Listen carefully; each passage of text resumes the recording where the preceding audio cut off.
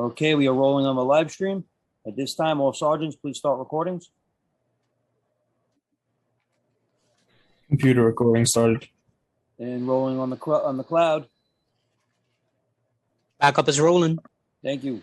Good morning and welcome to today's remote New York City Council hearing for the preliminary budget 2023 for the Committee on General Welfare. At this time, would all panelists please turn on their video for verification purposes? And to minimize any disruptions upon speaking, please place all electronic devices to vibrate or silent mode. If you'd like to submit testimony, please send via email to testimony@council.nyc.gov. Again, that is testimony@council.nyc.gov. Thank you for your cooperation. Chair Ayala, we are ready to begin. Good morning, everyone. I am Deputy Speaker of the City Council, Councilmember Diana Ayala, and I am honored to serve as Chair of the Committee on General Welfare. Today marks our first General Welfare budget hearing of the New York City Council session.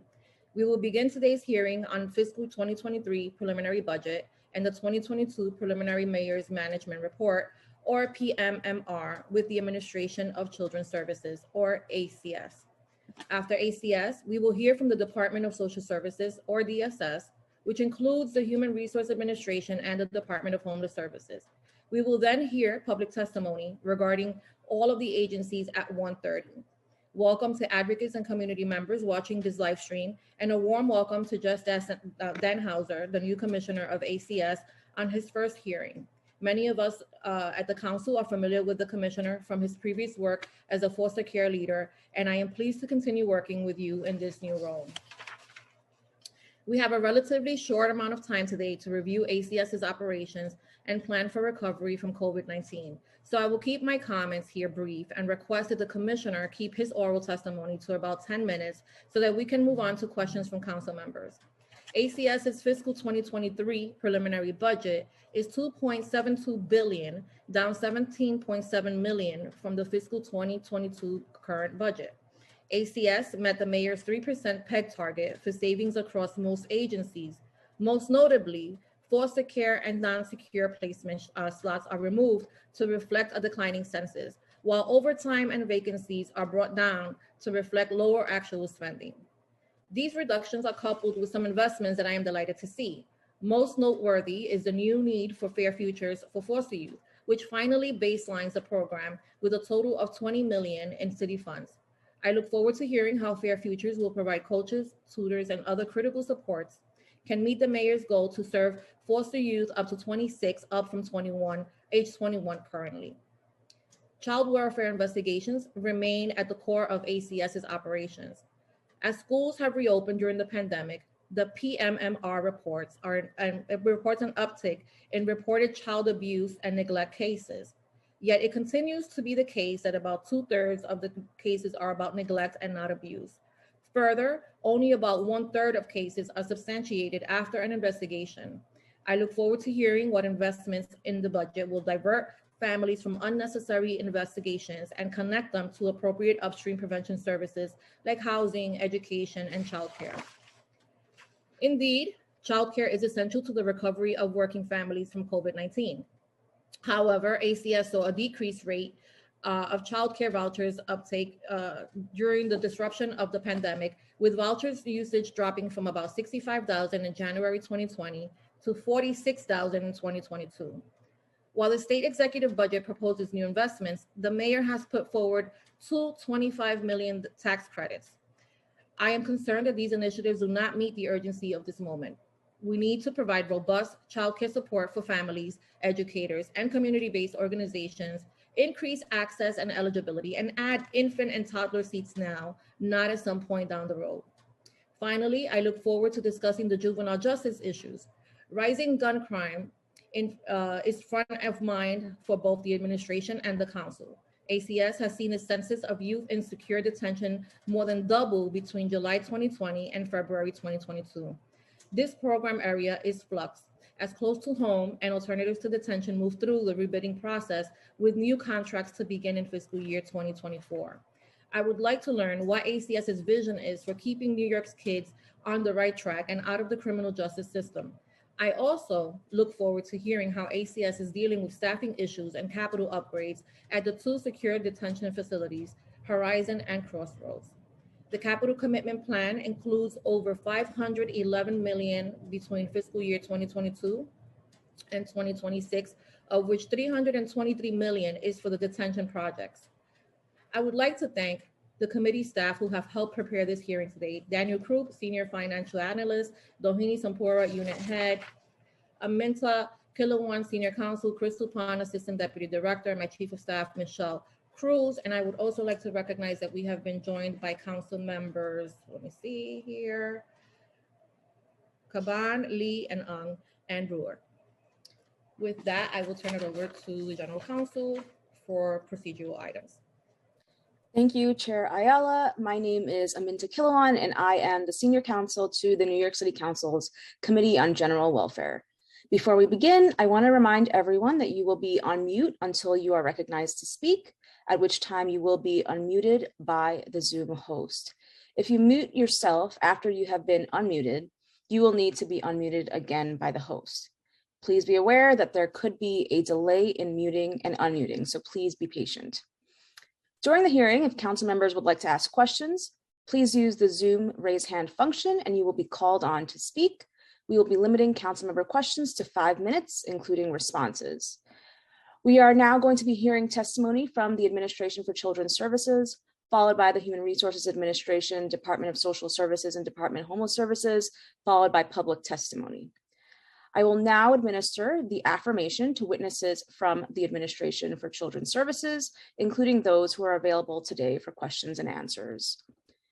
Do you affirm that your testimony will be truthful to the best of your knowledge, information, and belief? Commissioner Jess Danhauser? I do. Do you affirm that your testimony will be truthful to the best of your ability, knowledge, information, and belief? First Deputy Commissioner Wynette Saunders? I do. Thank you. Do you affirm that your testimony will be truthful to the best of your knowledge, information, and belief? Deputy Commissioner for Finance, Michael Mosayev? I do. Thank you. And finally, do you affirm that your testimony will be truthful to the best of your knowledge, information, and belief? Deputy Commissioner for External Affairs, Stephanie Gendel?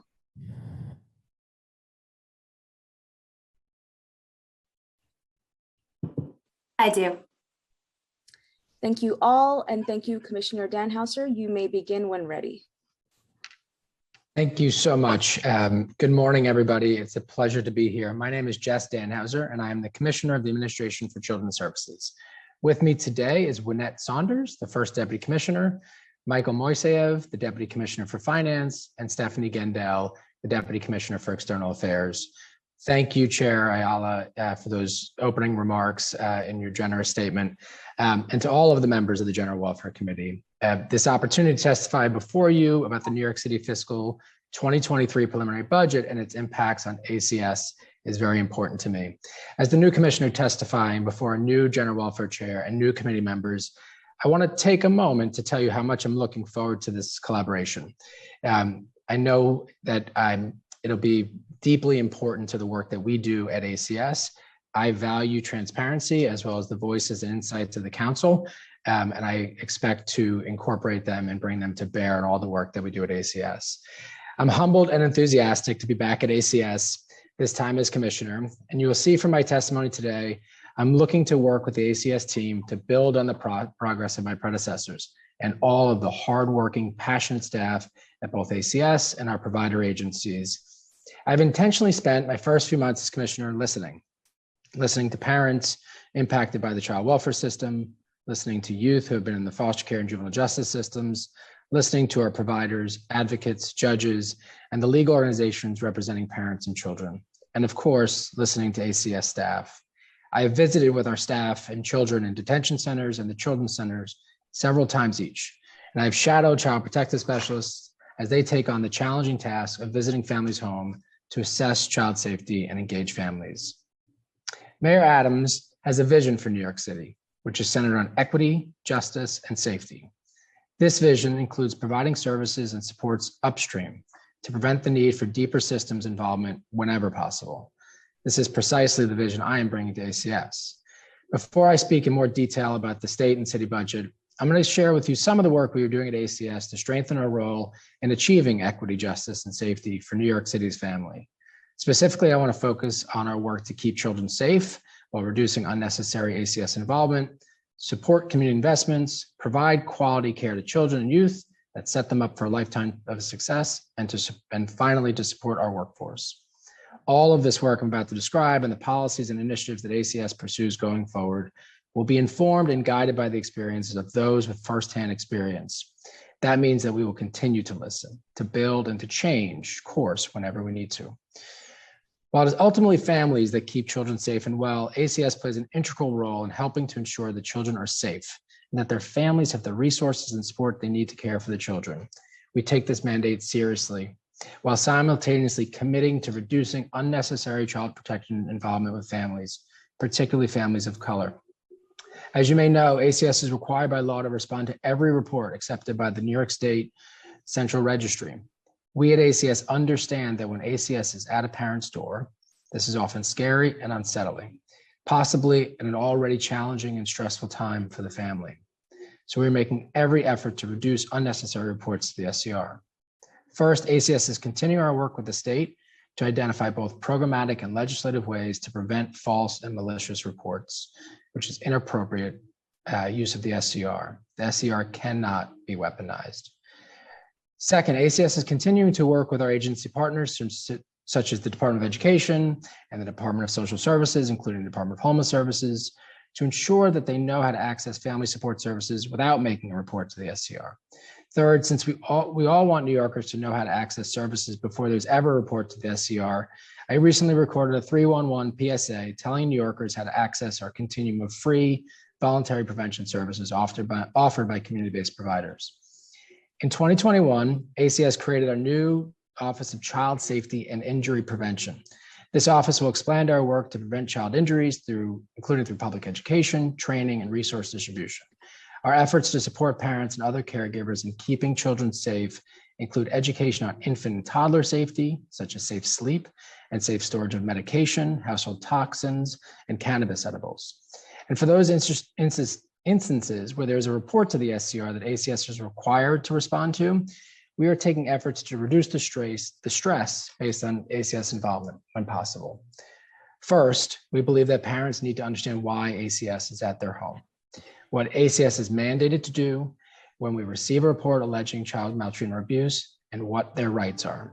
So we will launch and then evaluate an initiative to communicate to parents the role of ACS child protective specialists and parents' rights during the first engagement in a child protective investigation. This approach will be designed to mitigate trauma by equipping families experiencing child protective investigation with the knowledge they need to understand our role, their rights, and what resources are available to them. We also continue to expand both the number of families that are diverted to the CARES track and the number of CARES units we have in the Child Protective Borough Office. CARES, which stands for Collaborative Assessment, Response, Engagement, and Support, is an alternative child protection response to reports received from the SCR, where there is no immediate or impending danger to children and where there are no allegations of serious child abuse. In CARES cases, CPS partner with families to assess child safety and family needs. In CARES cases, we assess child safety, encourage families to develop their own solutions to challenges, and identify the supportive resources to help protect their children. CARES requires no investigation determination regarding the neglect allegations that generated the report, and thus leaves no determination on a parent's record, which might later impact employment and other opportunities. At the same time, we're also working with CPS to provide them with the tools and the individualized coaching that they need to identify families where risk is highest and most imminent, so that they can take the most appropriate actions to protect children. We're also collaborating with our partners at the Department of Health and Mental Hygiene so that families with children 3 months or younger who have a CPS investigation, CARES case, or are receiving court-ordered supervision can be referred to the new family home visiting program.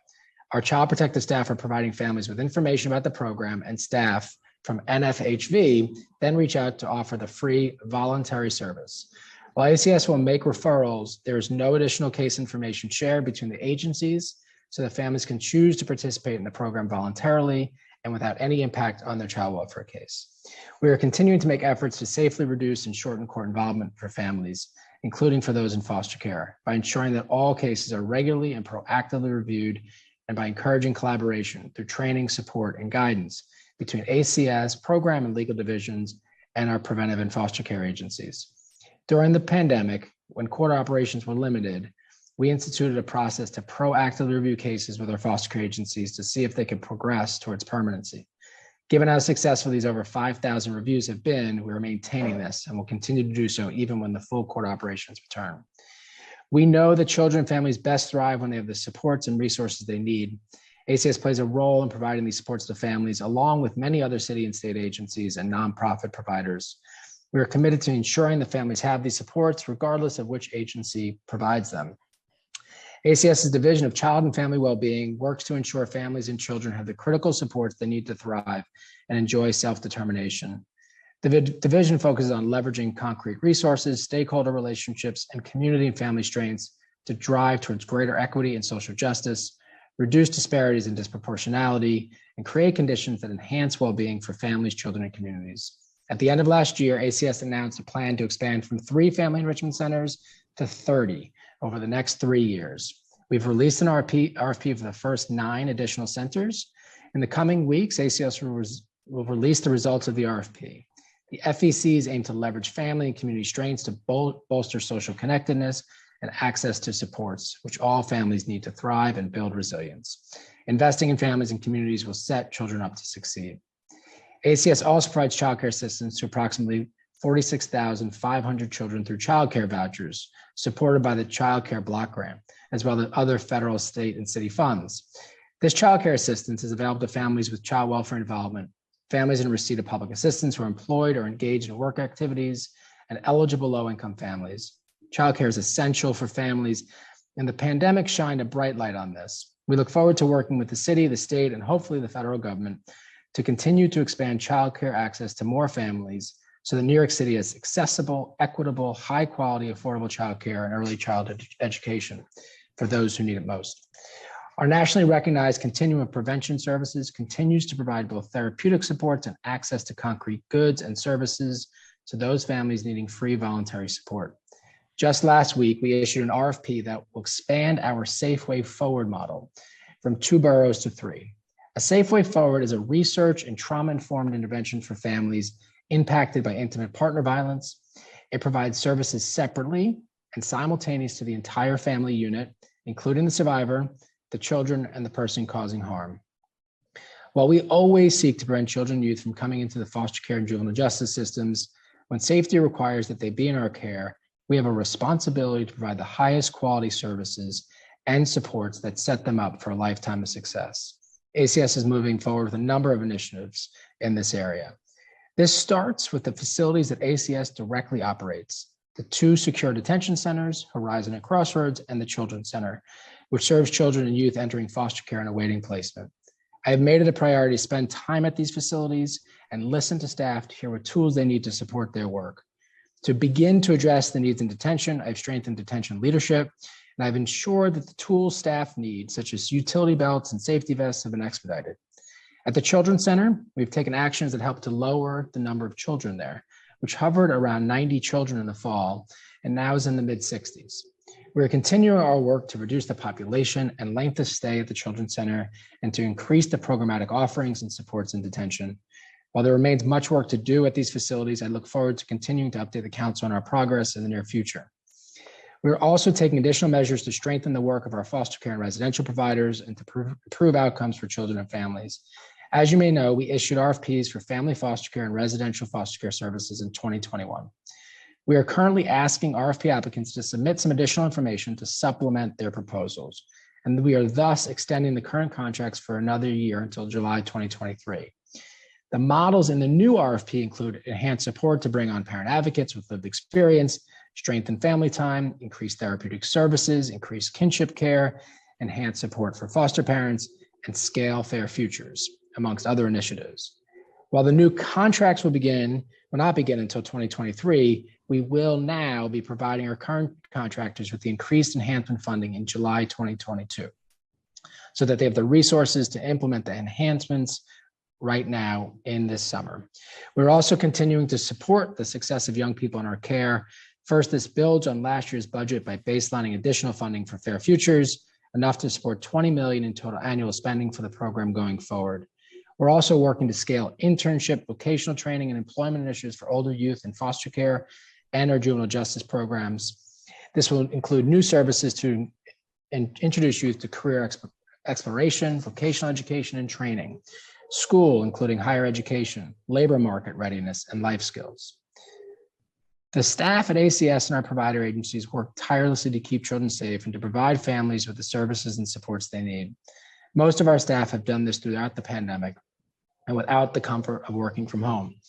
I see as one of my primary responsibilities to be ensuring that these staff have the tools and resources they need to do their jobs efficiently and effectively.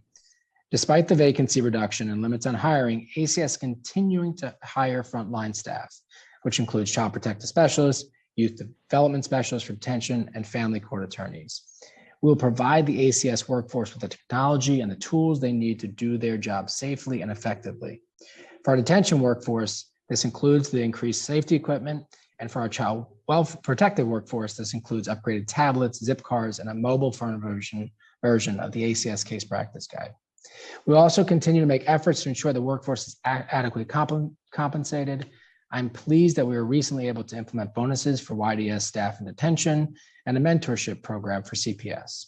We will continue to promote hiring and retention of skilled provider agency staff by advocating with the state for cost of living adjustments and implementing workforce enhancements to support provider agencies to recruit and retain staff. The state is currently negotiating the state budget, as you know, for the state fiscal year 2023, and there are a number of proposals that impact ACS. First, ACS was pleased to see Governor Hochul's proposal to increase the income eligibility for low-income childcare assistance from 200% of the state income standard to 300%. This is both in line with federal law and with ACS's own legislative proposal from last year, and would expand access to subsidized childcare to many low-income New Yorkers in need of childcare. Second, while the state budget reauthorizes child welfare fund financing, the budget once again reduces state reimbursement for child protection, prevention, independent living, and adoption assistance services from 65% to 62%. This is once again a cut to the services that are proven to reduce the use of foster care and that families report have helped them. In our 2021 survey of families participating in prevention services, we found that approximately 93% of survey participants said they were happy with the services they received. And 87% of participants said they would recommend these services to a friend or a family member. Overall, 91% said prevention services are helping them achieve their goals. Notably, families that successfully complete preventive services are nearly 4 times less likely to have a child placed in foster care than families that do not. Third, the state budget proposes to implement the state's recent settlement agreement and lawsuit that will increase the subsidies for foster parents, adoptive parents, and relatives who get kinship guardian assistance. ACS certainly supports this and supports their caregivers having increased resources to care for children. But we believe that states should contribute to the cost of the increase. ACS estimates the full cost of implementation will be at $117 million annually. Finally, the state budget continues to include no funding for close to home, the placement program, nor the city's investments needed to implement Raise the Age. We hope we can rely on our partners in the council to help us advocate at the state level for a budget that better supports the children, youth, and families served by ACS. The city fiscal year 2023 budget for ACS is anticipated to be $2.7 billion, of which $889 million is city funds. As I mentioned, the fiscal year 2023 budget provides enough city funding to baseline Fair Futures at $20 million to provide thousands of youth with coaching, tutoring, and/or educational and advocacy support. The budget also includes $400,000 in the current fiscal year for the more than 700 staff who received the COVID-19 vaccine incentive. While spending money on programs at work is always good, as Commissioner, I'm committed to guiding ACS and living with our means and engaging in a thoughtful search for efficiencies that will allow us to get the most service we can from every taxpayer dollar. The 2023 preliminary budget includes savings that make use of a census reduction in non-secure close-to-home juvenile justice placements. We're also recognizing anticipated long-term reduction in foster care that we expect to see as a result of the investments we are making. Like most agencies, ACS right-sized our budgeted headcount by eliminating 227 vacancies, a savings of about $6 million in city funds, which we're able to achieve without diminishing any critical services. ACS has achieved additional overtime savings through continued implementation of controls and smart scheduling. And finally, ACS was able to achieve savings through a robust collection of prior year revenues. In conclusion, I hope that you see from this testimony that ACS is committed to deepening our progress and that we're continuing to build on prior successes. There is much work for us to do to promote equity, justice, and safety, and to deepen the upstream work that narrows the front door to the child welfare system and supports the success of young people in both the child welfare and juvenile justice systems. Thank you.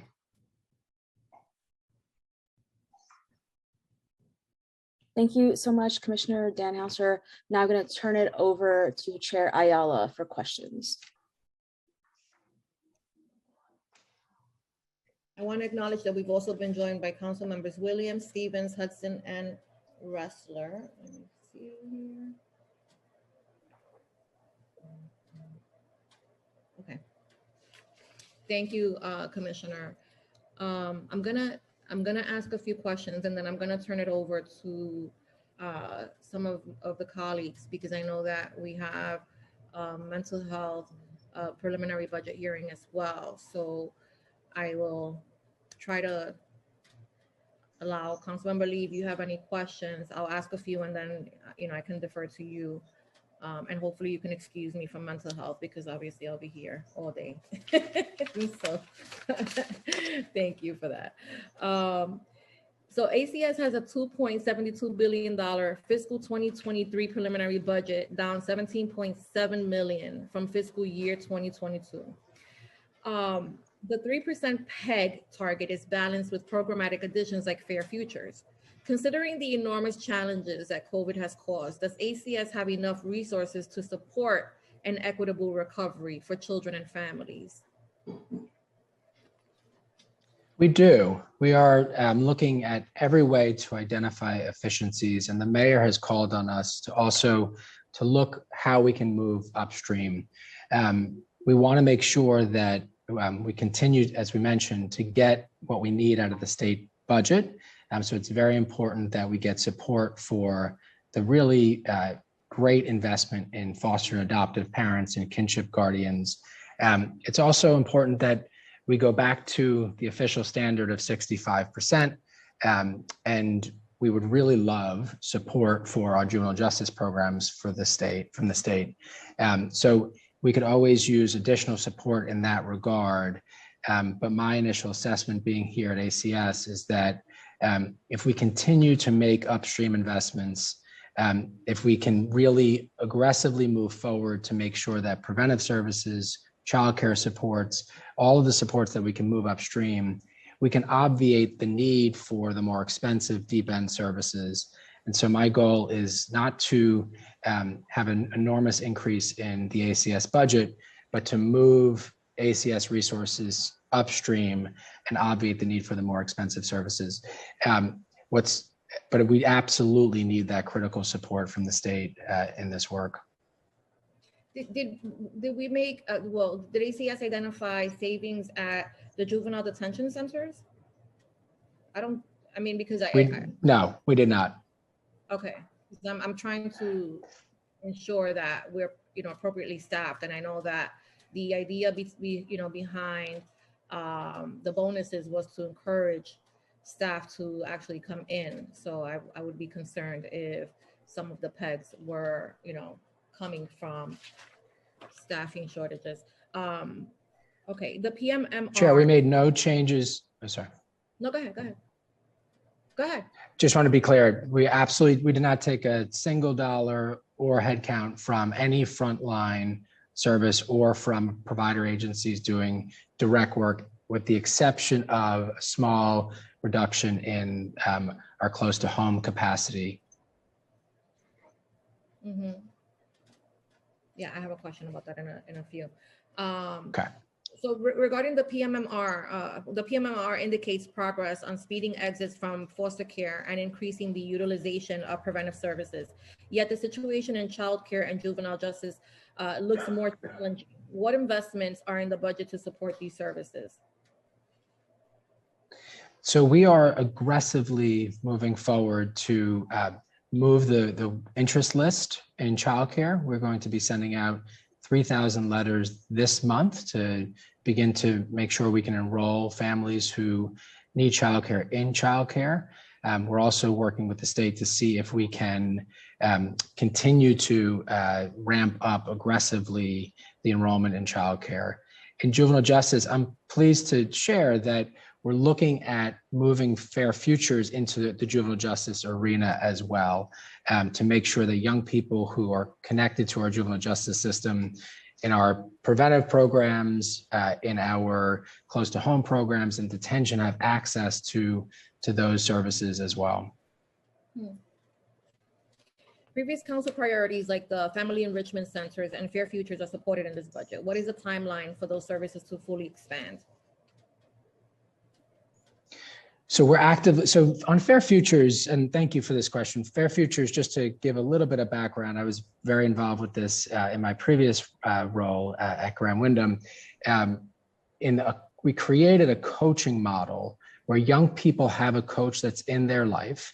It starts at the age of 14. It helps them make academic choices around schools. It brings tutoring. It allows them to have all of the social emotional support that they need. And the vision for Fair Futures that we go all the way to 26. And so we are working with our private partners. So the Fair Futures is a wonderful example of a public-private partnership. So there's several foundations who support Fair Futures, the infrastructure, the training. They help us run a learning collaborative for all of the Fair Future staff. So we are working with them to develop plans for the expansion of Fair Futures with this additional investment that the mayor has made, both to the juvenile justice population and to older young people, so that we once and for all end a foster care cliff when young people leave us after care. On the family enrichment centers, sorry. No, that's wonderful, and I was excited to see the increase in the age 26. So I'm excited about that. But okay, you were going to mention about the enrichment centers. Yes. So for the family enrichment centers, this is our one of our ways of making sure families can get support in the least intrusive way, in ways that are really developed by community. So we are in the next few weeks going to be announcing the next 9 family enrichment centers, the providers who will be building those out, learning from all the experience that we've had from the first 3 providers. And so we're thrilled that we'll be moving those forward. There's an important development process where the providers have the opportunity to really sit with the community and design what the family enrichment center for that community is going to look like.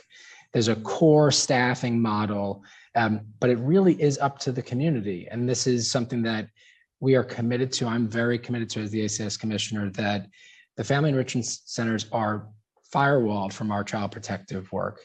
And so we really want the community to be in charge of what they look like, how they operate, and what offerings that they provide.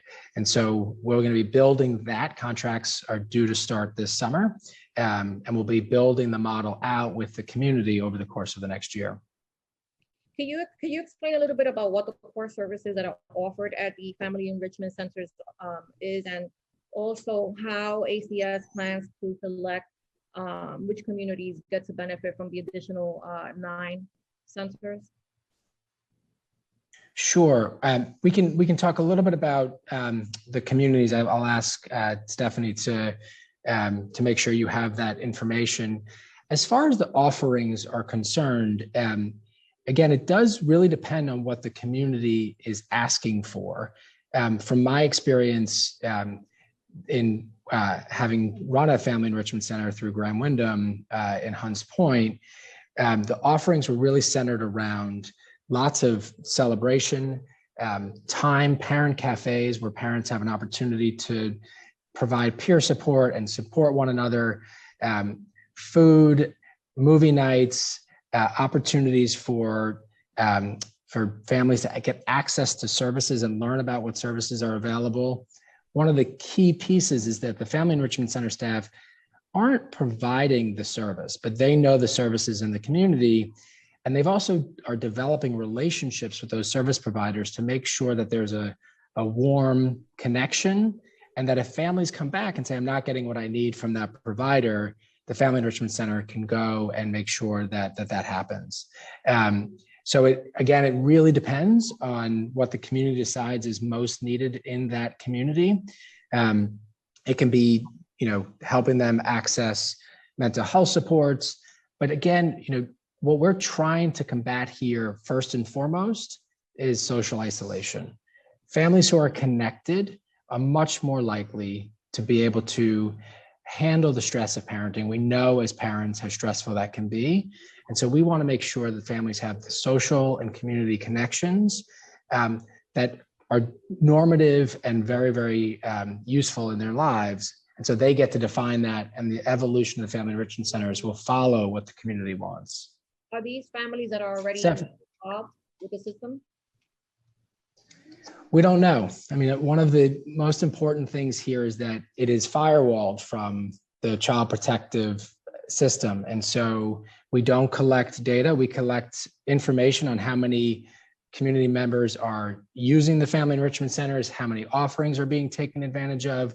But because we are not collecting data, names, or anything like that comes to ACS, we don't know if it's being accessed by families who have had contact with the system, or this is their first time to be connected to a program.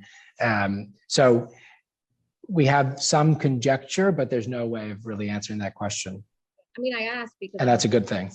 I'm asking because I think that, right, I'm assuming that plays a part in the outreach and the marketing of the program. So who is your audience? Like, how are you getting the word out that these family enrichment services are existing in the community, and that anyone that wishes to avail themselves of these resources can come in? So what I can share is the one example in Hunts Point. So there's time before the door is even open. The Family Enrichment Center leadership is hired and brought on. They go meet with the local principals. They go meet with the local service providers.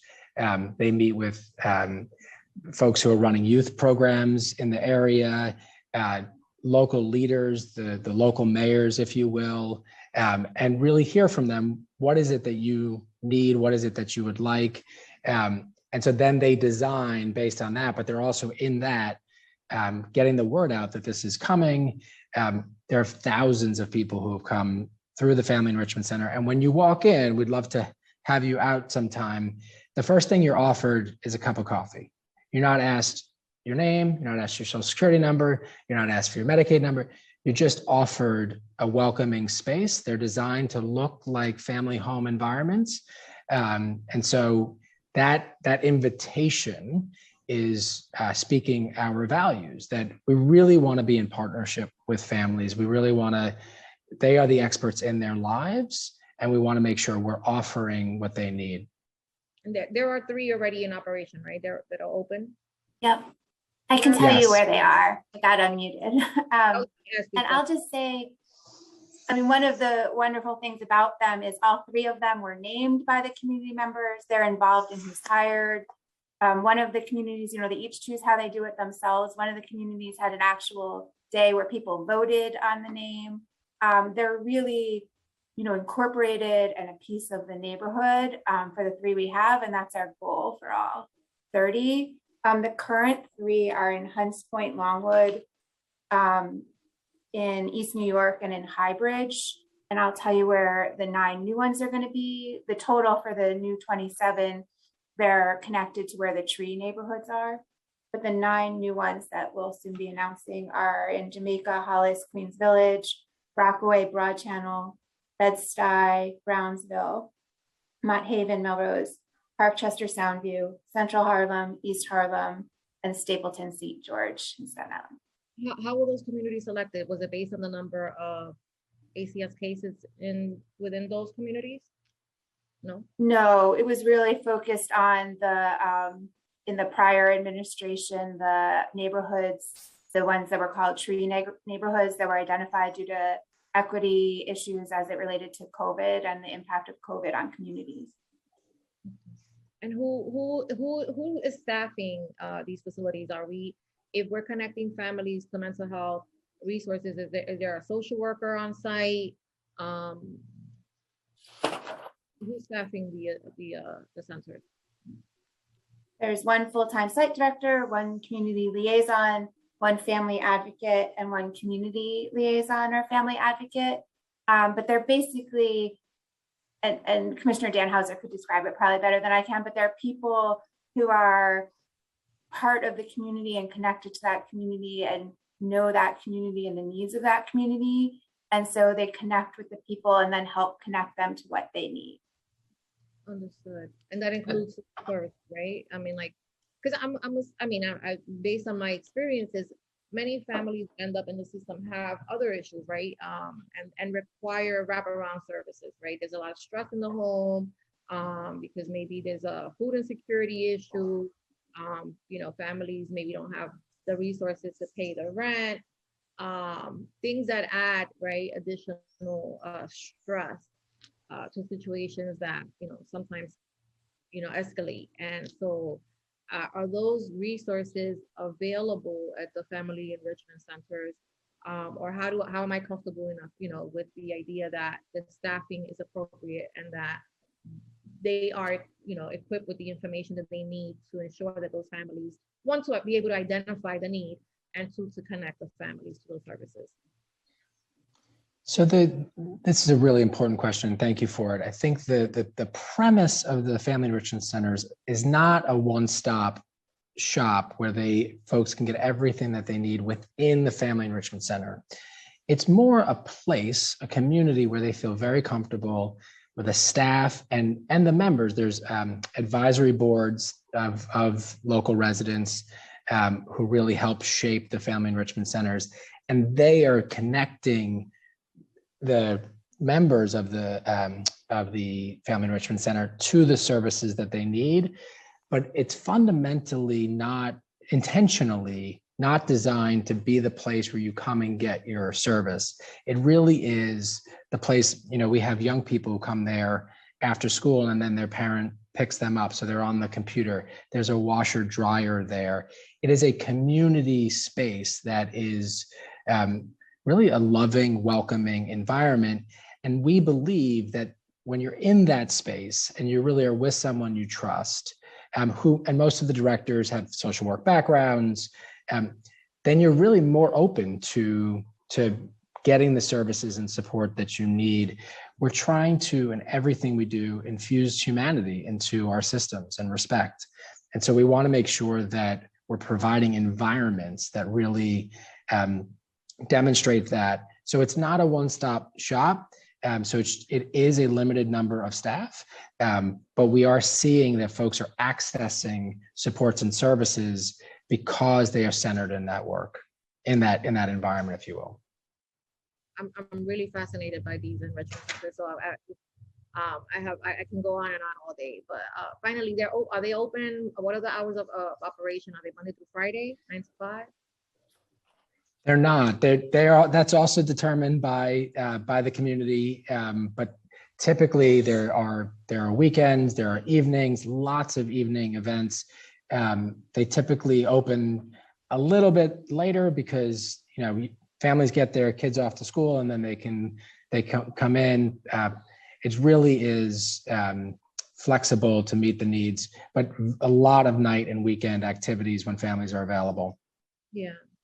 No, I think it's a really good, a good concept. I just, the only concern that I have there is not a concern, but just I would assume that once a family is in an environment where they feel comfortable enough, that's the prime time, right? It's the ideal time to ensure that they are appropriately connected to the other things that are adding to the stresses in the household, that are contributing to whatever else is happening. So it may be, maybe when we're planning one in East Harlem and in Central Harlem, there's a conversation to be had. But based on my experiences, and I won't speak for my colleagues, there aren't very many places like this for adult families, right? We have recreation centers, community centers, but they're not necessarily geared to families. So it's nice to see the element of, the recreational needs, right? That the softness in those in the services being provided is available, because there is a need, there's a void, right? And so I appreciate that, but I really strongly feel that once you're there, right, and you have a relationship, you develop that rapport with the staff, that that there should be a connectivity, right? If you need WIC, right, like this is where you go. If you need FEPS, this is who can help you. If you have rental arrears, this is where this is how you can get those paid. And listen, life is stressful enough, and we're in the middle of a pandemic, and there's just so much going on. So in any space that we can ensure that resources are being rendered, are being offered, I applaud that. But thank you so much for that. Chair, if I may, I'd love to have you out. I just want to give you one example to reassure you. One is in Hunts Point, urban health plan became an important part of the center. And so then they learned how some of the access issues maybe that families had, and could really work out those issues with families and with the support of center staff. And so it's just one example to demonstrate that what you're talking about can happen through the Family Enrichment Center. We'd love to have you out. And again, just say that it's for us, one of the keys is not always services, that social connection is a protective factor for families. It strengthens their capacity. And so we would love to have you out. I would love that. I want to move on because I don't want to, I'm taking up way too much time here. Childcare. So regarding childcare services, the childcare services have been deeply disrupted by COVID, as many providers have closed and families stopped sending children to daycare providers. Childcare is very important to our recovery. What resources are coming to the city as a result of federal action in the American Rescue Plan to support childcare, and why haven't these resources been reflected in the preliminary budget? So I'm going to ask our Deputy Commissioner of Finance to speak to this. Most of the resources that have come down from the federal government have either gone directly to providers, which we support because the providers absolutely need capacity to have weathered the pandemic and to make sure we have the capacity coming out of it as demand for childcare rebounds. Or it's gone to the state at this point, and the state is planning use of those funds. Michael, would you share a little bit more about that, please? Yeah, absolutely. We've been working very closely with the state on utilizing federal dollars. We find that the biggest constraint in using federal dollars is just eligibility. They come to us as the Child Care Block Grant, and establishing eligibility for families is the gateway to getting them child care. So what we've been doing on our end is ramping up, staffing up so that we can work with families directly. As Commissioner Danhauser mentioned earlier, we think that we'll be sending out 3,000 invitations in just this month. That all is giving us access to the universe of federal money that's out there, and it is a complicated universe. It's not just stimulus money. There's also more traditional sources of funding for childcare. But at the moment, the money is sufficient. It's really just a matter of getting to families as fast as we can. And that's what we're working on ramping up. Can you share how many? I can just add, go ahead. We did get a waiver during the pandemic to continue to pay the providers. And we thought that it was really critical that even though so many children weren't going to the programs or they were closed, that we can continue to pay them, because maintaining the providers, particularly those receiving the vouchers in the network, because DOE does the contracted, but that was really important for us because we understood what could happen to them if they weren't getting, able to be paid during the pandemic. And to just build off what Michael's saying, we do have a number of state legislative proposals to really, we think, strengthen our ability to serve more families. And so increasing the income eligibility, There's currently a state law that links the hours of care to the hours that we can pay the provider, and we want to delink that so that, if somebody's working Monday, Wednesday, Friday, they can, be there the whole time. So to delink the hours of care from the hours of. Can you share how many children are currently on the voucher wait list? I could take it, I guess. We all know it's about 35,000. 34,000? About 35,000. Oh. And we're sending out 3,000 invitation letters? Yeah, I think the commissioner is muted. We're going to do about 3,000 monthly is Monthly. and then we'll see how much more we can do. But I can tell the commissioner wants to speak and is muted. But there you go. Thank you. Yes, that's correct. And we're gonna, we'll see how many we can send out in subsequent months as we learn from families how many remain interested, and as we do how many of them are eligible. And so we want to aggressively ramp this up. OMB has given us support to hire over 25 staff members. We have about half of them on board, and we are continuing to hire to ramp up both the process to inform families and to determine their eligibility and get them enrolled. Ooh. Yeah, childcare is really important. I wouldn't be here without it. My kids are big and grown and whatever, but when in order for me to get to work, I needed, I really relied on the service. And as more and more parents are gearing up to get back to work, specifically, parents with smaller children that don't qualify for 3K, or that may qualify for 3K, but whose parents can't afford to pick them up at 2:30 when school ends, that becomes problematic for us. So we're looking for ways to really enhance those resources to allow parents to be able to successfully go enter the workforce and be able to go back to work with the comfort that their children are being cared for. In the budget, this budget leaves out $9.2 million for low income special child care funding vouchers that the council added in fiscal year 2022. Will you commit to restoring those vouchers and the executive budget?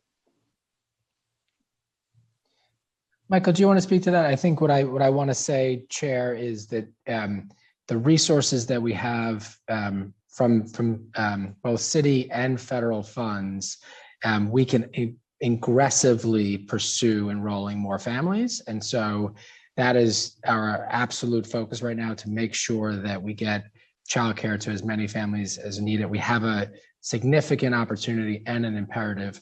Michael, do you want to take the chair's question? Yeah, absolutely. Thank you, Chair. We will definitely work with you in looking at the city tax levy funded vouchers and the need for those.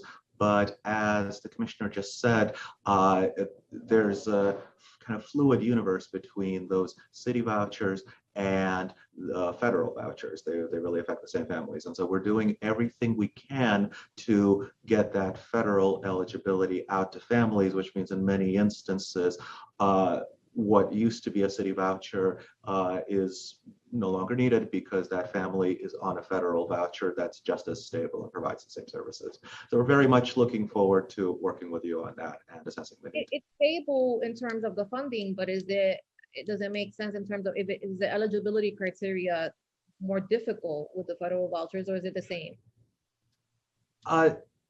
If there is any difference, we will definitely work with you and identify that need. Conceptually, it's actually supposed to be based on the same eligibility criteria. Those city vouchers were put in at a time when there was a lot less federal funding to go around than there is today. But in practice, we know that eligibility is complex and difficult, and that's why we still have some city vouchers in the system, and we'll assess and we'll work with you.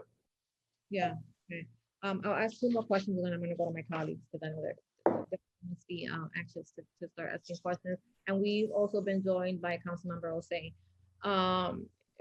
The number of child welfare investigations rose in the first 4 months of fiscal year 2022 as children returned to in-person learning in schools and daycare centers.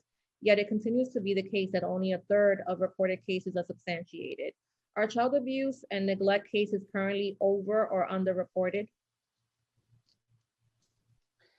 So in my view, what's important, most important here, and just to sort of back up and say that we want to make sure we're getting information from our partners, from neighbors, when a child is really at risk. And so what we've seen in the numbers is actually a pretty steep decline during COVID. And surprisingly, to some extent, even as children's return to school, we are not anywhere near back to those historic numbers. So the number of consolidated investigations in 2021 was about 44,000.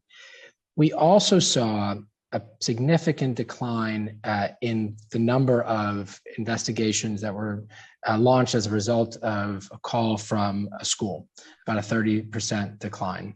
I met with the chancellor yesterday. We're looking to build on that. ACS and DOE have been doing some work to clarify what is really a call to a state central register, versus what can just be support the families and to make sure that they get what they need. And we're looking towards training this fall and making sure that training is consistent with our efforts to narrow the front door, while making sure that children who come to us are fully safe. And so, it's important that another aspect of this, we talked about a little bit, I talked a little about my testimony, which is when families are referred to us, we have an option in some instances to serve them, to do the work in the child protective arena through a CARES track. And in that CARES track, it's a safety assessment, a lot of service support, and there is no indication of abuse or neglect. So a child protective specialist goes out, sits with the family, understands the challenges that they're facing, helps bring resources to bear. And if there are risk issues that the family can mitigate or services can mitigate, there's no record of that, which we think is an important part of our equity work. We are responsible, of course, to respond to every allegation that comes to us. But we do think, with support with our partners, with the CARES track, and one final thing, which is making sure that we are clear that our services and preventive services and the family enrichment centers can be accessed without coming into the child protective system. There's a long-standing commitment in New York City that I'm not sure is fully known, that you can access our free voluntary services for prevention without having a child protective case. And these are services that are in every neighborhood and include family therapy, include lots of support around basic needs. So we are doing work to make sure that families know about that and we can get them that services without a call to the SCR. As I mentioned in my testimony, I recently recorded a 311 piece so that folks could really understand that they can have access to these services. So I do think we can continue to safely narrow that front door so that families who just need support aren't getting an investigation, while committing to making sure that children who come to us are safe, and that when somebody needs to call us, a neighbor, a partner, a school, and that we're there to make sure that that child is safe. So, I mean, if we're looking at the number of reported cases versus the number that was substantiated, it's quite a significant difference, right? With only a third of the cases being substantiated. Is that related to maybe, a lack of understanding of what, is an appropriate or an inappropriate referral? Like, if many of the cases, my understanding, are really neglect, not necessarily abuse cases. So I'm happy to hear that there is a level of training and partnership with the DOE specifically, but is it maybe that people just don't understand, right? That mandated reporters are a little bit confused about, the type of cases that they should be referring to ACS, because regardless of whether the case is substantiated or not, that family is coming in contact with the agency. And I'll tell you, that's a very traumatic experience in and of itself, right? whether you've done nothing or whether you're guilty of whatever you're being accused of. It is a very traumatic experience to feel like your children, can be abruptly removed from your care. So, and that is the first thing that comes to every parent's mind who is interfacing with the agency. So that concerns me, and I would love to see, the number of inappropriate, I guess, referrals come down. And if that is related to, a need for more training, then that's awesome. But I would love to know what your perception is of what's the disconnect here. Sure. I think a few things. One is we're on the same page. We absolutely want to make sure that when an investigation is not necessary, that we don't have to carry it out. And there's a few pieces of work in this regard. One is the work with our city partners that we were describing earlier.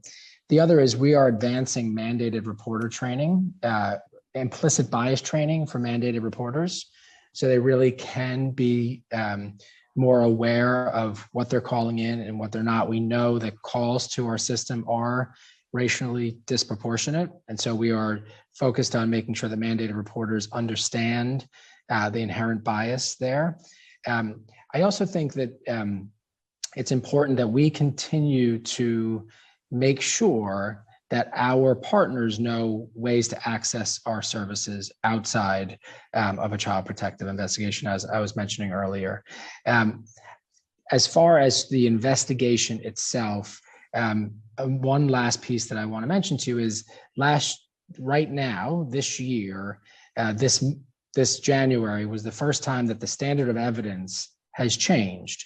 And so that earlier, families were indicated if there was some credible evidence of maltreatment.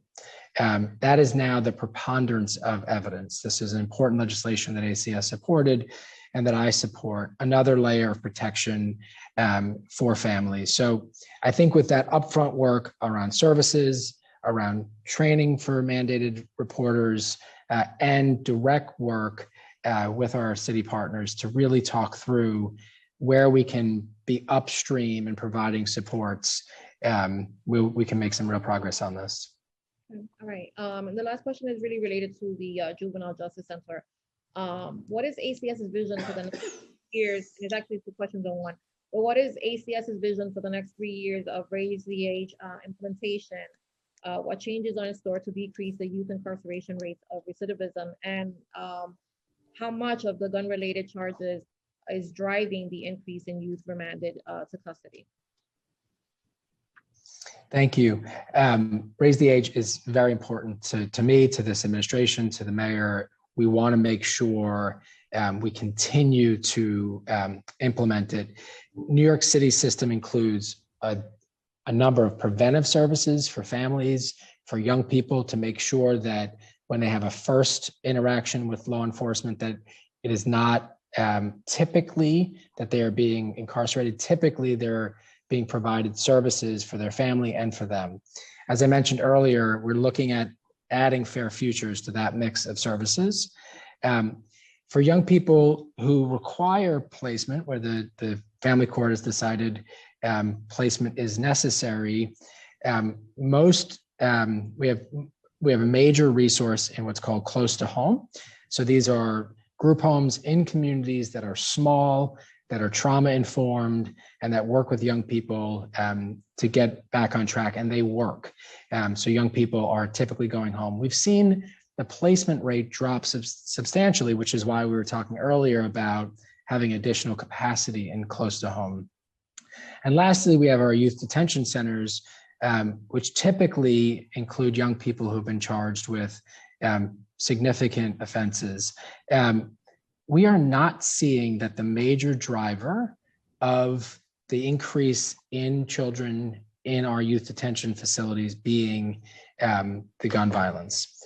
We're seeing length of stay be the primary driver. And so because of the pandemic and the state of the court system, young people are in detention for too long. So I'm really pleased that, so some of them are, the majority of them are in Supreme Court. And so I'm very, very grateful to Judge Mendelson for her partnership. We're looking at ways to make sure that lengths of stay in detention do not continue to grow and begin to come down so that the court can prioritize making sure that young people have due process in that regard. I'm also grateful to Judge Jolly. She's been working with us around some of the family court issues where young people who are charged as juvenile delinquents or juvenile offenders are seen. And so we're looking at driving that length of stay down. We have about 150 young people in our detention centers now. That's too many. And our work is to drive down that length of stay. Thank you. I'm going to turn it over to the committee council to call on council members.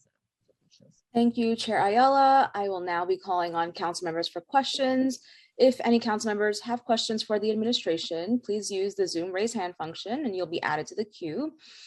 Council members, please keep your questions to 5 minutes, and that includes answers. And please wait for the Sergeant at Arms to tell you when your time begins. The Sergeant will let you know also when your time is up. We're going to begin with Councilmember Lee because we know that Councilmember Lee has to head out to chair her hearing. So over to Councilmember Lee, and then she'll be followed by Councilmember Brewer, and then followed by Councilmember Caban. Time starts now. Thank you so much for allowing me to go first. I feel bad cutting the line, actually. And thank you so much to Chair Ayala for hosting this, and also for the staff and Commissioner, all of you at ACS for all the incredible work you've been doing. I just had a quick question because, I mean, obviously I love, you know, I'm excited also to learn more about the Family Enrichment Center. So thank you for all the information that you guys have been providing. And just out of curiosity, I just was very curious to know, because this is a common theme I've been hearing on the mental health side as well, but how does ACS and your agency connect and work with DOE, H&H, and other public agencies to just make sure that families are connected and that there's a continuum of supportive services that are provided? Because sometimes I feel like there's so many places where there's cracks where people can fall through the system. And I don't know if that is contributed to the fact that there's no unifying database across city agencies, because I know different agencies for various reasons, including HIPAA, privacy, all of that, use different systems. And so I just wanted to know what your experience has been, how you are making sure that families are supported across those different city agencies. If you could speak a little bit about that. Sure. Thank you, Councilmember Lee. And this is a really important question. The mayor has been very clear that silos are not something that he's interested in, and that we will be partnering across city agencies. And Deputy Mayor Williams Isom has a portfolio that includes many of the agencies that you mentioned. And so she is helping us lead this charge as well. So I met with the Chancellor yesterday. We are doing work both locally in schools between our borough offices and local schools. We're doing work. There's a central foster care office that they are building to make sure that young people in foster care, which is a little over 7,000 right now in a school system of over 1 million, don't get lost in any way. And so we're really grateful for the DOE for building that. On the health side, mental health side, we do a lot of work with DOH-MH. I talked earlier about a home visiting program that we're going to be offering families, which will help create access. It's important that it's voluntary so that families don't feel like that we're in any way coercing them to use that service. So it's really a service that they have. And we also do a lot of work. Much of the health and mental health system is really determined at the state level through Medicaid policy. And so we are looking at ways to bring additional Medicaid expertise to ACS. I'm very interested in figuring out ways to continue to build on some of the work that many of our providers have been doing to build health homes for young people, but also create access for families. And so looking at how we can bring in some of that Medicaid funding, make sure parents have the insurance that they need and can access services. And so ACS won't lead all of that work, but we have to be experts in it too, to make sure that we understand everything that's available to families. And so we're looking at ways. Our Division of Child and Family Wellbeing is an important sort of incubator, if you will, looking at new ways to create access to services. And the last thing I will say is, although there's just a few, and there'll be 9 more, the Family Enrichment Centers, again, that credibility. We've done work that I want to build on, where parent advocates, in addition to work at the Family Enrichment Centers, are the ones helping families access services, because families trust, and parent advocates are typically parents who've had experience with the system. And we've built it into our preventive programs. We're building it into our foster care continuum to make sure that families have someone that they implicitly trust, who has had an experience like them and is credible when they say this service can really be supportive to you. Thank you. And the Medicaid piece is super important, as well as insurance. So thank you for bringing that up.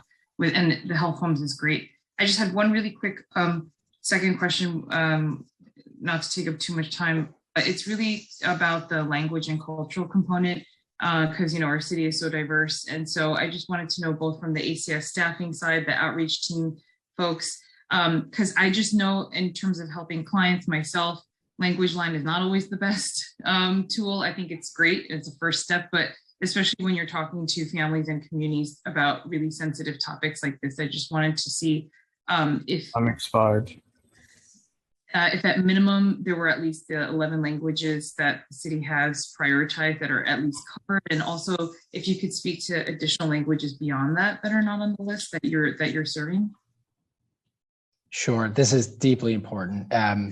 Chair Ayala mentioned, how challenging it can be to go through an investigation despite the amazing work of our staff. If language access is also a barrier, it's doubly stressful. And so we are absolutely committed to this. We have a range of services, that interpretation services. We try to hire as much as we can to make sure that families have someone who's speaking their language, but we have access for child protective specialists, for our provider agencies and preventive and foster care, to make sure that we have interpretation when that is in all of those 11 languages, but also beyond. We have Stephanie Gendel on, who oversees this program at ACS, so I'm going to ask her just to say a few words about this.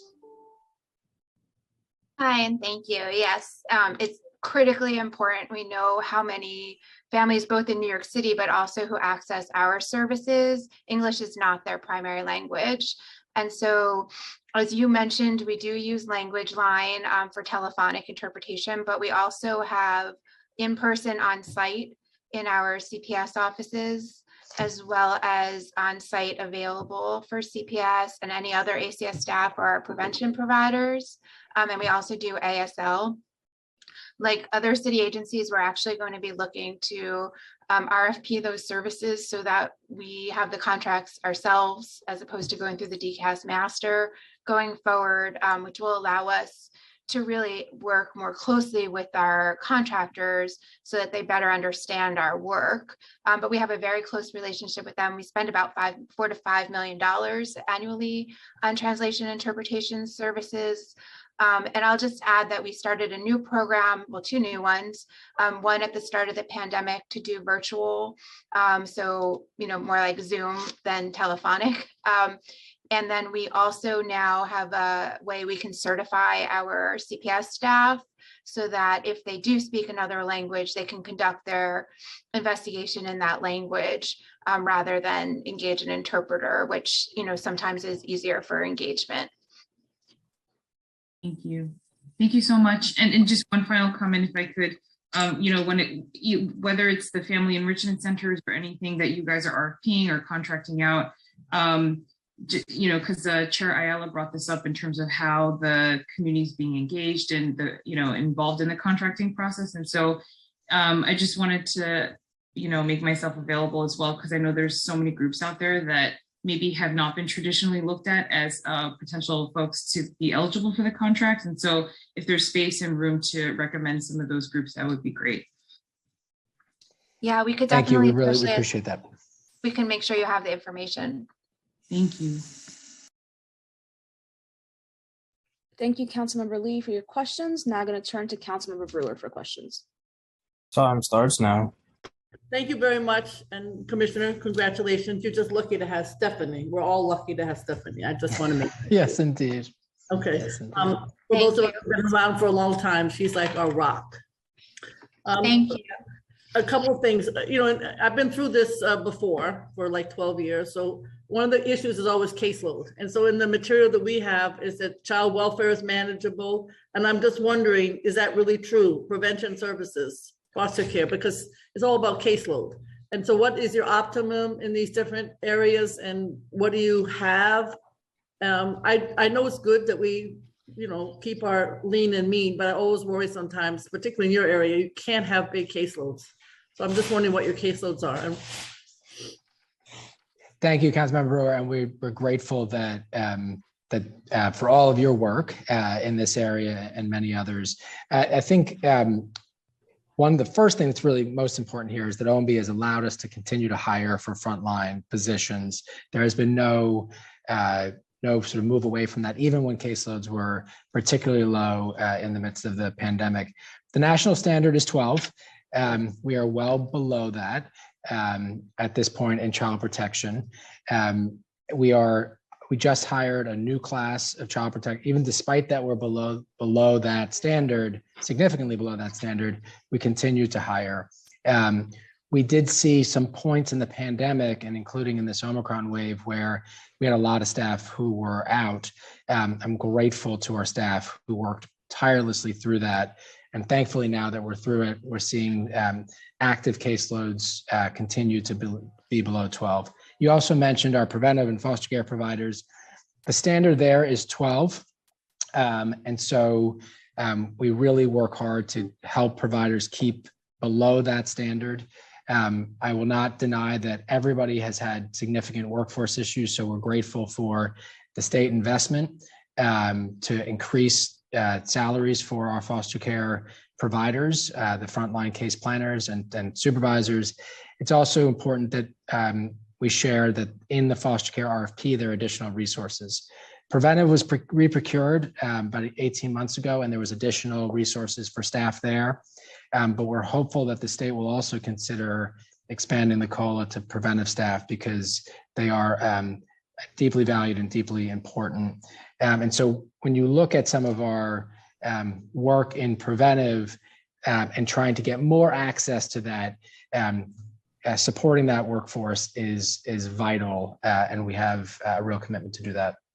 Okay, it is based a little bit on the salary issues. And the other question, maybe you talked about, because I stepped out for a minute, but DOE foster care, I know you're speaking to the chancellor. I know you're working with them. Two issues. We need more social workers in the schools, and you should be speaking up about that too, not just me and others, because it's all, they don't have social workers. I don't care. They just don't. I call, they don't. And it would certainly make your life and your agency more compliant. But number two, it does appear, I mean, I have been a foster care parent, so I have some sense of this. But the issue is that a lot of the foster care children are not graduating, all the drama. So how are we dealing with trying to give them more support, both for the families? A lot of the families are at NYCHA, I know, and a lot of the, some people do this for the money, some people do it for other reasons, and then you have the kinship, you have all these different issues. But DOE is dealing with a lot of these challenges. So how are we going to help these students get through school? So Fair Futures is the primary way we're going to do this. And let me, if I can, just take a couple minutes to talk about that. I was there at the first press conference. I didn't see you. I was at the first press conference. Okay, go ahead. Well, I was there. We helped build this model. And the mayor was also one of early supporters. You and the mayor. He wasn't at the first press conference. He was not at the first press conference. Go ahead. So Fair Futures is a coach for every young person in care to make sure that they help with education, helping access tutors. Our kids love to work and put money in their pockets, so they're getting early career exposures. So this is not their case planner. This is someone who's completely distinct from the system, if you will. So we're working on making sure young people can keep their coach when they leave. They do peer group work. They do lots of activities. They go visit colleges. And as we age that up, it now starts at 14. Time expired. And it ages up. It's already to 21, and we're looking to age that to 26, because not only to help them succeed in college and beyond, but we also know that young people are the best detectors of authenticity. And if you're just in their life for a moment or while they're in foster care, that is not a real relationship to them. I know our young people well.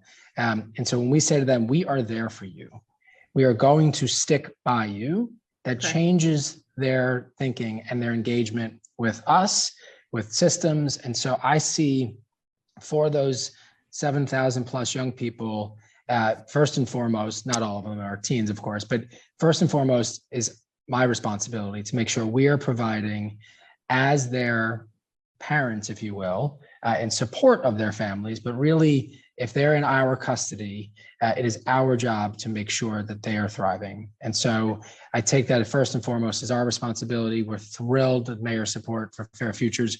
We're grateful for you for being a very early supporter and making sure you're that saying you're going to have grow this. 7,000 Fair Futures persons who are going to be able to do this job. Is that what you're telling me? I mean, in other words, every foster care child is going to get, or at least particularly those who are living in NYCHA, they need a lot of help. So are those folks? We're working to make sure. Our goal is to make it accessible to every single 14-year-old and up that is in the foster care system or is aged out of the foster care system. And we're working with our partners to do that. Okay, we'll see. I just would like to, I would suggest if you don't have enough foster care mentors that you do focus on those who are living with NYCHA parents, because they need a lot of help. Those are the ones who are not graduated. I'll stop. Thank you. Thank you. We're going to ask members. Thank you, Councilmember. Thank you. We're going to ask members to please keep to the 5 minutes. We have the SS next, and the commissioner has a hard stop at 1:30. So we want to try to get to them as quickly as possible because we have a lot of questions. Okay, Aminta. Over to Councilmember Caban, followed by Councilmember Williams, followed by Councilmember Hudson. So Councilmember Caban. Time starts now. Thank you. Thank you, Chair. Thank you to the folks testifying here from ACS. Before I ask my questions, I just want to make a brief statement that I mean, the Family Enrichment Center is probably the most promising ACS initiative that exists. So it was great to hear more about that. Also very interested in the CARES program, which, you know, the commissioner touted in his opening remarks. And according to a November 2020 report from the imprint, between July 2018 and June 2019, 42% of families with an open child protection case were estimated to be eligible for CARES, yet only 11% of those families were referred to the program. So a couple of questions in relationship to that. What percentage of eligible families are being referred to CARES today, and how does that figure stack up against other cities with comparable programs? And I'll stop there, and then I have a couple of other questions as well. Thank you, Councilmember, and thank you for your comment on the Family Enrichment Centers. So CARES, right now we're around 13%, so it has moved up. One of the, and we want to continue to move that to greater percentages. One of the key things, we have units that are dedicated to CARES, and so we're working on doubling the staff dedicated to the CARES component, and we go through a very, very significant training program. My understanding is that we are actually one of the counties in New York State that's using CARES most often. We can look at national figures, but I don't have them for you here today. I assure you that our commitment is to grow this significantly towards that full eligibility number. And so we're working to bring on staff, to do the training, and to make sure that the assessment that we do, this is sort of a place where we're really learning and making sure that we're doing training for staff. As the report comes from the State Central Registry, the staff who do that assessment to decide whether it goes down a CARES track or an investigative track are continuously getting coaching and support in making that election. And so as we bring on staff, and continue to further that learning. I do expect you'll see a significant increase in that regard. And what's If I the can add, specific? if I can add, there's actually been a 71% increase in CARES cases from 2021 compared to 2020. And not every case would be eligible for care. So for example, an abuse case wouldn't be eligible. So we'd have to get you the number for the percent that were eligible that went down the CARES track. The 13% is for all of our cases. Yeah, I'd love follow up on that information and then again, sort of the comparison between comparable programs that are taking place. And also, what's the specific plan for scaling and scope of scaling? You've talked about some of the things that need to be added, but what's the timeline? You know, are you adequately resourced to do it within that timeline? Things like that. Do you want me to take So that? we are, sure. Go ahead, Seth. Go ahead. So in 2021, we doubled the number of CARES units from 16 to 32. And we plan to add an additional 16 units this year and another 16 units next year. So then we'll have a total of 64 CARES units by the end of 2023. And we do believe that as long as we continue to hire CPS, that we have sufficient resources to do this. And just to be clear, there's 5 child protective specialists in each unit. So this is, several hundred staff that we're committing to this effort. Okay, thank you. And then I just want to, I know I don't have a lot of time, so I want to move into questions specific to the Horizons and Crossroads. I'm a former public defender, have represented folks that were detained in those facilities. Something that's happening right now that I want to ask about is that right now social workers across the city from public defense organizations are saying that there's no VidCons happening at Horizons. And so when they want to speak with a client, they have to physically go out to the Bronx.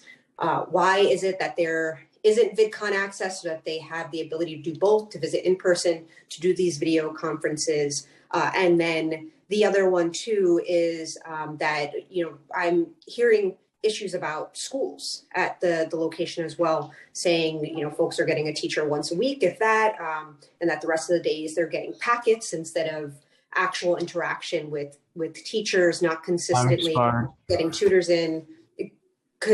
Chair, could they get maybe a minute to answer that question? Yes, that's fine. Thank you. Thanks, Council Member. And since my time here the last couple months, I've been out to Horizon and Crossroads at least a half a dozen times. On the video, they are operational. I don't know if there was a glitch somewhere along the way, so we can look at that, but absolutely, we are making sure that video is operational and that young people are active in court. There was a significant challenge during Omicron, I have to say, that did affect school operations, that did affect what kids could participate in. Obviously, in previous waves of COVID, we did not see the level of infection rate for kids, and we did see it in Omicron. And so we are hitting an absolute reset. We just doubled our cure violence contracts through MOCJ. I've asked my first deputy commissioner to spend the most of her time focused on our detention facilities. Our young people there are deeply important to us. They are capable, even though they are facing some significant charges. We believe in them and that we want this to be an opportunity for them to turn their lives into everything that they can be. Unat, would you like to say a few words about? Sure, but respectfully, I wasn't asking about cure violence specifically. I was asking about the interruption in their education and the lack of access to consistent teaching. So we are. We met with. Yeah. Do you want to talk about our work with, Sure. Tim and Nick, please? Sure.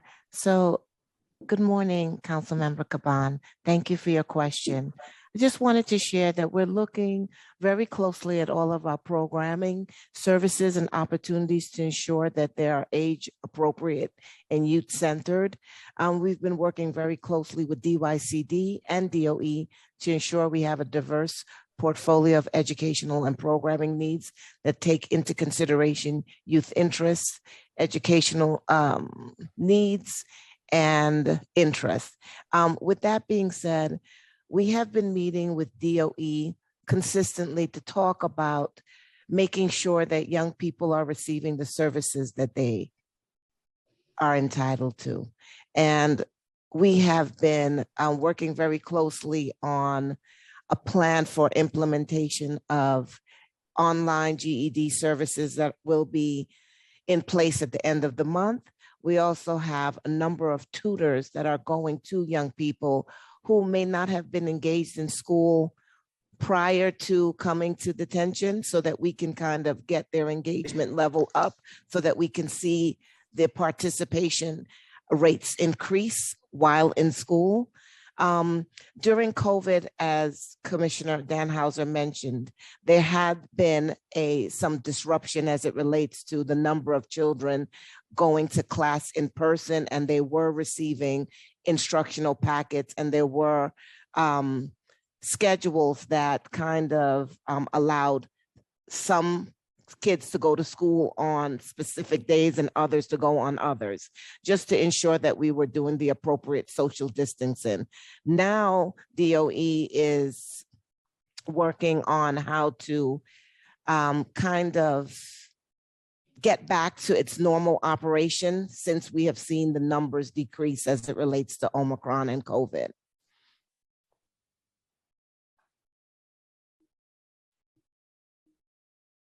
Thank you. You're welcome. Thank you. Thank you, Councilmember Caban. Over to Councilmember Williams for questions. Time starts now. Hi, thank you, commissioners, for being here, and thank you, Chair, for leading this very important committee hearing. I am a child of a ACS worker. My mom actually just retired last year, 37 years of service. So I'm very familiar with ACS. And I know quite a few people that work for Crossroads and Horizon. So my questions actually were similar to Councilmember Caban. So I'm also happy to yield some of my time. And even just following up on one of the things she mentioned about school. I know that this is a new administration, so I don't know if you've taken different approaches to school. A lot of students have been chronically absent in terms of schooling, and so did have some concerns there. And speaking to people who directly work at Crossroads, and I myself have visited in previous roles, just wanting to know if this is the approaches that were just mentioned, are these new approaches, or is it kind of consistent with what has been happening? So just trying to understand, because I know there was just mention about a new approach or what you all are doing now, and just wanting to know if this is in response to the issues that have been going on for the last 2 years. Thank you. It is a combination. Okay. Go ahead, Wynette. Oh, thank you, Councilmember Williams. It's a pleasure to meet you today. I did want to share with you that this is a combination of building on the foundation that was already there, but also strengthening it with our innovation and our partnerships that include DOE and others. One of the things that we are doing internally at ACS is we're implementing a behavior modification program as it relates to incentivizing youth to improve their attendance at school. So, making sure that youth are receiving incentives, encouragement, engagement from not just program counselors employed by ACS, but I also talked about the use of tutors and the use of credible messengers to talk about the importance of education, and it being one of the I would say one of the primary ways to see successful outcomes. But in addition to that, we are also talking to young people to find out what are their needs and what are their interests. One of the things that we are really focused on in this administration is the integration of vocational training, because all kids are not interested in the traditional education offering. So what we want to do is also make sure that there are opportunities for kids to be involved in OSHA certification, in flagging, in different kinds of certifications that could allow them to participate in productive activity, but also be eligible for successful reentry into the community when that time arises. Okay, and another question I have, just to switch gears a bit, but still in the line of the juvenile justice work that you all do. So in addition, of course, to youth absent without consent, there has been an increased incidence of injuries, violence, youth on staff assaults. And I've spoken to some of those staff members that talked to me about safety concerns. So what is ACS doing to enhance safety for the residents and for staff that are in these close to home programs?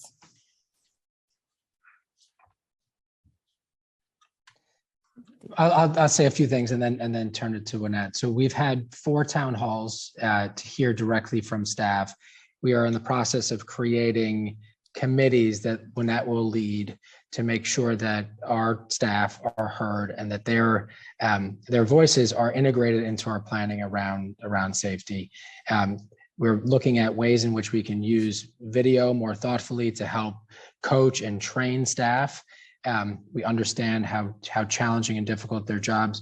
We have gone forward and ordered vests and other protective equipment, defensive protective equipment. This is not equipment that can be used against young people. Our staff have really served us through the pandemic, and we want to make sure they've been there for our young people, and we need to be there for them, which is why I'm making it such a priority to be out there. Annette, would you like to add to that? Sure. I just would like to say a little bit. I would like to say a little bit more about what Commissioner Danhauser is talking about. We're really focused on making sure the voices of our youth and our staff are integrated in the action plan moving forward. So that means that we are engaging with our young people, engaging with our staff. We're conducting listening tours. We're talking to our partners. We're really kind of making sure that everyone is included in the discussions around how to maintain safety, because safety is our primary concern.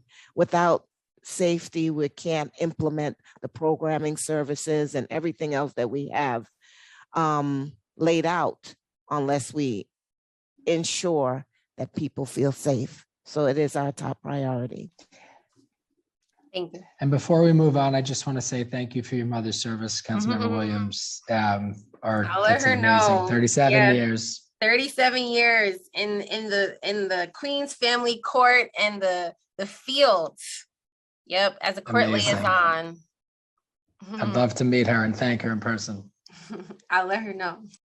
Okay. Great. And council members, if you can please keep to the 5 minutes. We are running really late and we don't want to lose out on DSS and DHS time. Thank you. Thank you, Councilmember Williams. Thank you, Chair. I'll now turn it over to Councilmember Hudson, followed by Councilmember Osei. Over to Councilmember Hudson. Time starts now. Thank you and good morning, and thank you to Chair Ayala for hosting this hearing. I have to apologize in advance because I was in and out earlier between this and 2 other committee hearings. So if you've already shared this information, please do forgive me. But I just a couple of statistical details I would love to get from you all. What's the racial and ethnic breakdown of the families that are currently under ACS supervision?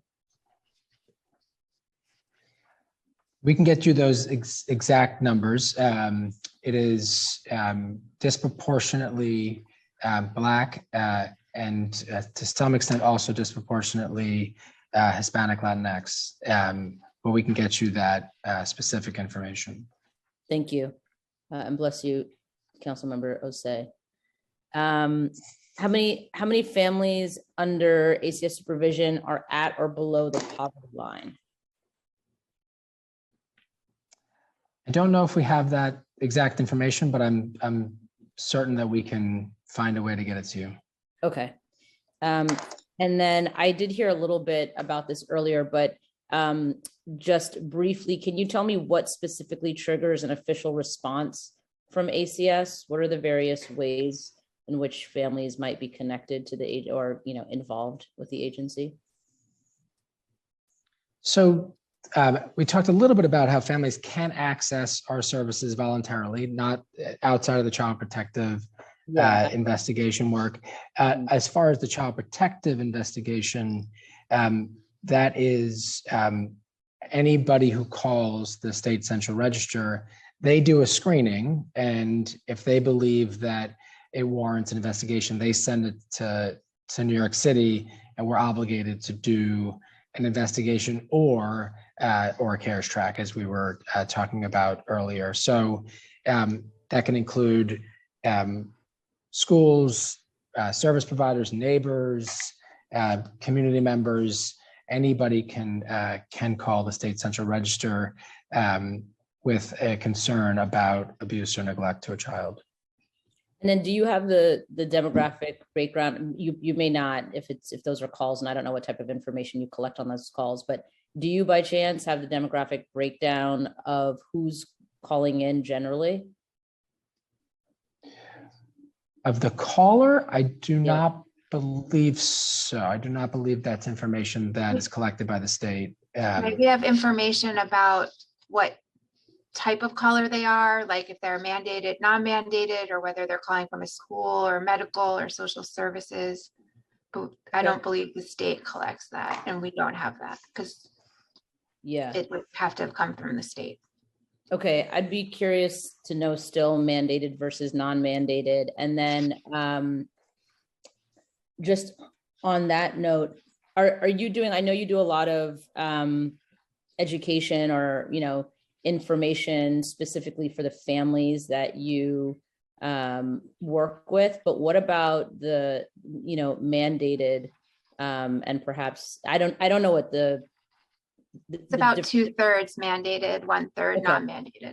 Perfect. So for the mandated callers or mandated reporters, are you doing any sort of, information sessions or anything along those lines for those folks? What would actually warrant, an investigation versus what wouldn't, and perhaps also services and resources that they might be able to connect families with if it's not something that would warrant an investigation?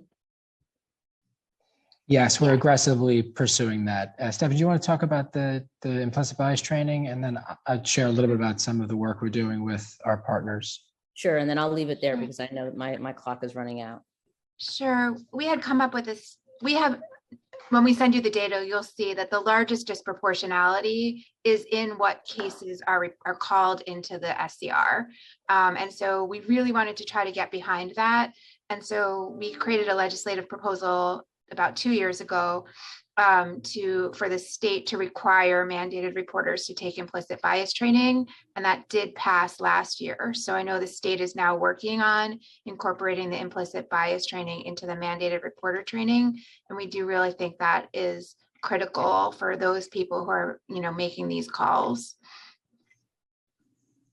We're also looking at specifically working directly with mandated reporter trainings that are run by our partners, starting with the Department of Education. The Chancellor and I, when we met yesterday, committed to doing this work together. Thank you so much. Thank you, Councilmember. Thank you, Councilmember Hudson.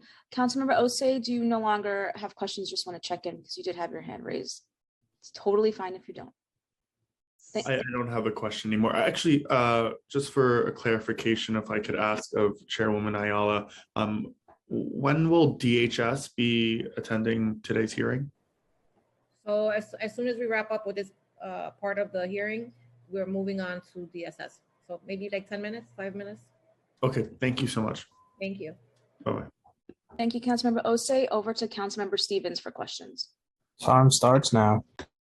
Good morning, everyone, and thank you, Chairwoman Ayala and Commissioner for being here today. And I will definitely make it quick since I'm wrapping it up.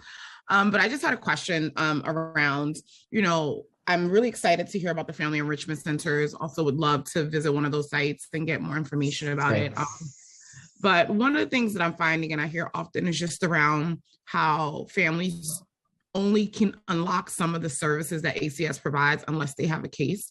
And I really would love for you guys to just talk a little bit about how are we really working with parents to actually prevent some of these things, because sometimes we have cases that could have been prevented if they would have been able to get some supports, right?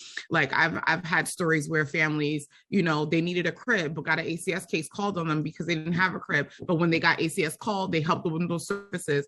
Or parents who are acting for support around parenting skills but couldn't get the help until they actually got ACS case. So just how are we really working with parents to really supplement these needs and the resources that I know ACS has in order to get it to the families who need it?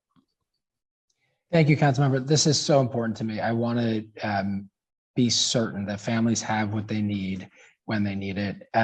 So the few elements that we talked about, and I'll just mention quickly because I know folks are need to move to the next portion of the hearing.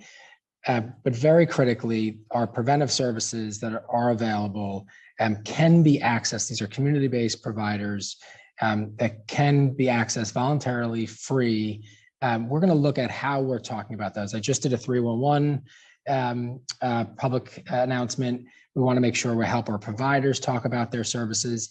And there's actually a state law based on a previous court case many years ago that protects families who come voluntarily from being part of the federal child welfare oversight and connection to child protective investigation. So I want to be talking publicly about that. The family enrichment centers are key.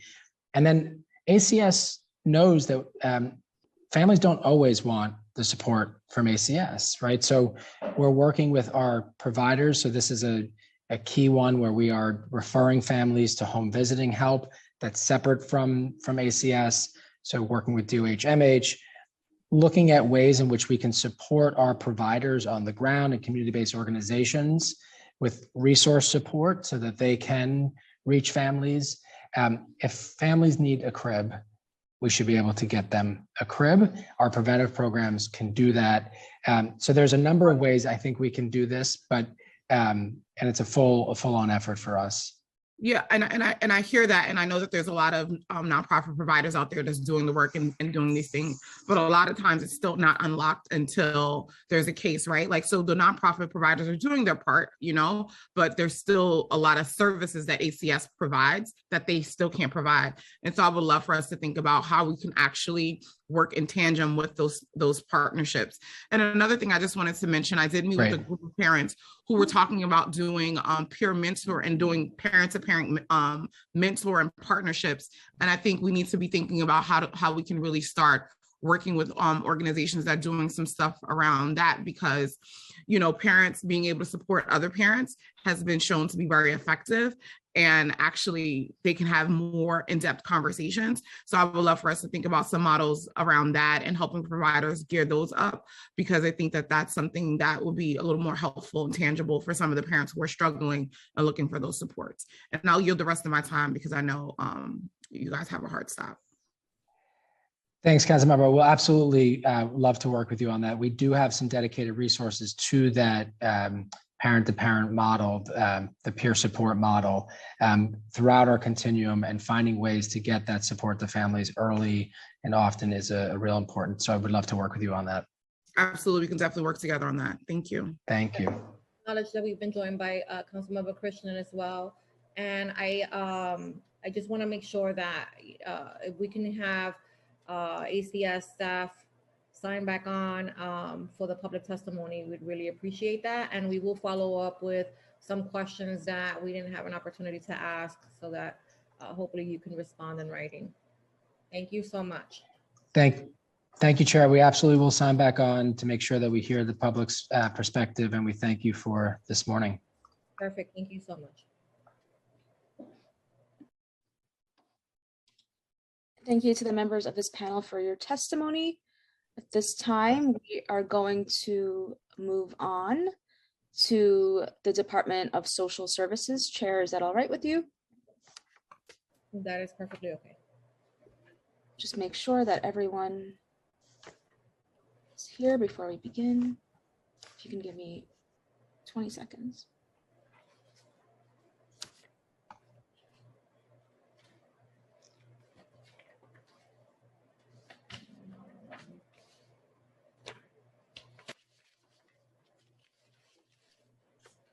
Okay, Chair, it appears that everyone, all the representatives from the Department of Social Services are here. Great. Good afternoon, everyone. It's afternoon yet. Well, good morning. We still have a few minutes. I am really excited to get to this portion of the hearing, but because I want to make sure that we have more than enough time, and I know the commissioner is going to be accommodating us a little with a little bit of extra time. I want to forego my remarks and go directly to the commissioner.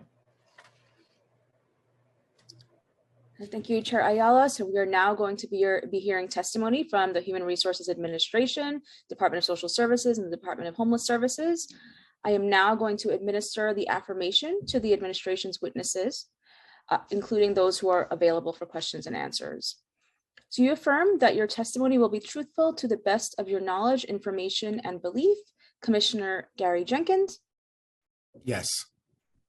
Thank you. First Deputy Commissioner Jill Berry? Yes. Thank you. Administrator Lisa Fitzpatrick?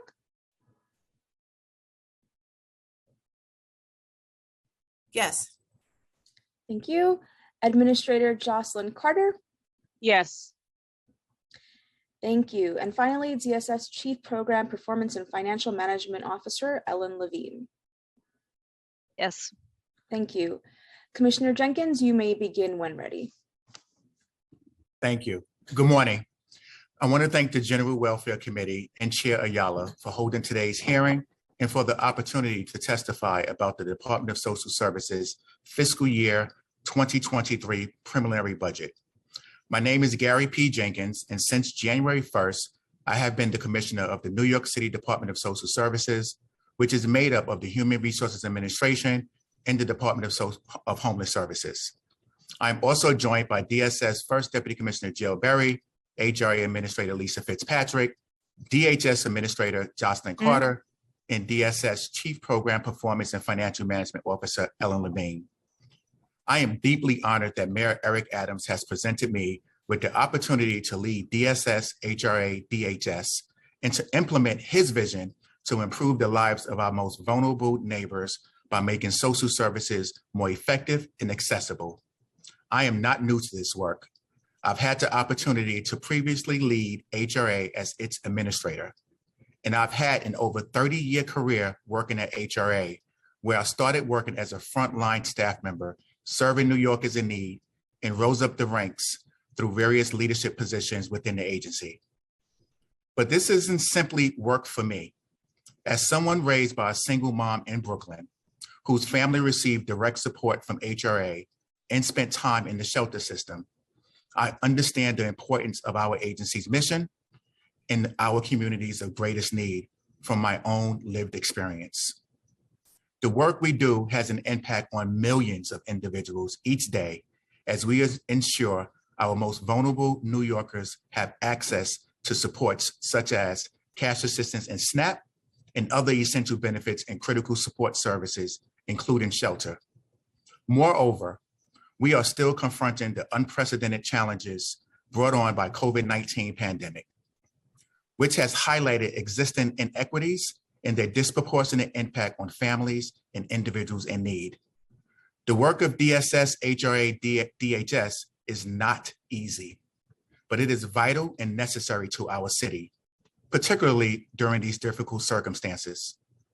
We will continue our work towards the shared goal of fighting poverty, income inequality, and addressing homelessness in our city with care and compassion for our clients, our staff, and provider partners. Since my appointment as DSS Commissioner earlier this year, I have been traveling across the city and meeting with our agency's frontline staff, clients, and community advocates, and our government partners to introduce myself and my role as Commissioner and importantly, gather their feedback so we can improve our services and programs. In the past 8 weeks, I've taken action to reorganize our leadership and reporting structure to improve our operations and to deliver the best and most effective services to New Yorkers in need. And this work continues. Now, turning to the budget. I will walk the committee today through our fiscal year 23 preliminary budget and our priorities, which reflect our commitment to uplift New Yorkers in need. This budget aims to address the long-standing structural barriers facing our clients and implement Mayor Adams' vision to increase access to social service benefits for our most vulnerable neighbors across the 5 boroughs. The New York City Department of Social Services Human Resources Administration is the nation's largest social services agency. Each year, we assist more than 3 million New Yorkers through the administration of 14 public benefit programs. Every day in all 5 boroughs, HRA provides essential programs and supports to low-income New Yorkers. In administering these programs, HRA is at the forefront of this administration's effort to combat poverty and address homelessness.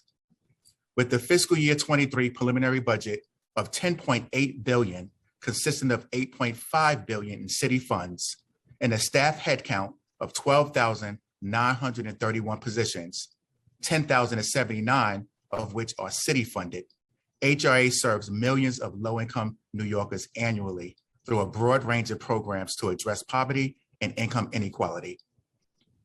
The fiscal year 23 January plan includes HRA savings reductions in line with the mayor's pledge to reduce headcount, as well as savings initiatives focused on accruals, reestimates, and revenue maximization. The January plan includes a reduction of 695 total positions, of which 633 are Medicaid vacancies that were eliminated as a result of the multi-year New York State Medicaid takeover, and 62 city-funded vacancies that were eliminated in non-frontline areas. The fiscal year 22 budget declined by $26.3 million in city funds and increased in fiscal year 23 and out years by $66.5 million in the January plan compared to November. Savings initiatives of $41.8 million in fiscal year 22 and $8.6 million in fiscal year 23 and beyond were offset by new funding for fair fares of $15.5 million in 2022 and $75 million in 2023.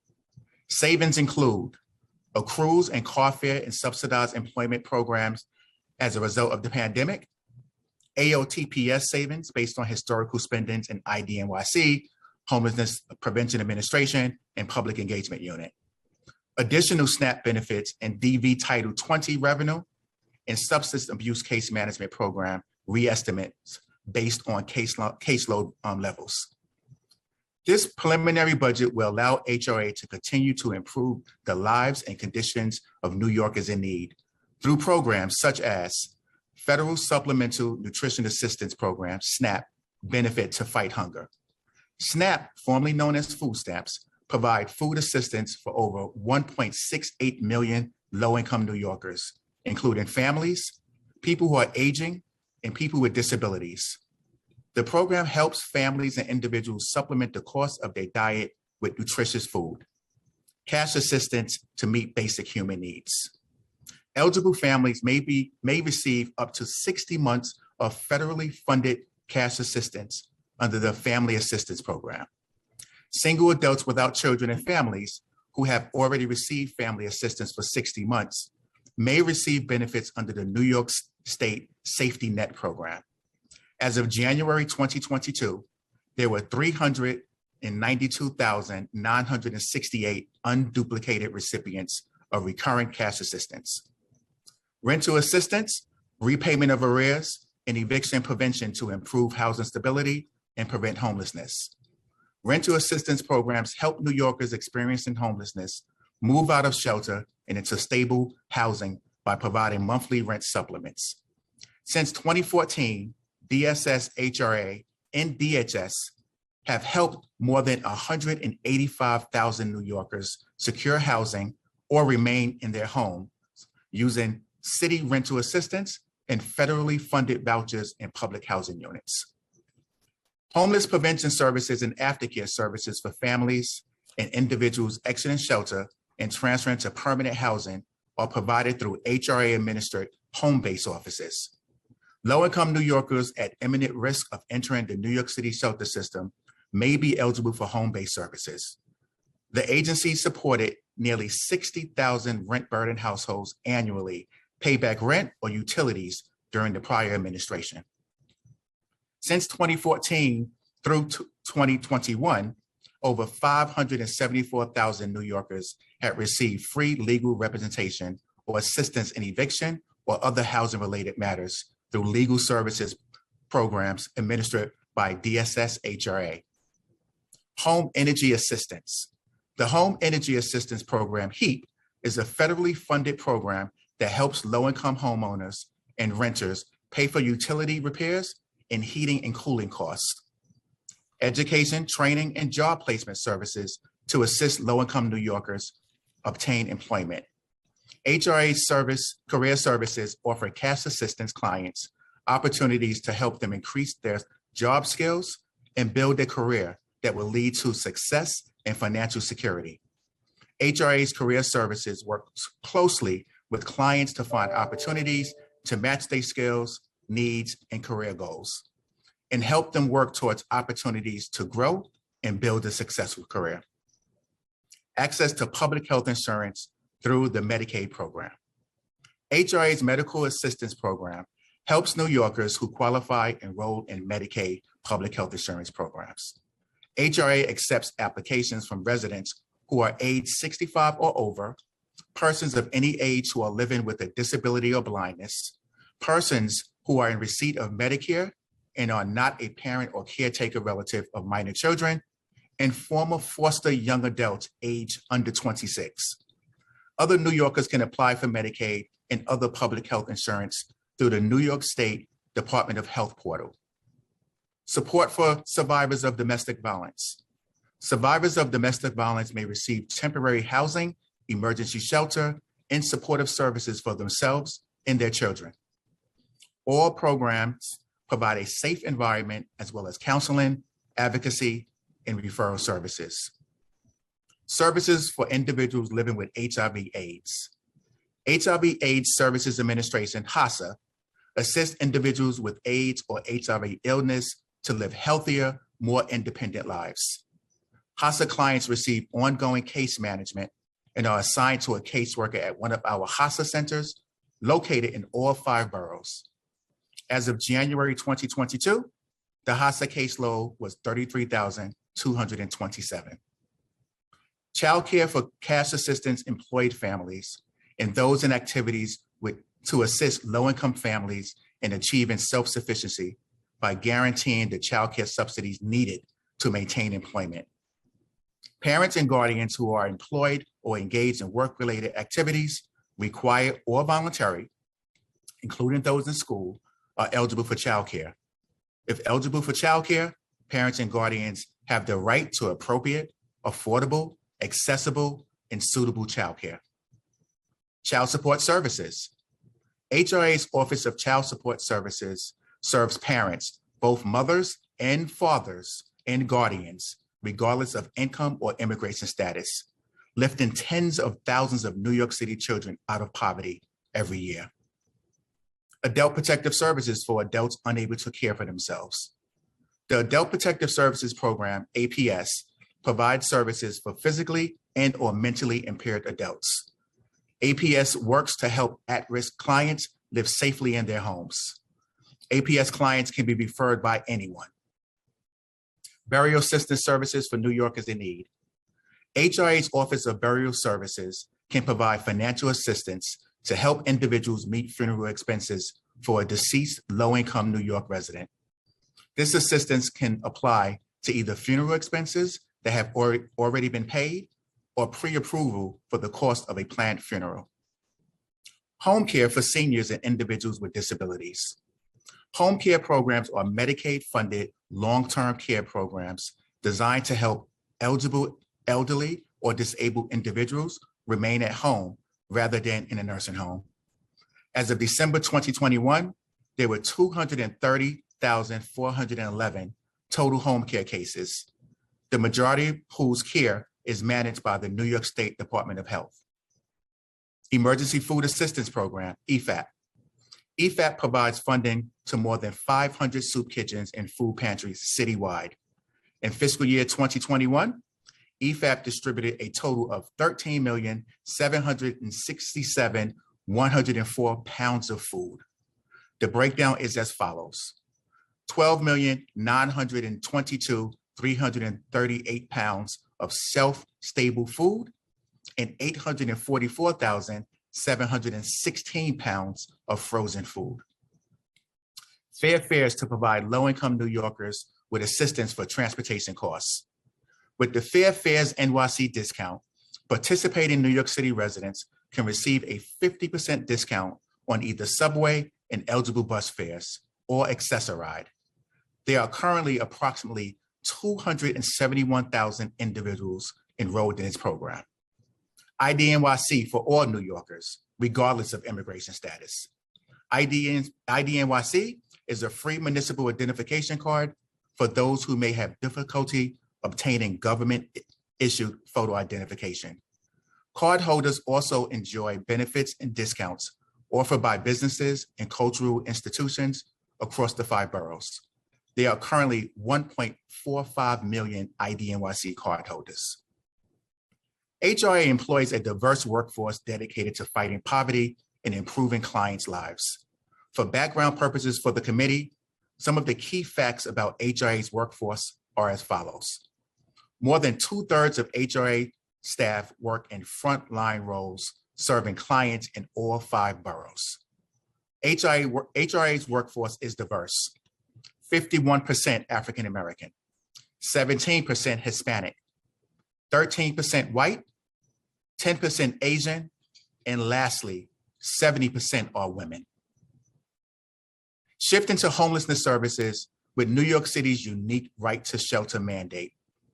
The Department of Homeless Services is committed to preventing and addressing homelessness.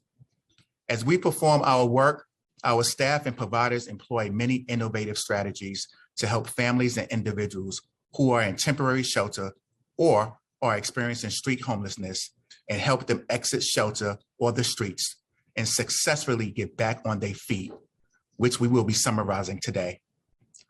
With the fiscal year 23 preliminary budget of $2.15 billion, consisting of $1.3 billion in city funds and a staff headcount of 1,992 positions, 1,970 of which are city funded, DHS and our providers administer the city's shelters and supports for New Yorkers experiencing homelessness. In the January plan, the DHS budget increased from the November plan by a net of $86.7 million in fiscal year 22 and by $69.3 million in fiscal year 23 and beyond. Savings initiatives of $45.8 million and $62.7 million respectively were offset by $132 million in additional ongoing funding for adult shelter. Savings include $33 million in fiscal year 22 and $49.4 million in fiscal year 23 and beyond due to the successful elimination of hotel-based shelters for families with children. $2 million in fiscal year 22 and $5 million in the baseline from the elimination of 131 vacant positions and re-estimates. In partnership with our nonprofit providers, the mission of DHS is to prevent homelessness when possible, address street homelessness, provide safe temporary shelter, and connect New Yorkers experiencing homelessness to suitable housing. We carry out this mission with care and compassion for each client and their circumstances, each and every day across the 5 boroughs. DHS works to prevent homelessness before it occurs, reduce street homelessness, and assist New Yorkers in transitioning from shelter into permanent housing. We also remain committed to meeting our legal mandates to provide temporary emergency shelter to New Yorkers experiencing homelessness in a caring and compassionate environment. DHS helps New Yorkers experiencing homelessness do more than find a temporary roof over their head. Our teams at DHS, in partnership with our nonprofit service network of approximately 75 providers, help these families and individuals access a variety of social services, employment opportunities, work supports, and other public benefits, increasing their financial literacy in search for housing to ensure a seamless transition back to independent living and stability. As we continue our discussion today, it is important to contextualize the environment in which we do this work. First, the universe of unstably housed New Yorkers is much larger than the shelter system. The Furman Center most recent data on housing insecurity presents a universe of almost 500,000 households in New York City that have an income under $15,000 a year. More than 70% of these households, or about 350,000 households, are severely rent burdened, paying more than 50% of income in rent. Another approximately 450,000 earn less than $30,000 a year, with more than 50% of these households, about 225,000, are severely rent burdened. Together, that's approximately 575,000 extremely low-income households paying more than 50% of their income in New York City. Said more simply, approximately 500,000 households are one unforeseen emergency away from homelessness. Furthermore, in addition to increases in housing instability, our city has seen a significant decrease in affordable housing. In the decade between 2005 and 2015, household rents in the city increased by 18.4%, while at the same time, incomes failed to meet pace by only increasing by 4.8%. Looking at affordable housing supply, between 1994 and 2012, the city suffered a net loss of about 150,000 rent stabilized units. As a result, by 2015, the city had only half the housing needed for about 3 million low-income New Yorkers. These trends, along with the factors such as economic inequality, domestic violence, overcrowding, housing evictions, unrelated mental health challenges, and inadequate discharge planning from mental health institutions and correctional institutions, have resulted in homelessness and displacement across the 5 boroughs over the past decades. Second, the vast majority of people experiencing homelessness in New York City are sheltered indoors across our shelter system because we have a right to shelter. This is a major contrast when we consider other jurisdictions across the nation, especially on the West Coast, where the population of unsheltered individuals experiencing homelessness on the streets is exponentially higher than in New York City. New York City's unique right to shelter is codified in state and local law, and the scope of services have developed over many years as a result of legal and legislative action, as well as city policy. Over the years, efforts have been undertaken to transform and improve the shelter system to help New Yorkers get back on their feet. These contributions have accumulated over time, resulting in the transformed and reformed shelter system that we see today.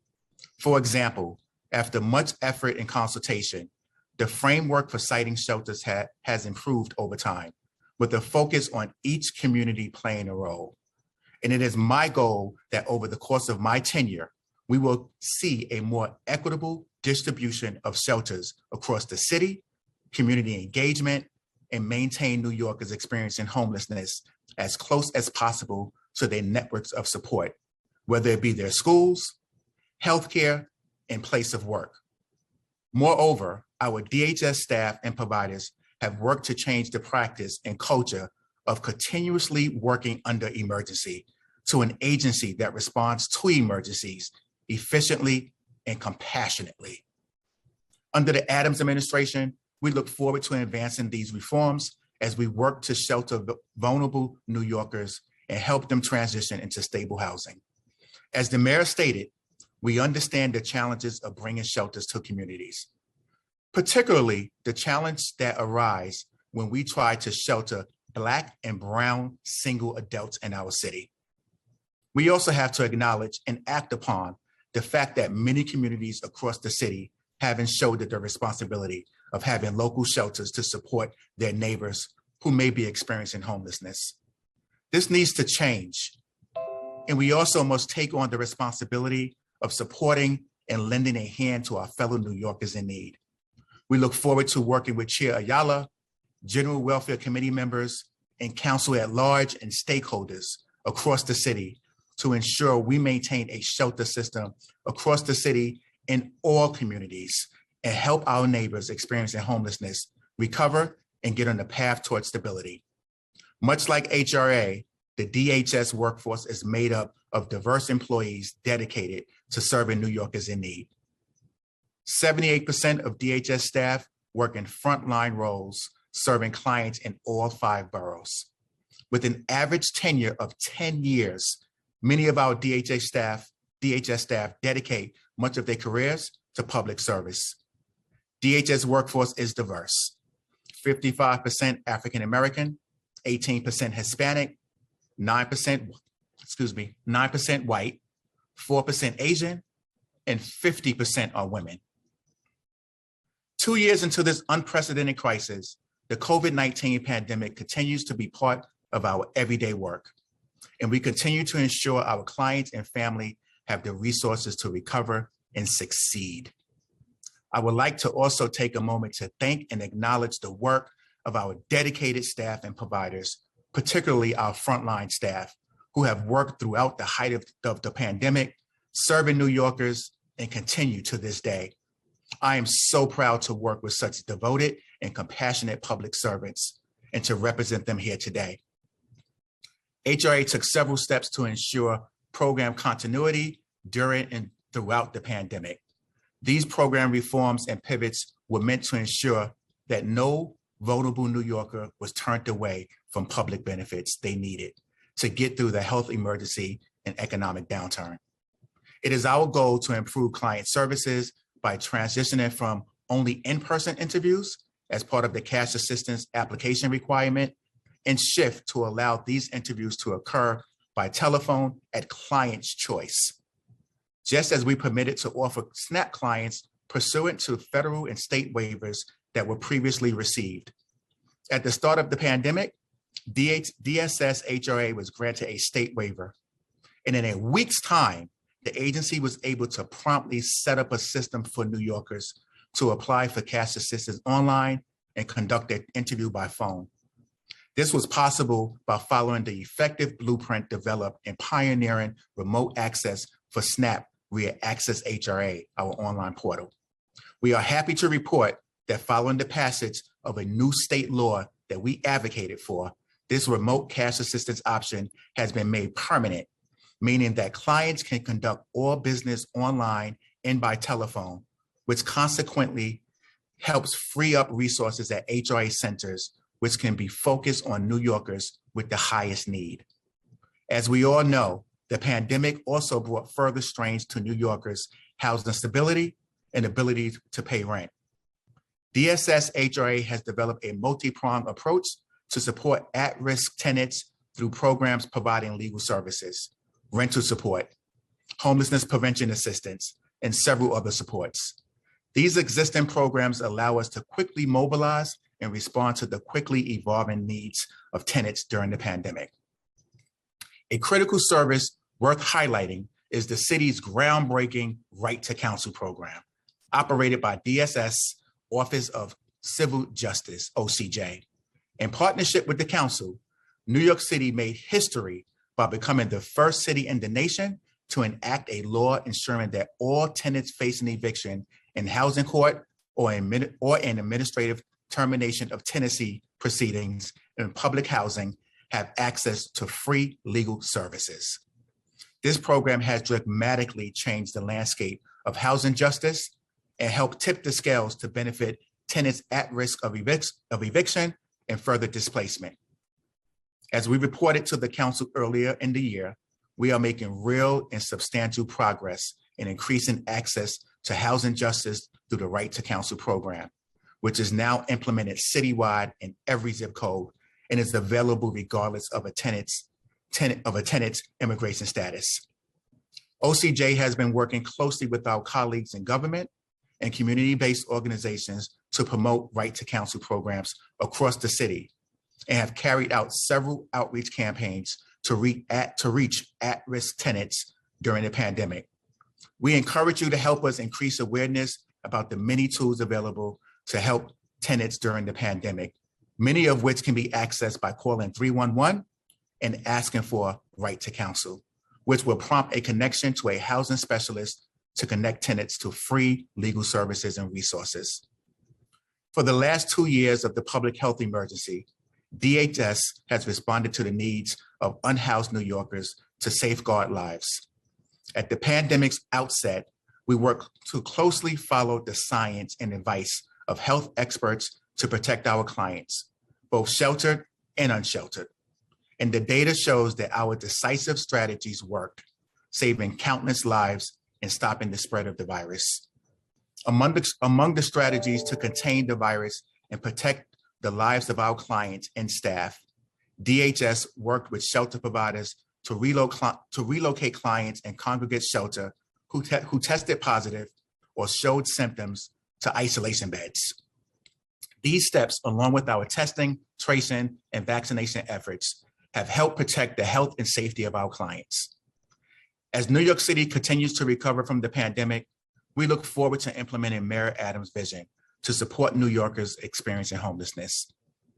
Part of this vision includes the recently announced Subway Safety Plan, a city and state partnership to expand joint response teams throughout the city, which we will add trained clinicians to connect individuals with resources and add additional safe havens, drop-in centers, and stabilization beds to ensure unhoused New Yorkers have destinations of care, support, and housing.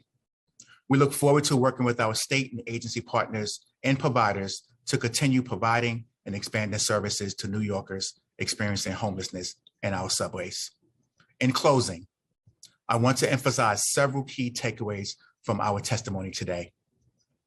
1, DSS, HRA, DHS remains committed to addressing poverty and homelessness across the 5 boroughs with care and compassion. 2, our fiscal year 23 preliminary budget places us in a position to continue supporting New Yorkers in need through our multiple programs and to begin implementing Mayor Adams' social services vision. 3, homelessness is a multifaceted challenge facing New Yorkers, and we need everyone's support and share of responsibility to properly shelter our unhoused neighbors. And last, COVID-19 is still with us, and we encourage you to help us connect New Yorkers in need to our critical services as we work towards an equitable recovery for all. We appreciate the opportunity to testify today, and we welcome any questions you may have. Thank you. Thank you so much, Commissioner, for your testimony. I'll now turn it over to Chair Ayala for questions. Thank you, Commissioner, and thanks to your testimony today. I have more questions than I have time now.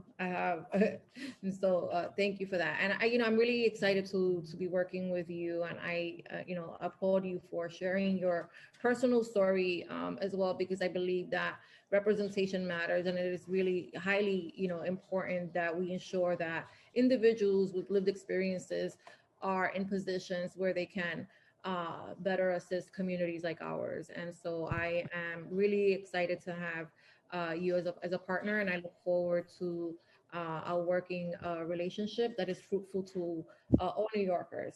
I'm gonna start. I really do have a million questions. I'm not kidding. So I will try to be very deliberate here, because and some of these, if we don't get to, we will actually forward to the agency for written response, because I want to be mindful of everyone's time. Absolutely. Thank you for that. Regarding the federal relief funding used for baseline programs, as of the preliminary plan, there's a federal pandemic relief funding reflected for ongoing baseline programs for both HRA and DHS in COVID-19 budget codes. For HRA, a total of 28.8 million is reflected, comprised of 4.9 million for EFAP operational costs, EFAP staffing, and staffing in the Mayor's Office of Food Policy reflected in fiscal 2022, fiscal year 2023, and fiscal year 2025. Additionally, in fiscal year 2022 through fiscal year 2025, 15.6 million is reflected in the legal services program area for the city's right to counsel program and 8.3 million for rental assistance programs. For DHS, a total of 19 million is reflected in fiscal year 2023 to fiscal year 2025. In the outreach drop-in and reception services program area, which encompasses programs relating to the street homeless population, OMB indicated in the preliminary budget hearing that they would work with agencies to determine which initiatives currently funded with federal stimulus funding will need to be funded in the out years. Does DSS plan to adjust the funding sources and or budget codes for these expenses in HRA and DHS budget in a future financial plan, and if so, when?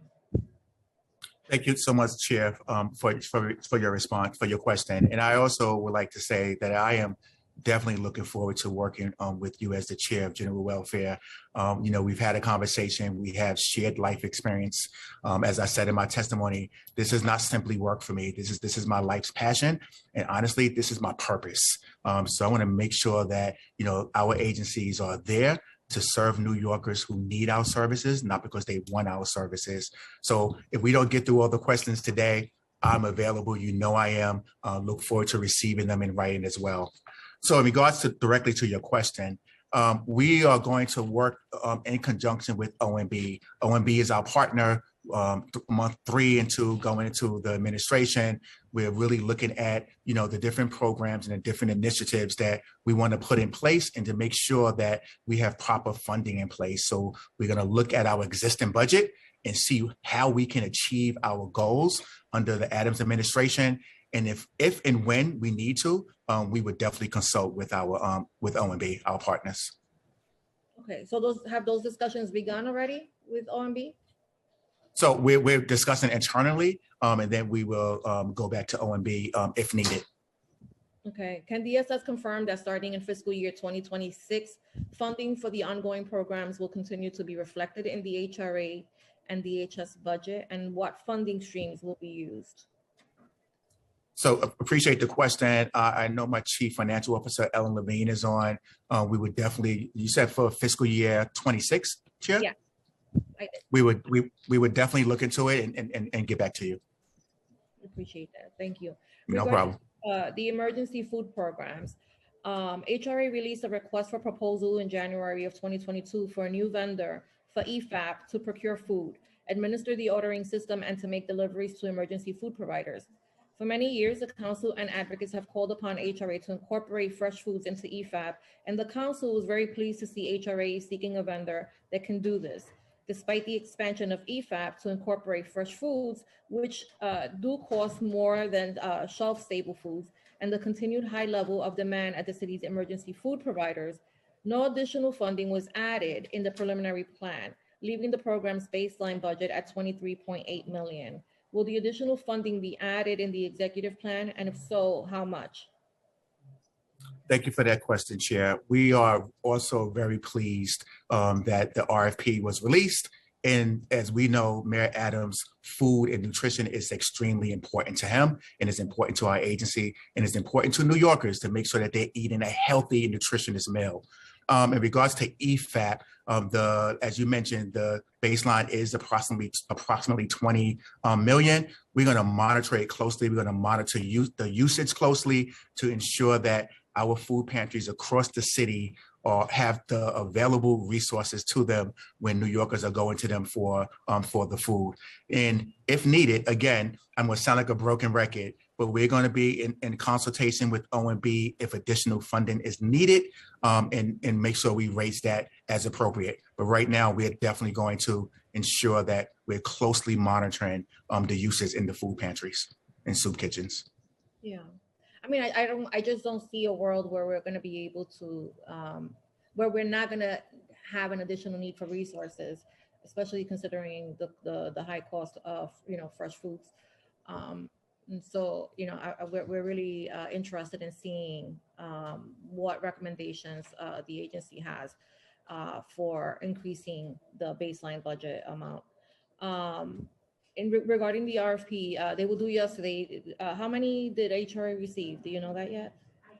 Not as that it just closed yesterday. I know the team, the procurement rules, they keep the commissioner out of it because it's confidential. And I know they're going to, and I'm really curious because I want to see, all of the great opportunities that folks submitted.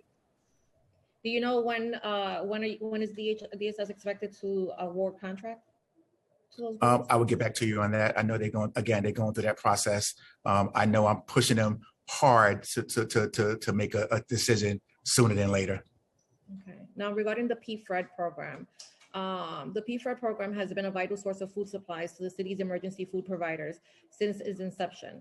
The current budget for fiscal year 2022 is $63.5 million, which includes $35.8 million that was rolled from fiscal year 21 to fiscal year 22 in the November plan. To date, nothing has been added to the budget for fiscal year 2023 or beyond. Why was there such a significant underspending in 2021 when the city's emergency food providers continue to see high levels of demand? Thank you for your question, Chair.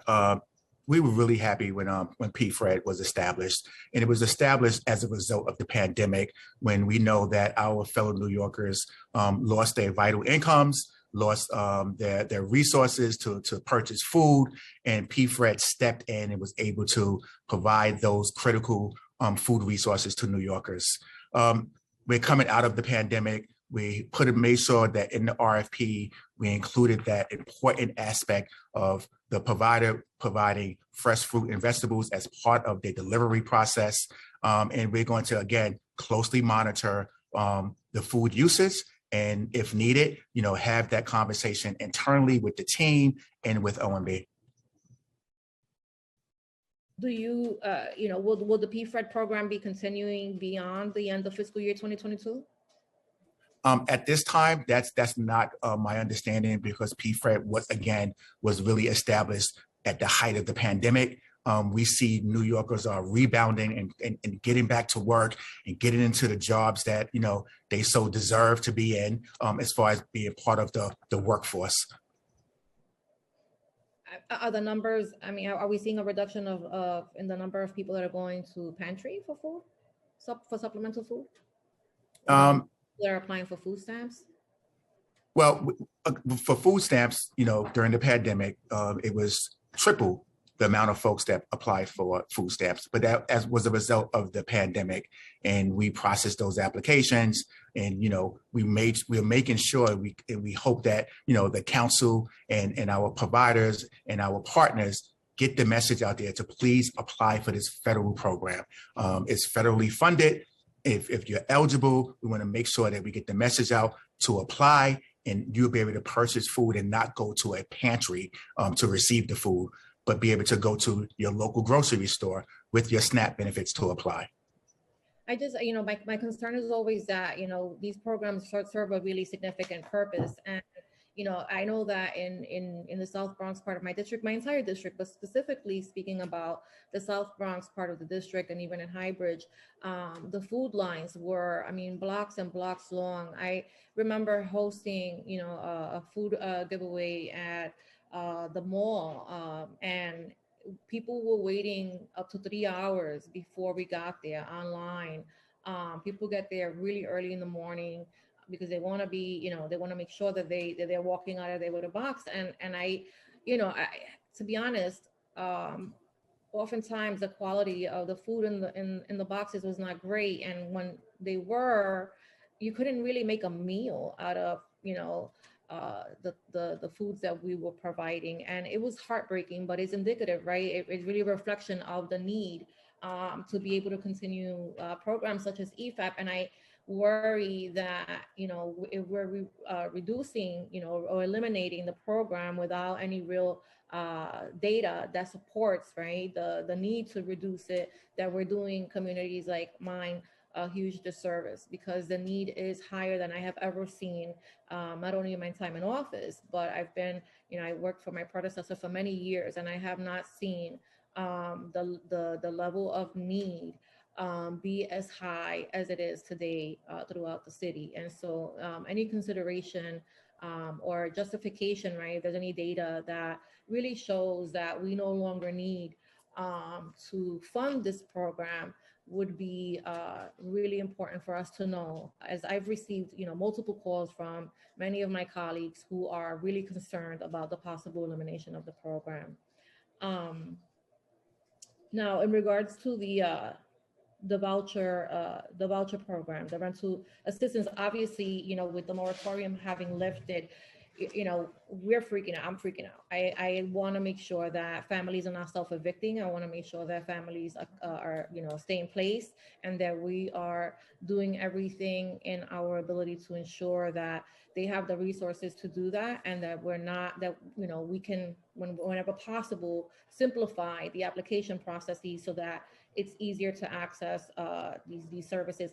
And so in your testimony, you mentioned this, and in your remarks, and I wonder, has HRA, because I remember many years ago, HRA was giving, I think it was like $230 a month in rental aid for cash assistance clients. Has that ever increased, or is it still at that level? So Chair, it's $215 for a household size of one that is mandated, in that rule come from the state, our oversight.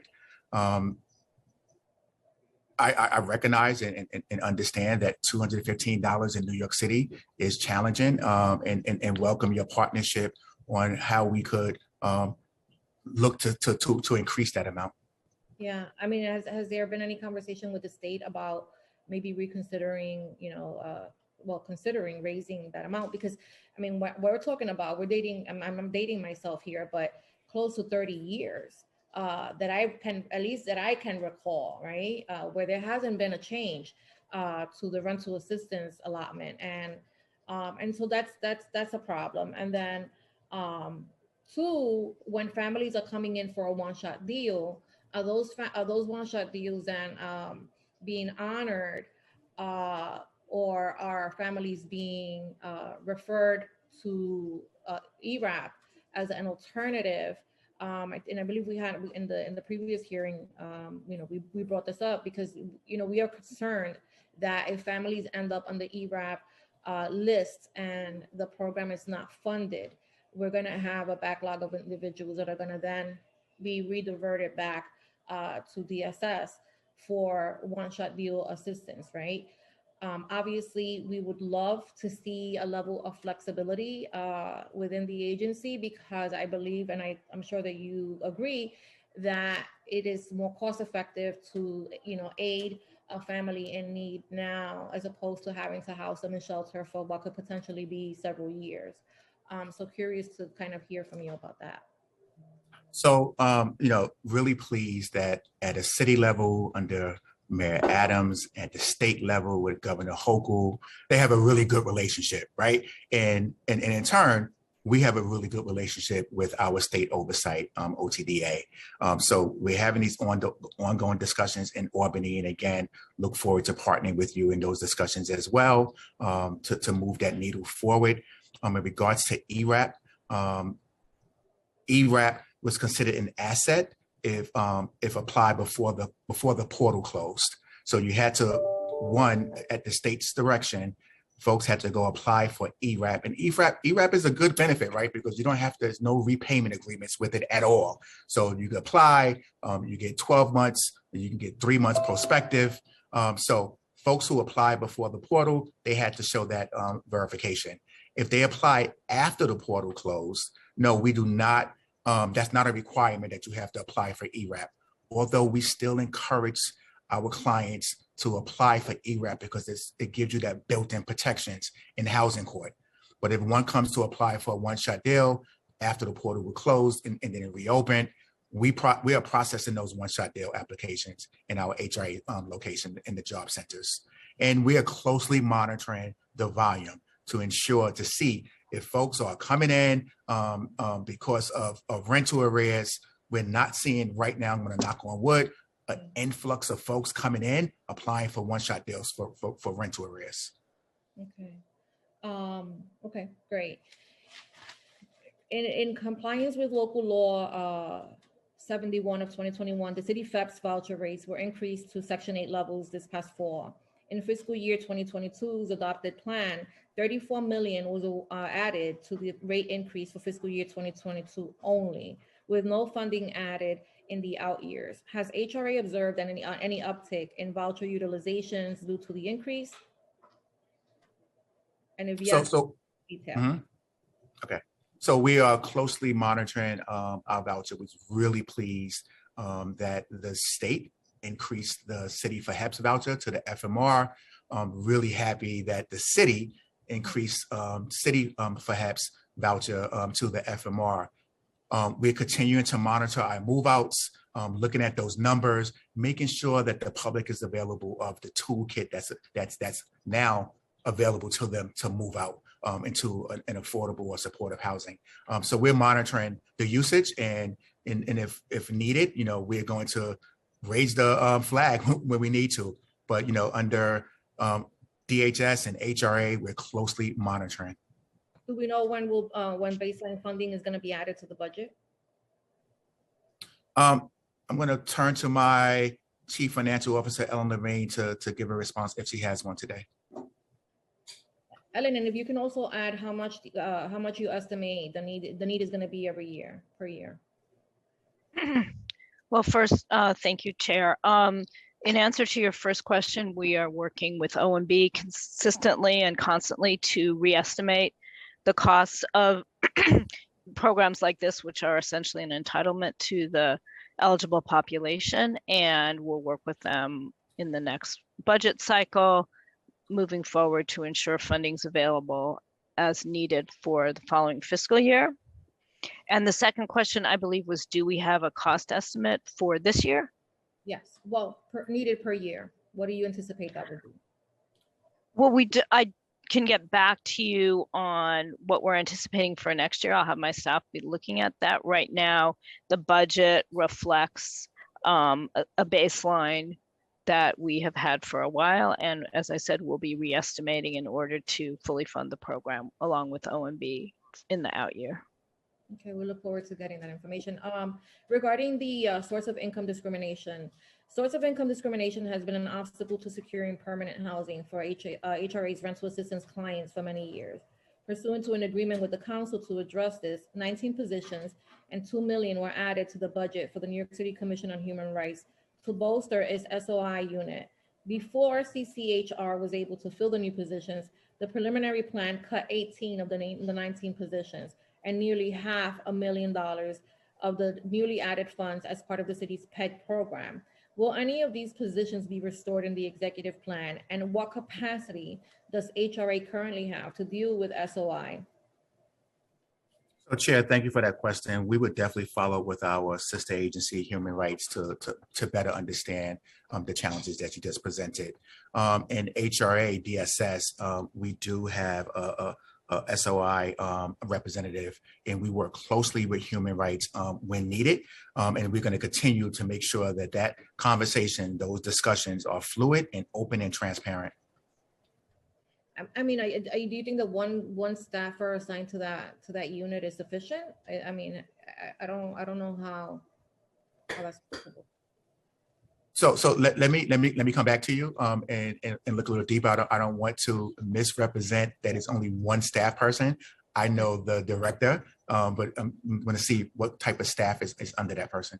It's super important because I personally Absolutely legislation last year on income discrimination and ensuring that the language was added to the voucher at the time of that it was provided to the family.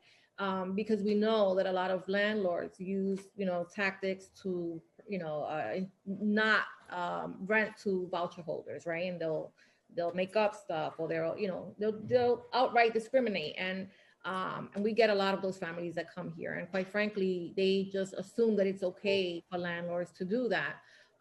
While I was excited about adding the language to the voucher, however, I'm not as confident that everybody will read it or understand the intent behind the language being added. So it is, pertinent that, we have the ability to gauge whether or not, families who are recipients of the vouchers are, educated on what their rights are. And we would only know that, right, based on the number of complaints that are received to the agency. So it becomes very difficult. So if we only have one person, is that because, and I'm assuming you're, I heard you loud and clear that you'll get back to us because you don't want to commit to a number. But if indeed there is one person, then, the question is, why is there only one person, and why were we satisfied enough with that one person to then offer up the other 18 as a peg for this fiscal year? Does that mean that people are not calling? Because then that's a problem, right? And that means that we need to do more work to ensure that, information is out there, because it doesn't do the state or the city any good if we're raising the rates of the vouchers if people still can't find an apartment to rent. And so, so that's the concern. So I any assistance there would be greatly appreciaed, just so that, at least I have a better understanding. Chair, if I may, I share your the concern, and we are hyper focused to ensure that our clients are aware if they feel that there's some type of source of income discrimination, to report that and report it immediately so we can follow up. Again, we're not going to work in a silo and just, DSS is paying attention and not speaking with human rights. We want to make sure that communication is open and fluid, and that we're addressing the needs of our clients if they are involved in any type of source of income discrimination. Yeah. No, I super important. I'm sorry. Especially now, right? This is like,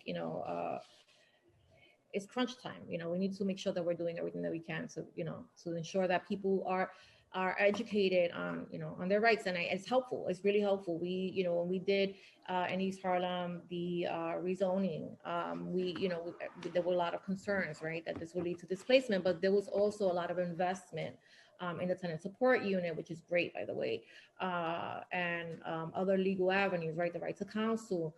And these things really did help us ensure that, residents stayed in place, because they knew that they could no longer, that they had an option. If their landlord was harassing them, they could file a claim.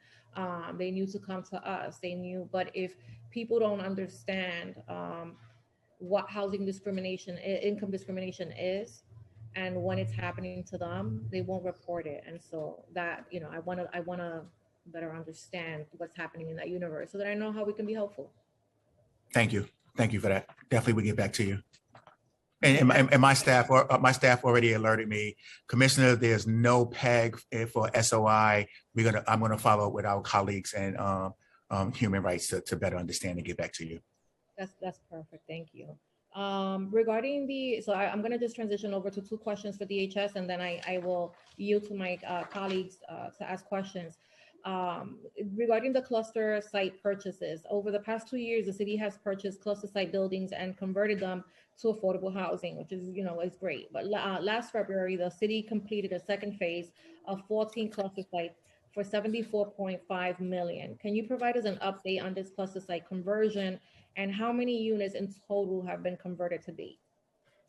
So I'm going to start, and I'm going to turn it over to Administrator Carter, who, I want her to really praise the work that was done under DHS in this conversion, because it was not an easy task at all.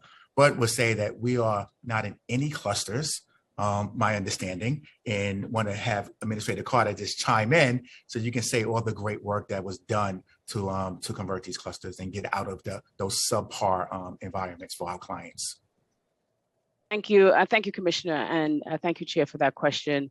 The first part of the question, in terms of what the status is, we will follow up with our colleagues at HPD.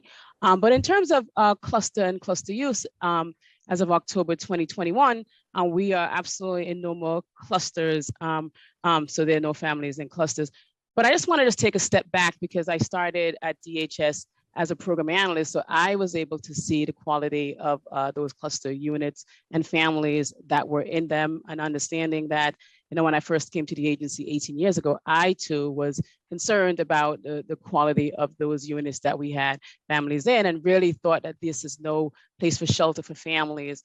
And so we inherited a lot of that. And it's a program that started 21 years ago under Giuliani's administration. And we knew that we really wanted to get out of them. And so when we were able to do that last one and have no clusters in our system, that was for families, that really made a big difference in the work that we were pushing towards to raise the bar and to transform the system, because we know New Yorkers absolutely deserve better than what we were providing.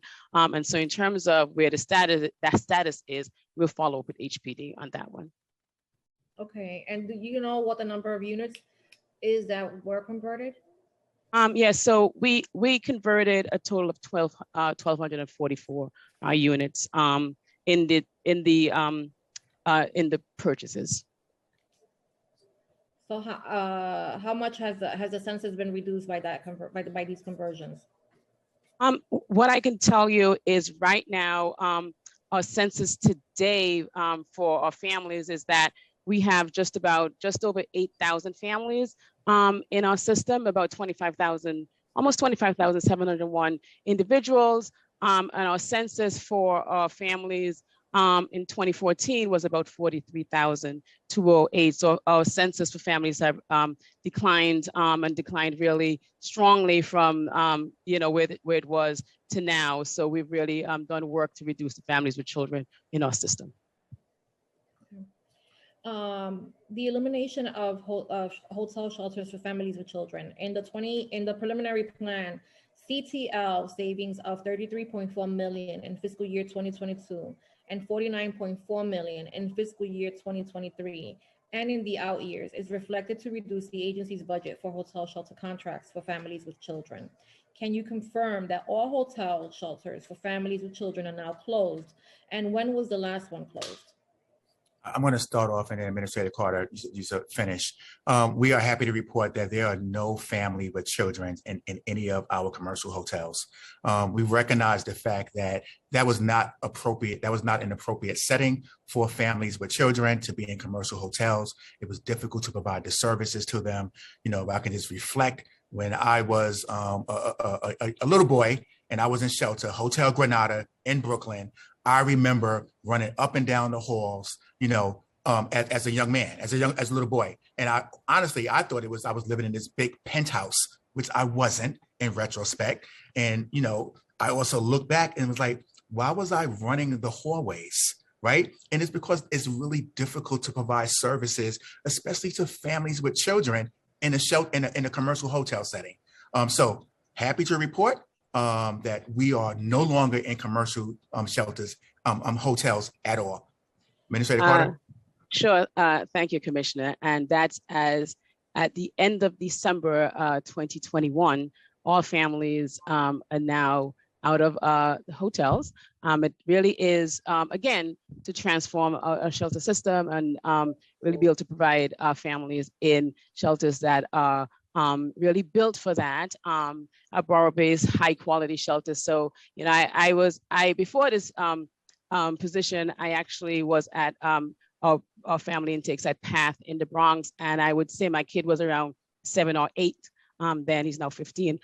Just really talked about if I had to come into shelter with my son, I would want to be in a space that was respectable to me and my child. And so we've been able to eliminate that. So no family would have to go through what our commissioner went through because we've closed those facilities for use with families with children.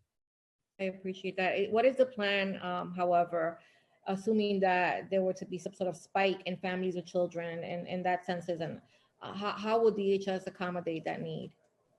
So I want to start off, and Administrator Carter, you should finish up. This is where the shelter sightings come in, right? We're looking forward. Where can we have appropriate shelters in our neighborhoods that can accommodate this right to shelter city? So we're planning, and that's why we have to plan ahead. And in the event that we have some type of unforeseen circumstance where we have to house individuals, we're not a city where we can say not here. It's definitely here.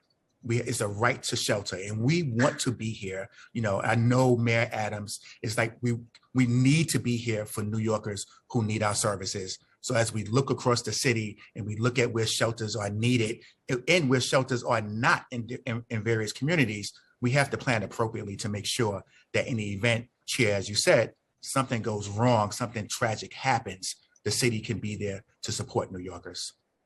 Okay. So as I said, as I mentioned, I have a lot of questions that were kind of triggered by your remarks, just, you know, informational purposes on, you know, programs. So I will have those forwarded to your office. And in the interim, I will yield to my colleagues. So I will pass it over to the council to call on members who have raised their hands, sorry. Thank you, Chair Ayala. Again, if any council members have questions for the administration, you can please use the Zoom raise hand function and you'll be added to the queue. Council members, please keep your questions to 5 minutes, including answers, and please wait for the Sergeant at Arms to tell you when your time begins. The Sergeant will then let you know when your time is up. So we're now going to hear from Councilmember Williams, followed by Councilmember Ressler, followed by Councilmember Osei. Over to Councilmember Williams. Time starts now.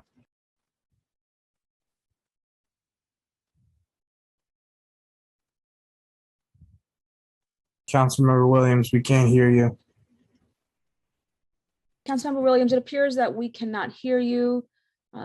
You are unmuted.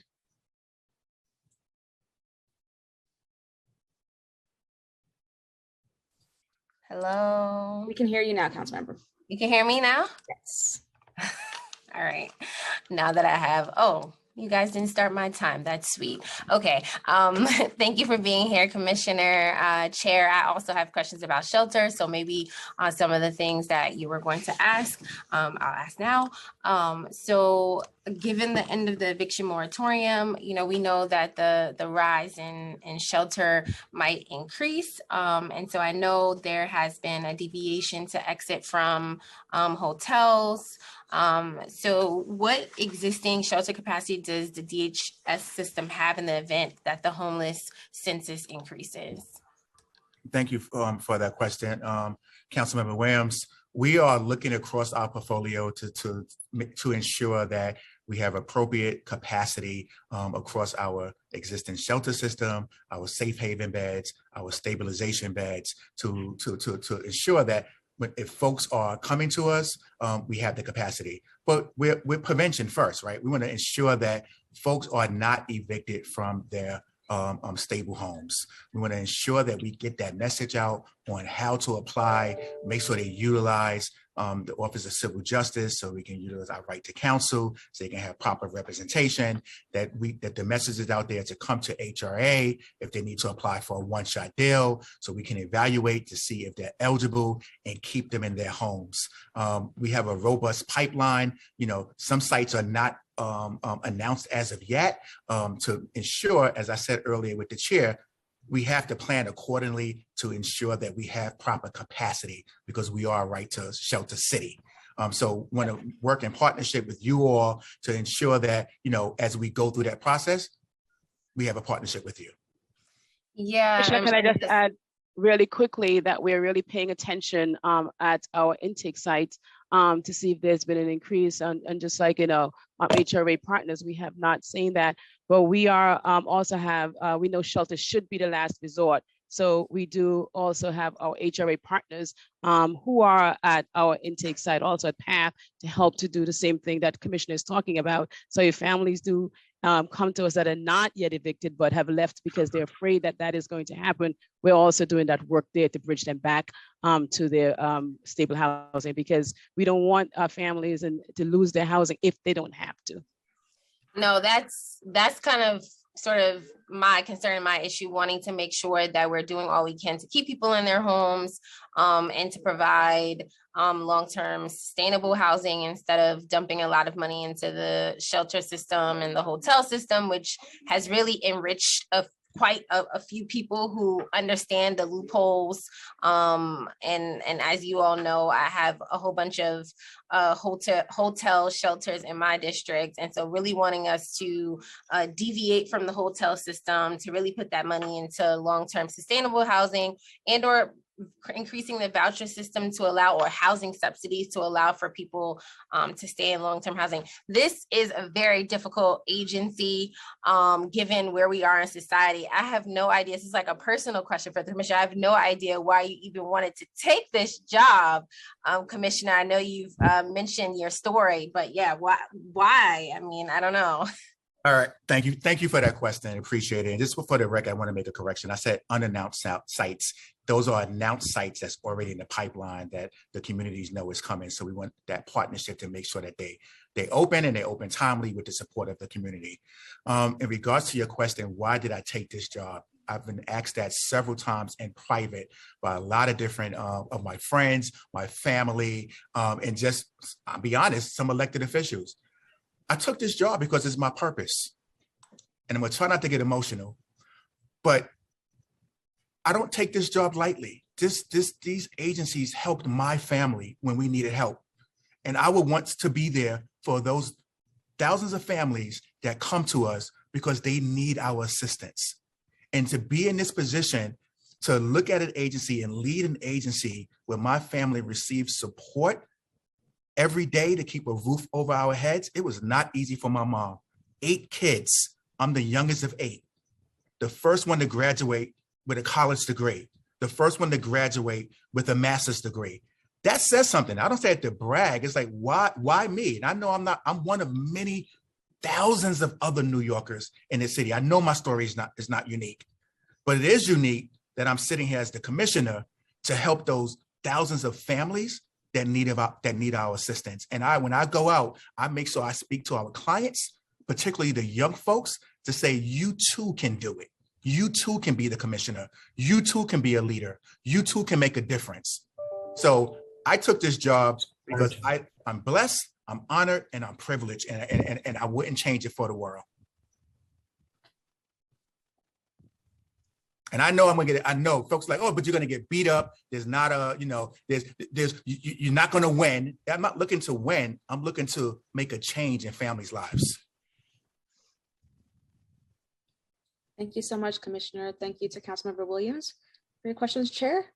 No, I'd just like to add that we've been joined by Councilmember Riley. Thank you, Chair Ayala. I'm now going to turn it over to Councilmember Ressler for questions. Time starts now. Thank you so much. It really does bring me joy that you, Chair Ayala, are at the helm of this committee. I can't think of a better person to be leading it, and it's such an important and vast committee, and your expertise is really welcomed because New Yorkers need you and need us. And Commissioner Jenkins, your remarks there and through this hearing were particularly moving, and thrilled that you're in this role. And so congratulations again. Look forward to continuing to work very closely with you. It's always a pleasure to get to see you. And I want to congratulate all of the DSS leadership, especially administrators Fitzpatrick and Carter. Really excited to continue working with you both as well. I have one quick HRA related question just on the low wage worker initiative. And I don't know if this is better for Ellen or for Lisa, but my understanding is that since FY18, HRA has funded the low wage worker initiative on a year-to-year basis. I wanted to confirm the status of FY23 funding and see if a plan for an RFP is in the works. This initiative is critical for combating wage theft. Thank you for that question, Councilmember Ressler. And it's always a pleasure to see you and speak with you. I consider you a friend of mine, and I know your heart is in the right place. And I'm really thrilled that you were elected as the council member. So congratulations to you as well. I'm going to start off and then pass it over to Ellen. Yes, we have self-fund over the years. It's important. It's important to do it. It's important to continue, in my opinion, but I don't want to get myself in trouble with Ellen. So I'm going to shut up and allow her to talk. You are correct that, thank you, and nice to see you as well again, council member. You are correct that the funding is not in our baseline, and per our annual budget cycle, we'll be working with OMB along with the council during the adoption process to determine how we'll move forward with this initiative. Well, I just want to say it's a critical initiative. I will be following up with the team at OMB on this as well. Really do hope that you all can and quickly identify the resources and that we can solve for this by exec. And please let me know if there's any ways that I can be of assistance. Then just on the DHS side, just because I know time is tight, phenomenal news about the reduction in the family with children census down to 8,000, more than a 50% reduction. It's important for us all to remember that with the eviction moratorium, the sky did not fall, and we managed to reduce the family census to record lows. You all deserve a great deal of credit for that. I'm, thrilled to hear we are out of both clusters and commercial hotels for children. Those are no places for children to be. Wanted to just ask a few questions. One, I am concerned about the reports of increased rates of rejections at PATH. I think there was a recent controller audit that had it up at 42% rejection rate for families, that families are going again and again and again before they're able to actually enter the system. I know we have right to shelter on the single adult side, but on the family side, it can be really hard to get the necessary services. Two, I'm concerned about the staff reductions, 137 lines that we've lost at DHS.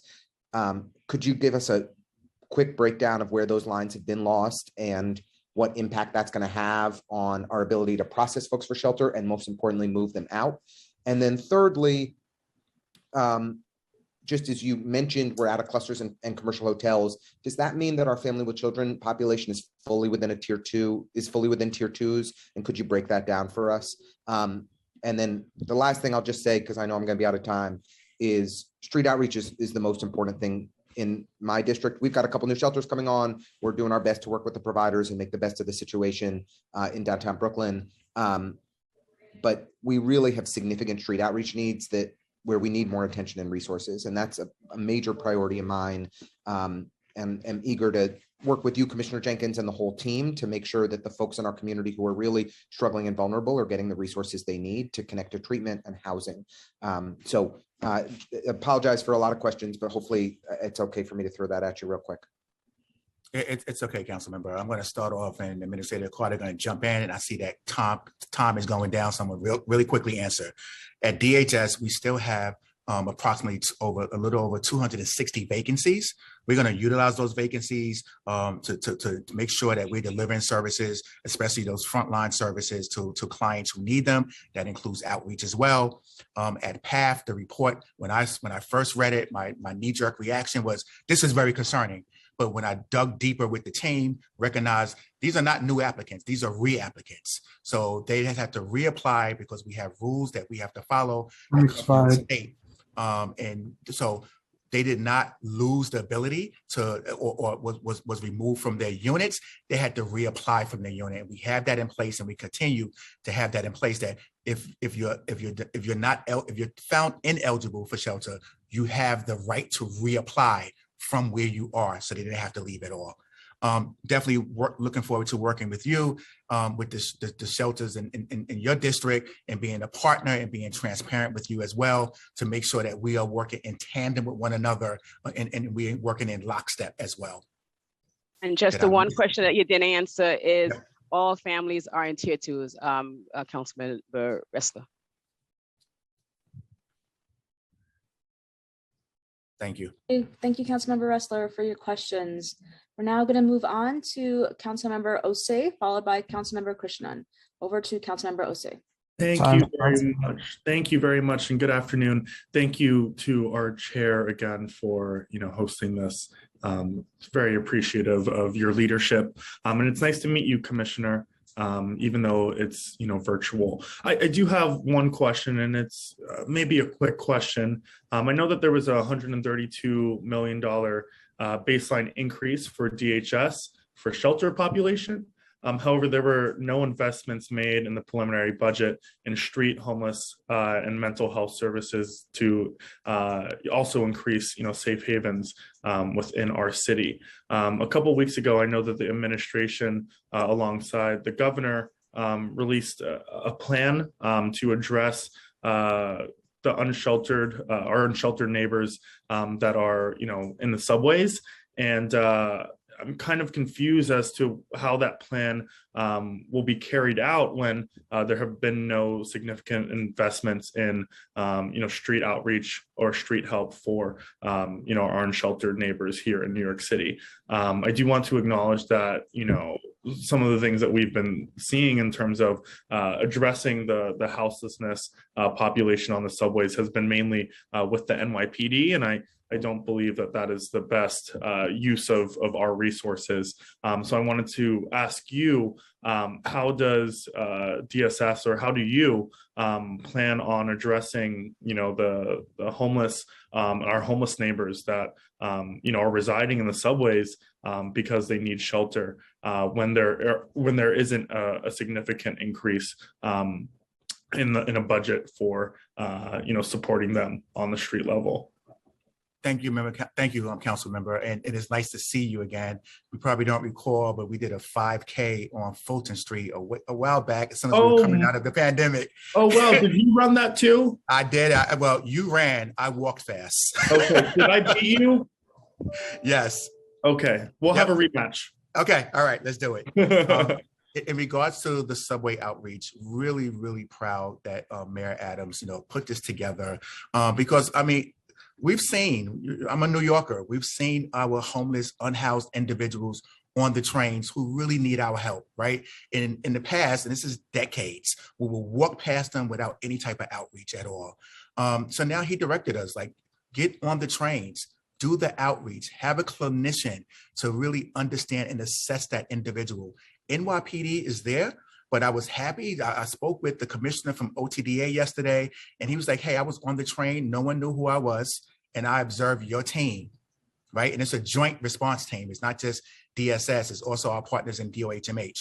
And they were engaging a homeless individual on the train. And NYPD, he said, was away, did not engage at all. And they're just there to enforce the rules. The main purpose is for our outreach team and our clinicians to really engage these individuals with the goal of bringing them inside. And bringing them inside is either to one of our safe havens, one of our stabilization beds, or shelter, or if they need medical, mental health attention, to get them into a hospital and not just walk past them. We got to stop doing that. And we've been doing that for decades.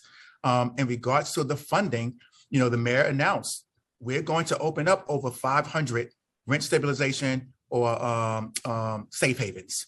And that is going to be available to this population that, we outreach to, who we could bring inside from living in the subway system or living on the streets. Administrator Carter, do you want to jump in? Did I miss anything?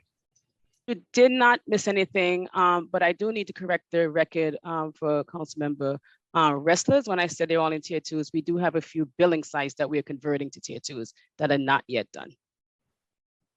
Okay, and do you believe that the preliminary budget that is proposed is adequate enough for addressing, again, our unsheltered neighbors that are seeking shelter on the subways? So it's a preliminary budget. We're going to monitor it very closely. We're going to have our internal discussions. I have to say, and I'm not saying this just talk, OMB is a great partner with us. They have been for the past going into 3 months, right? But I was part of the administrations way before. I said I've been here for over 30 years. OMB is a good partner. When we need to have that conversation with them, we will, and we will get to a resolution. So just for clarification, and sorry, I'm just for my knowledge and for the record, yes or no on if the budget, the preliminary budget as it is adequate for solving or addressing that problem? Time expired. Oh, your time expired. I can't answer. So it's not a yes or no, right? Because it's evolving.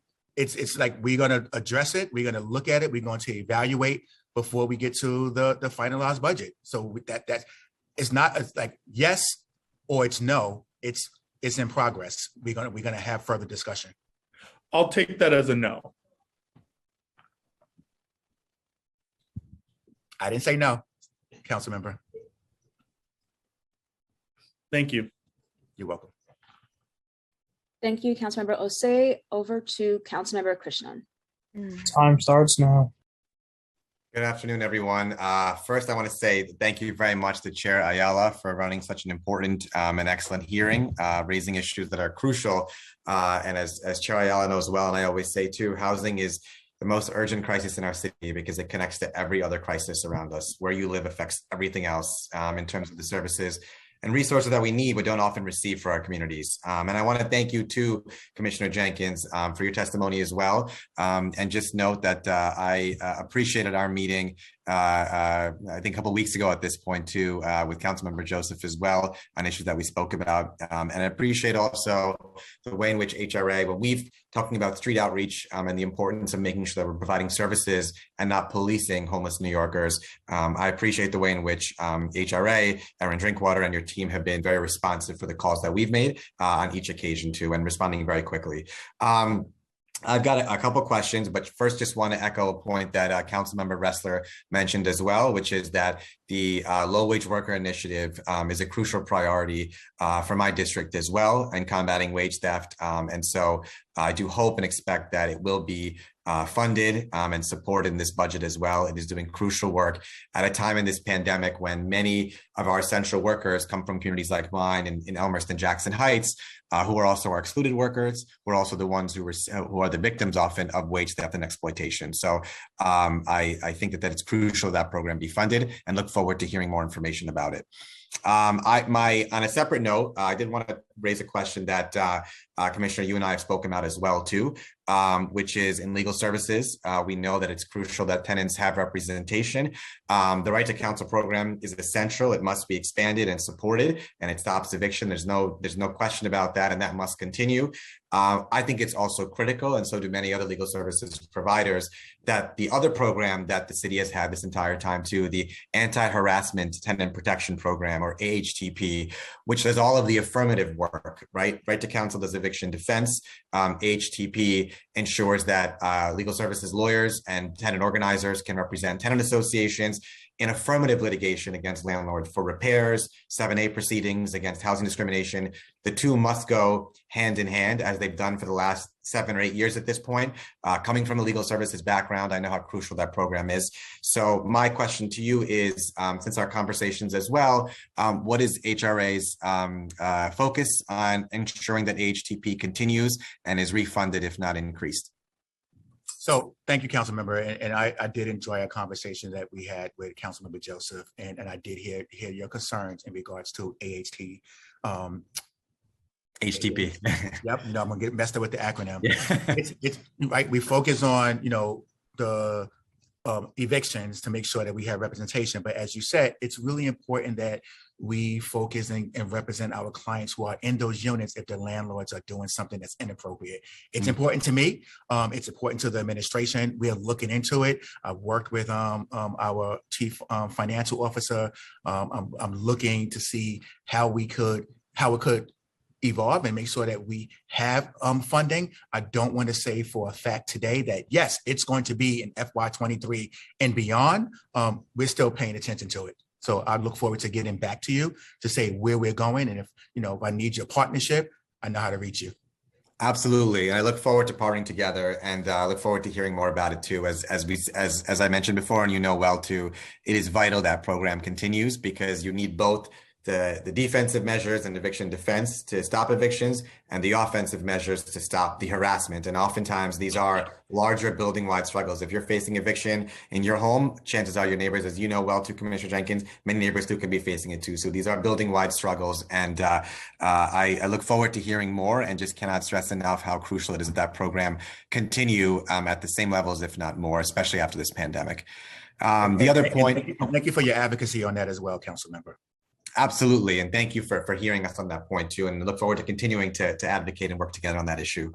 The only other point I wanted to mention as well is just something along those lines too. This is something that I've personally experienced in representing tenants and working with HRA over the years too, just to ensure that when tenants are in need of one-shot deals and are facing outsized eviction judgments against them, that HRA do all it can to eliminate the bureaucracy to ensure tenants get the resources they need as quickly as possible. Because as you know well, it costs far more to have someone in shelter than it does to keep them in their home. And so oftentimes the bureaucracy at HRA can be very, very difficult to navigate to get a one-shot deal.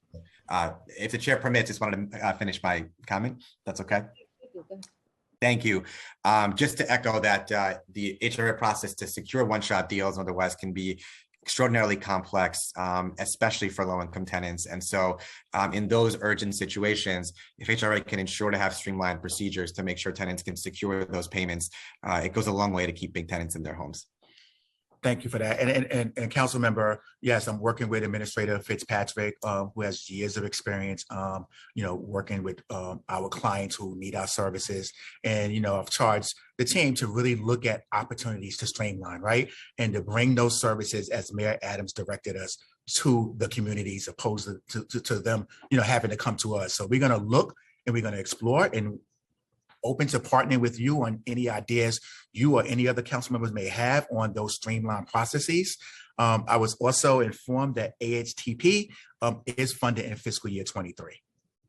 Great. I'm very glad to hear that. Thank you for letting me know and look forward to continuing its funding in the future as well. But thank you for that information. You're welcome. Thank you, Councilmember Krishnan. Now moving on to Councilmember Hudson. Time starts now. Thank you. Good afternoon. And hello to the chair again, and also to Commissioner Jenkins. It's always good to see you. Same here, council member. Few questions. What teams within DHS and HRA will have vacancies eliminated to achieve the 3% PEG? So, Councilmember, there are no frontline positions that were eliminated to meet the PEG. So again, for DSS, HRA, it was 695, of which 633 were Medicaid funded. HRA still have vacancies, and that vacancies is close to 2,000. I charged the team, we need to fill our vacancies to make sure that we're meeting the demands for folks that are coming to us for services. In HRA, DHS, I mentioned earlier, it's around 264 vacancies that we're focused on laser to get, as I say, butts in seats. We want to make sure that we have the available staffing levels to meet the demand of the services on behalf of New Yorkers. That's good to hear. Thank you. So I just want to confirm that there will be no reduction in the agency's ability to process rental assistance, one-shot deals, public benefits, things like that for clients, as well as invoice processing for providers. So we are laser focused to ensure that timely processing, accurate processing is done on applications that's submitted to our agencies. And we're going to continue that focus. And again, if we need to pivot, if I need to raise the flag, I have those conversations with my HR team and my finance team. Great, thank you. I believe First Deputy Commissioner Park has previously testified that the DHS Shelter Repair Fund and Squad effectively addressed shelter violations. Why is the administration, cutting that fund, especially as providers are also still awaiting new needs requests? So I'm going to start off and have Administrator Carter join in. So since I've been appointed January 1st, day one, I went out to the locations and I've been hitting all of the shelters, announced and unannounced, just to look at the conditions of the shelter. I'm not going to sit here and say everything is perfect, right? The mayor always says we're perfectly imperfect. Are there opportunities to improve the shelters? Yes, but the shelters that I've visited, they are in good shape. They're clean. They have the utilities for our clients who are in those shelter systems. For the Shelter Repair Squad, I think it's like 90% that we addressed any type of repairs that are needed. We continue to be laser focused on that. We want to make sure that our shelters are, and I'm going to say this, our shelters are safe environment, is a caring and compassionate environment that folks will want to be there if they need to be there. Administrator Carter, can you please quickly chime in? I will. Thank you, Commissioner, and thank you, Councilmember Hudson.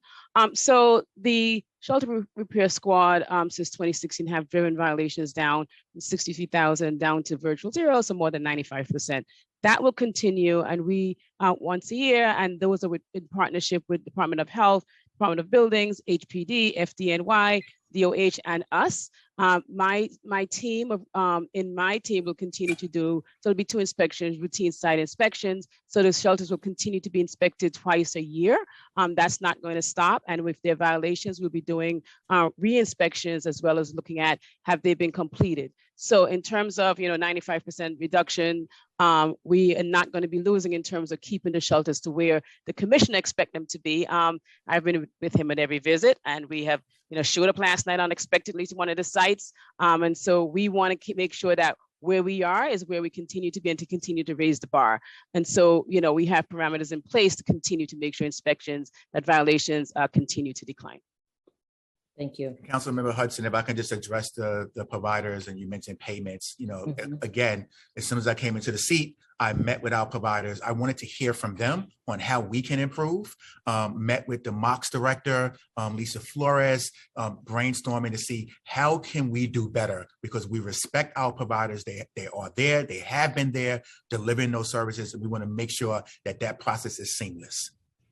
Thank you. It's definitely a work in progress. Understood. My last question, and if Chair Ayala will permit, we'll go just ever so slightly over time. Go ahead. Thank you. Is there any new funding allocated to open the 500 new safe haven beds the mayor pledged as part of the SOS homeless outreach plan? So that the 500 for the SOS plan, the 500 stabilizations and safe havens, we have that already. That is already in the works for us to open those. And if I'm incorrect, Administrator Carter or Chief Financial Officer Levine, please jump in. But we are in the process right now of identifying and continue to open up those safe havens and stabilization beds. We actually just opened one up of the 500. I think it was last week, and we were really proud of it, and we will continue. Yes, thank you. That's correct. Great. Thank you so much. Thank you again, Commissioner, and thank you, Chair Ayala. Thank you, Councilmember. Thank you, Councilmember Hudson. Over now to Councilmember Stevens for question. Time starts now. Good afternoon, everybody. And thank you, Chair, again, and Commissioner. Thank you guys for being here. I just have a couple of questions. So my first question is, I've heard a lot of stories from like my constituents and a lot of folks that I know who've been in the shelter situation where it seems like they kind of just get stuck in this perpetual cycle of going to PATH, starting the process, going to a tier 2, and then being sent back to PATH multiple times. Can you talk to me a little bit about like how that's being addressed or being looked at, where folks who are just kind of like being shifted back and forth? And then also too, in conjunction with that question, if we can talk a little bit about how we are like placing families, because we often have kids and families who are stationed in the Bronx, and they'll be sent to a Far Rockaway shelter, and then it's no consideration around the school. So now they're traveling long hours around that. Thank you, Councilmember Stevens, and it's nice to see you. And I know we need to get a meeting on the calendar so we can discuss it, and I'm going to make sure that happens. But in regards to PATH back and forth, pre-pandemic, that was the process. One would apply at a temporary siting, and they would have to go back to PATH to reapply. During the pandemic, and this is still in place right now, and I'm looking to see, exploring how we can do better. They're no longer required to go back to PATH to reapply. They can apply right from the location where they are. So no longer have to go back to PATH with their children, with their belongings. Administrator Carter and I are looking and exploring how that process can stay in place even as we are coming out of the pandemic. We would encourage and implore to please, as you're dealing with your constituents, our clients, our neighbors, the importance of reapplying, because that's a state mandate. They have to reapply in order to be eligible for shelter. In regards to the shelters, for the movement, we really focus on placing families in the communities where they come from. But we look at the youngest child that's in school and try to place that family in that borough close to, that school if possible. We continue that. Is it a challenge? Yes, it is. But that is always our first mission, to place that family of the youngest child in school in that borough. Minister Sure. Thank you, Councilmember Stevens.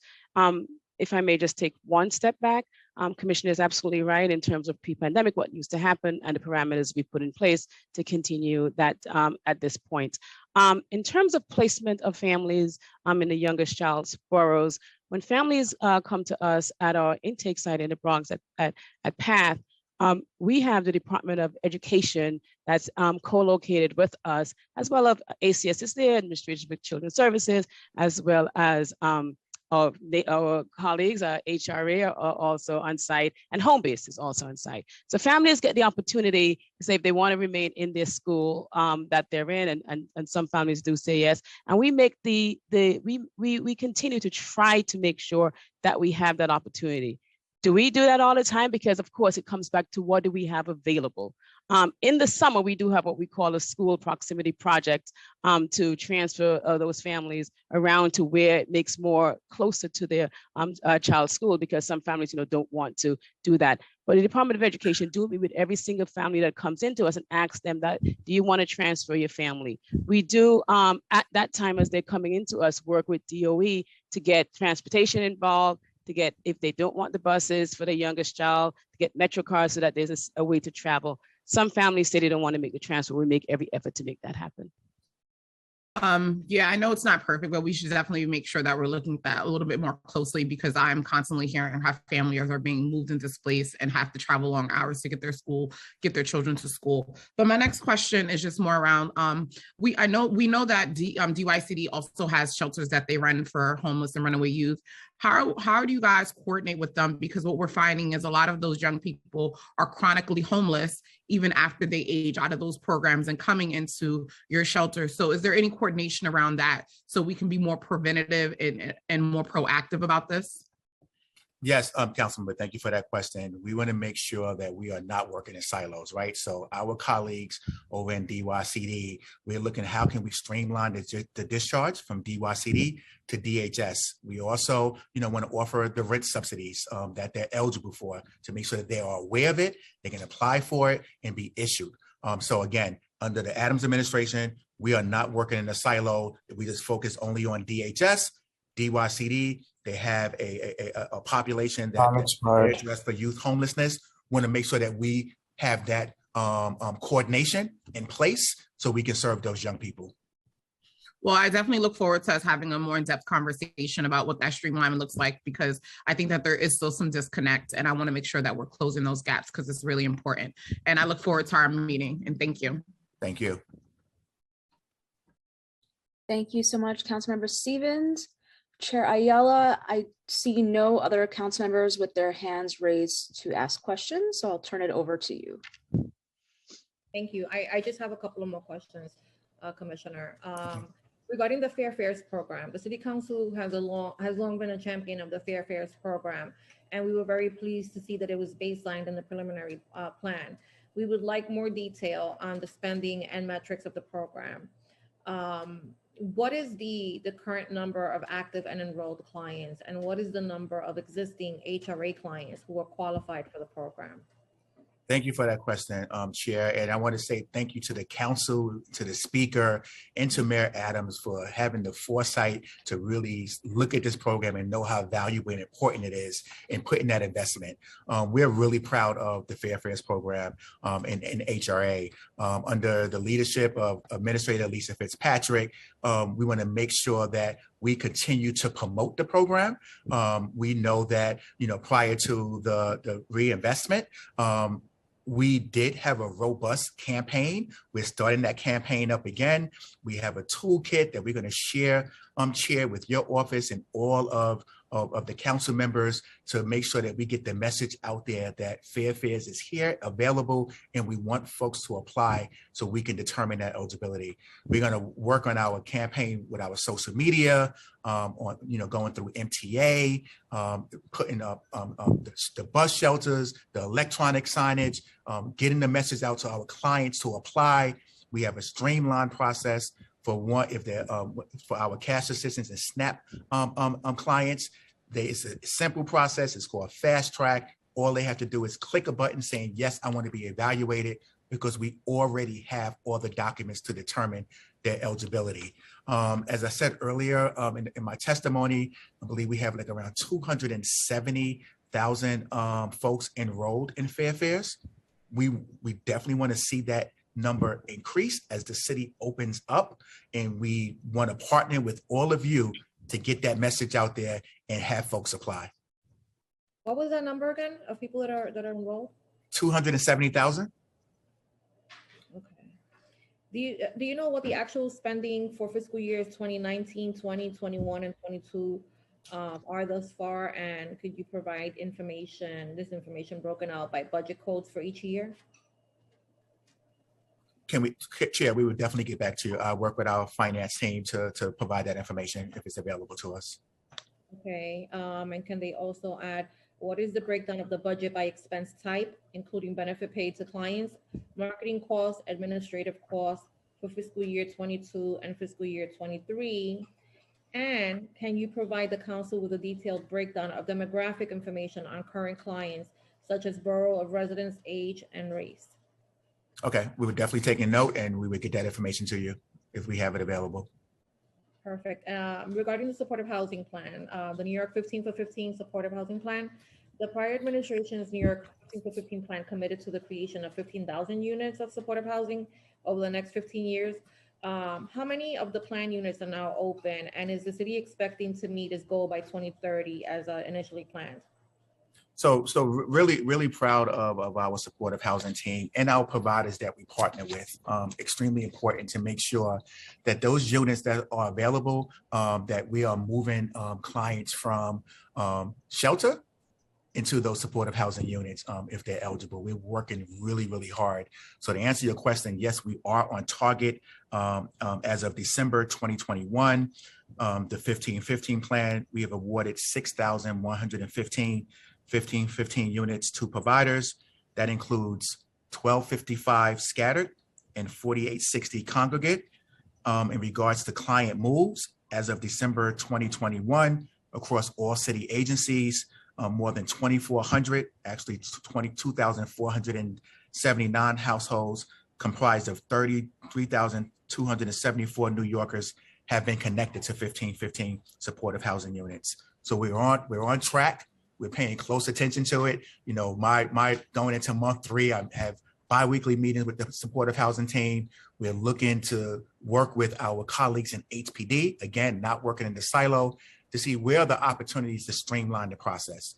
Really proud that the mayor appointed the chief housing officer who has oversight of both HPD and NYCHA. So we're, again, looking to partner and understand where are the opportunities to streamline our processes and get more folks moved in. Do we know how many of those placements went to homeless individuals? I think the vast majority of them went to homeless individuals. Actually, I had the number in front of me, so I'm going to read it. 3,092 were actually homeless individuals, and a small number were young adults. Okay. Now, there's one question that I get, one complaint that I get is about the HRA call center and the single phone number the clients call. So if I'm applying for benefits, one of the options is to do it virtually or by phone. And so if I get a phone call and I don't recognize the number, or my phone mistakenly classifies it as some sort of spam, I may not pick it up and I may miss my appointment. If I then call back the number that is provided to me as a client or as a potential client, it goes to an operator. It is impossible to reach a person. And that creates, as you can imagine, it becomes problematic, because then it creates a lengthier amount of time for a person to actually access the benefits, because now they have to go through this process again and wait for another appointment. is there any way to fix this? Because I'm telling you, it's the number one complaint that we get regarding that feature. Thank you, Chair, for that question. And we're looking into it. Our HRA info line, I have to applaud that staff. They did not miss a beat in regards to the pandemic. And I want to say, even for our own staff, right, we were hit hard with the impact of the pandemic. And again, just want to applaud the HRA and DHS staff for stepping up and not closing our doors at all. We're looking at improving our technology. We was looking forward to the one number where folks will call and the calls be routed opposed to going to different areas. It's just one number you call and you'll be assisted. COVID took a hit on us and that was delayed in two ways. It was a slowdown for all agencies. The city shut down March 2020. And we made an important change as a result. We pivoted to a cloud-based system. That cloud-based system, our expectation is that was going to help ensure that the calls were received appropriately. I'm going to have Administrator Fitzpatrick give a description of how we engage our clients and when we call and then we don't reach them, what's in place as far as making sure that we do a second call to outreach to them in the various letters that we send to clients as well before an adverse action is taken. Thank you, Commissioner Jenkins. Yes, Chair Ayala, throughout the pandemic, we've had to have this system in place where workers are calling clients for interviews. Prior to the pandemic, we had an on-demand system for SNAP clients, so they were able to call us. We had to take the system down during the pandemic, and we're working at this point to bring it back online. But until then, if a client misses a phone call when we call them, then we send them a notice. And that notice does have information for them to call the HRA info line, which you've indicated, but we don't take action to close cases right away or reject cases when we don't reach the clients. We have this window where we're waiting to see if we can try to reach the client again. In that window, I think it's about a 3 to 5 day window after the appointment's missed, where we'll wait before we take an adverse action on the case. So we're sending out these notices to tell people that they've missed an interview, and we're waiting to see if we can get in touch with them. If they missed a phone call and they cannot get through, the centers are still open. We still allow clients to come in and speak to a representative at the center, and we will sit them down at a desk and have an interview with them in the by telephone at the locations. But the system is not as pristine as it was prior to the pandemic, because we also folded in the cash assistance cases. Prior to the pandemic, we weren't doing telephone interviews for cash assistance. So between the SNAP cases and cash assistance, it was a lot of volume of outgoing calls. But we anticipate bringing the SNAP on demand system back up by the spring of this year. And then that will reduce the volume of calls where we're actually reaching out to speak to clients. Yeah, my only concern there is just the turnaround time, right? From the time that I missed the call to the time that then, HRA, I'm assuming, tries to reach out to me via mail. And then, allows me time to call back. Like, I don't know that the 3 to 5 day window is sufficient. And it just concerns me that cases may inadvertently get closed unnecessarily. And then I also have a couple of just like concerns regarding, some of the programs, like the home-based programs are great, but in Manhattan, for example, we have one provider that has two sites and, servicing the entire borough of Manhattan.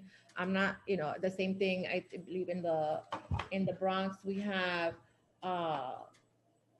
3 and they have multiple sites, which is great. But Manhattan, Queens, and Staten Island, are not really benefiting from that. Brooklyn seems to be faring pretty decently. And I've also seen the same thing happen with the ID NYC sites, the brick and mortar sites have a lot of them have closed. Pre-pandemic, we had about 3 in East Harlem, for instance, and post-pandemic, or if this can be considered post-pandemic, we're down to 1 at the Health Action Center, which means that people are waiting a longer time to access that resource, because there's only but so much that, the staff can do in a working day. So I'm concerned about that and the rumors, right, that because we're consolidating services and really pivoting to a more virtual and telephone based system, that we will at some point be looking at closing brick and mortar sites, which, for me is of concern, because I feel like, it's, and I brought this up at the last hearing, that we have had notoriously in this office, at least I've been here for over 15 years, and this has been the case, where people show up here and they're like, oh, I came here because I applied for SNAP benefits. And we're like, no, we're not HRA. And so when we look at the letter, it's East 16th Street. And so, to have to, we've had staff members that have actually, given the individuals train fare, because many times people are like, oh my God, I only had enough to get here and back home. So the idea of closing sites really concerns me. Chair, thank you for those statements. And in regards to IDNYC and home base, I look forward to partnering with you and learning, and brainstorming on how we can improve and what we need to do to make sure that the public is aware of where these locations are. And I heard you in regards to the centers and moving to technology, our whole goal and purpose, right, behind making sure that folks who can utilize technology, utilize them, right? Like I always give the example, I go to a bank. I don't go to a bank anymore, right? I don't go to a brick and mortar. I do all of my banking online, but we also recognize everyone can't do it online. So we want to ensure that we have places where folks can go to receive that additional assistance in person. So I can say this, we are committed to ensuring that we do have locations where one can apply in person. Yeah, no, I appreciate it. Listen, I think even in the mental health, when we were working through the mental health committee during the pandemic, the pivoting to virtual was really optimal for a lot of patients, because it allowed them to be able to receive the same service in the comfort of their own home without having to walk into a clinic, and really eliminating the stigma around mental health care. And so I personally would welcome a virtual option, but I know that many of my constituents are not either computer literate yet, have never been, or may not have access to a computer. And so what happens is that the unintended consequence is that they end up here, which is fine because we have a constituent services department. But if the demand starts to become so much, then we have to also refer out, because our offices are very limited in staff. And I'm assuming it's not just our office. I'm assuming that any social service, even in senior centers, seniors that are applying for SNAP benefits, right? Is the senior center equipped to be able to handle the influx of people that are coming in, because now those appointments are virtual? Do they have the technology, right, to be able to connect them to in those cases? And these are questions that we're going to have to we're going to have to ask, and things that we're going to have to start thinking through as we become more technology inclined, right, and dependent. We need to ensure that the infrastructure exists before we completely transition over to that method of delivery of service, which again I welcome, but there have to be options. Okay, and Chair, if I may, Chair, I also want to highlight our partnerships in the communities. We have over 700 community-based organizations that we partner with over throughout the 5 boroughs, and we encourage and we understand we're government. Some folks don't want to come to one of our offices, but they're more comfortable with a CBO. And we train all of those CBOs on Access HRA. I'm also offering, if any of the council members need training as well for their teams on how to access and how to navigate Access HRA, we can also get a team to train the council member staff as well. No, we were, I mean, I think, I'm sure that some members will avail themselves of that. We, are pretty well versed on this, but I was one of the only offices that stayed open during the pandemic because I serve a high needs constituency, and it was really important that we were here. And most of the people that were coming in here were trying to access some sort of benefit, right? Whether it was unemployment or emergency food stamps, cash assistance, rental arrears assistance. They needed to submit documentation, right? They needed to fax stuff, to scan stuff, to email stuff, which requires that they have access to a fax machine, to a scanner, to an email, which oftentimes people in my community, and more people do have access, but we still have a large enough constituency that are not connected in that way, that had we not been open during the pandemic, those individuals would have been in trouble. And it was so bad that we were getting people from Queens coming into this office because they heard that, and don't ask me how, but people would find out that we were open and they will come here even, for notary. They needed to notarize a document that had to be submitted for whatever, they were applying for. And we were lucky enough to have one on site, but that's not always, the case. And so I just want to, make sure that I'm on record saying that, because I think that even times when we have the best of intentions, we have to also always consider the unintended consequence of, right, the impact of these changes, and that there really is a need to further educate the community, right, before fully executing in this way. And I also want to say thank you for coming and for answering all of our questions, Commissioner. And I'm really excited to our working relationship. And I thank you for, always being so receptive to phone calls and accessible at all times. I really appreciate that. And I hope to offer the same level of support. And with that, I have no further questions. I think, we have a lot of work to do. That's pretty evident based on, everything that's been discussed here today. We understand that, you are limited also, and that there are ways that the council can be supportive. So we also want to offer that, that level of commitment on our end. And that's, I think what a true partnership should look like. So thank you again. And we look forward to hearing from you, and maybe if you can leave some of your staff to kind of hear some of the public testimony, that would be fantastic.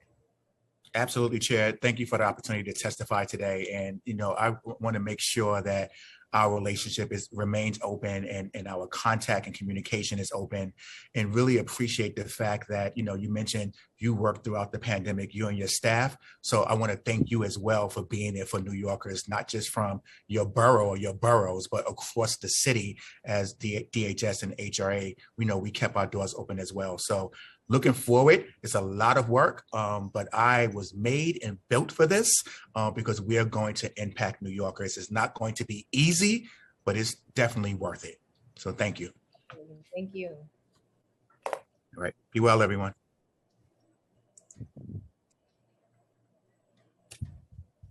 Okay, I will now pass it over to Committee Council to start calling on the different panels. We are asking that panels please be cognizant of the fact that we have a lot of folks that have signed up to testify today. And so if you can, please read and review your testimony today and try to consolidate it to the 2 minutes. We would really appreciate that, because I don't want to have to cut people off, but we really have, I think it's over 50, 60 individuals that are signed up to speak today. So thank you. Thank you, Chair Ayala. Again, I'm Aminta Kilawan, Senior Counsel to the New York City Council's Committee on General Welfare. Panelists, as a reminder, you're going to be on mute until it's time for you to testify, at which time your name will be called and you're going to be unmuted by the Zoom host. If you mute yourself after you have been unmuted, you will need to be unmuted again by the host. Please wait for the Sergeant at Arms to tell you when your time begins, and the sergeant will then let you know when your time is up. And as a reminder, you have 2 minutes for your testimony. Additionally, if there's anyone who wants to submit beyond their 2-minute testimony and submit written testimony for the record, they may do so by emailing their testimony up to 72 hours after the hearing to testimony@council.nyc.gov. Our first public panel will be comprised of Jody McMillan, followed by Brenda Walker. And then the following panel, just so everyone has a heads up as to what's coming next, the following panel will be comprised of Michelle Yanchi, Kevin Young, Amelia Ramirez, and Ronald Richter. So we're going to begin now with Jody McMillan. Starting time. Hi, good afternoon, Chairperson Ayala and City Council members. My name is Jody McMillan, and I'm a delegate for Local 1549, also currently employed as an eligibility specialist for the past 7 years with HRA. I thank you for the opportunity to testify today. Our members are frontline workers who have stayed the course during this most difficult time in history. They have trudged in spite of their fears, apprehensions, and doubts. They moved this city. They are dedicated to fighting poverty and income inequality, to providing New Yorkers in need with essential benefits such as food assistance and emergency rental assistance. They stand by the mission statement of the same agency they carry on their backs. Our members, some of whom are in need of the same services they provide to New Yorkers, deserve to be heard. Last year, Local 1549 and advocates testified at the City Council for the need for hiring more eligibility specialists. Although the process of HRA department has continuously moved forward towards automation, we must remember the foundation it stands on and the community it serves. We must remember one significant danger of automation is dehumanizing the process and remembering the pitfalls. Our vulnerable populations, such as lower income and elderly, are at risk for not being able to complete the application process due to the lack of knowledge with computer usage, the inability to afford Wi-Fi, or constant phone service. The ever rate of automation has increased and has caused significant delays in processing, causing undue hardship on our workers and clients. So even with the automation implementation, has it taken some of the burden or increased the productivity, or has it brought to light other concerns on an already strained agencies? Hiring more qualified eligibility specialists will result in reductions of the errors which currently impact our clients. Having trained personnel will ensure the process and policies are being upheld. Fear hearings and duplication applications will be reduced, and our clients will receive the benefits of trained workers who uphold the agency's mission statements and the name. Please consider adding more eligibility specialists to the budget. Thank you for your time and allowing me to testify. Have a great day. Thank you so much, Jody, for your testimony. Now going to move to Brenda Walker for testimony. Starting time. Yes, good afternoon. My name is Brenda Walker. I'm sorry, thank you for the opportunity to testify. Good afternoon, General Welfare Committee and Chair Ayala. I am employed by the local, I'm a grievance rep, also the chapter chair of HRA and delegate for Local 1549, also a delegate. So thank you for that testimony, Jody. She hit it right on the mark. I don't even have to testify after that because she's basically said all that needs to be said. But I just want to say that Local 1549, it's approximately 13,000 members. We are the frontline staff and support staff as well. And we're in offices, agencies across the span of ACS, SNAP, HIV, medical assistance, APS, Adult Protective Services, and so forth, many others. Throughout this pandemic, we have had at least 30% of our staff working on the front line. They have been reporting in the darkest hours, rendering services while balancing fear, enduring loss of family members, friends, colleagues, while servicing sometimes hostile clients. In short, they shouldered the burden. While most were home, only to be rewarded with a mandated grueling 11 additional hours a week, while the world was spiraling out of control and chaos and these unsafe conditions, they continue to report to work. So in short, I'm just not going to belabor it. What we need, because there has been a decline in the workforce, a decline, also members being lost due to attrition. What we need, as Jody said, we need more hiring of the eligibility staff, eligibility specialists, as well as clerical associates, because these are the frontline workers that you come in contact with every day when we're servicing our members. We have been servicing people throughout this pandemic. We're the ones you see with the smile most of the time, but you know, we need, and I'm glad the commissioner has also echoed those sentiments, and I want him to keep his word in terms of hiring, because we have not had enough. We want to stop this subversion of civil service and hire from the eligibility specialist list. Thank you so much for this opportunity to testify. Thank you very much, Brenda, for your testimony. We're now going to move to our second panel. Our second panel will be comprised of Kevin Young and Amelia Ramirez. Turning now over to Kevin Young. Starting time. Hi, good afternoon. I am Kevin Young. I'm a LEAP youth coach at JCCA in Pleasantville, New York. I'm actually going to be introducing Dejanira Calderon, who will be speaking about what it's like to work with a youth coach. Hello, my name is Dejanira Calderon. It is an honor to be here to present a testimony today. When I first arrived at JCCA, my future was unclear and the new environment made me fearful. I was unsure of the people around me and unsure of my plan for getting out of here. I believed no foster parents would ever be able to handle me and that I would lose myself in this residential since I trusted no one and was constantly walking on eggshells. I've been here for over a year. I have not lost myself and I don't plan to. I could say this for over 100 selfish reasons. Brilliance, intelligence, resilience, bravery. However, this is not the case. In the times I was crumbling, the times I was scared and felt alone, I always had a great support group that helped me up. They showed me what I needed to do to get my life together, motivated me to be better, helped me get motivation to chase my dreams, and I learned the most valuable lesson from my mentors. Anything you do will only impact yourself in the end. My youth coach, a friendly face named Kevin Young, was one of my largest supports. He is a blunt person who knows the way around life and is a supportive person who knows how to listen. I have found myself sitting in his office many times for many different reasons, whether it's for questions about employment or venting my frustration about the world around me. He is always willing to listen. In return, I am always excited to learn from him. He is someone I have come to see as a father figure, someone who understands the frustrations of a youth like myself in the position I am in. But foster care can be so complicated, so scary, but people like him know how to guide their youth to success, like he has done for me. When I first arrived at JCCA, school was not much of a concern to me. I was a spoiled brat that had respect, but was focused on the wrong things, specifically on a male who expired and could not offer me anything. Meeting Kevin turned things around for me. He was an inspiration. He was someone who was successful, kind, nurturing, and funny. I wanted to make him proud. So the day that I came to him about my 1,080 on the PSAT and he congratulated me, it felt amazing. It felt like I was doing something right. I felt successful. It became a feeling I would work for. My grades in school skyrocketed. Mr. Young began coming to me asking me to write, speak, and attend meetings in order to help our agency. My confidence boosted and I broke out of my shy phase. I started having fun sitting in front of a camera, reading my writing to people. I would look forward to it. And every time I spoke, he would be there. My support, my motivation, my friend. He is so much more than an employee working here to help youth. He is a leader that proves to us that we are capable of anything that we put our minds to. Walking in his office, meeting with him, it's always a fun and calm experience. When I vent my emotions to him, he always has advice that helps me feel less guilty. He understands my emotions and seems to read my minds at times.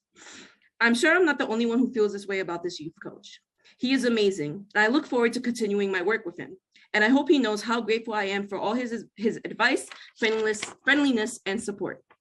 Thank you, Fair Futures, for making it possible, as I feel that all youth need to experience having a youth coach. If this was something that was not in place, I don't feel that I would have been as connected as I am to the resources that I have the pleasure of receiving. Thank you for your time. Thank you. Oh my goodness, that was great. That was really, I'm so proud of you. And I'm sure that a lot of the people that are on this call today who have played a major role in ensuring funding for this program are really happy to see that you're thriving. So congratulations to you both. Thank you, Kevin. Thank you. Thank you so much for that testimony. Now going to move on to Amelia for testimony. Starting time. Good afternoon, everyone, and good afternoon, council members. My name is Amelia Ramirez, and I've been working at Sheltering Arms as a youth coach for 2 years now.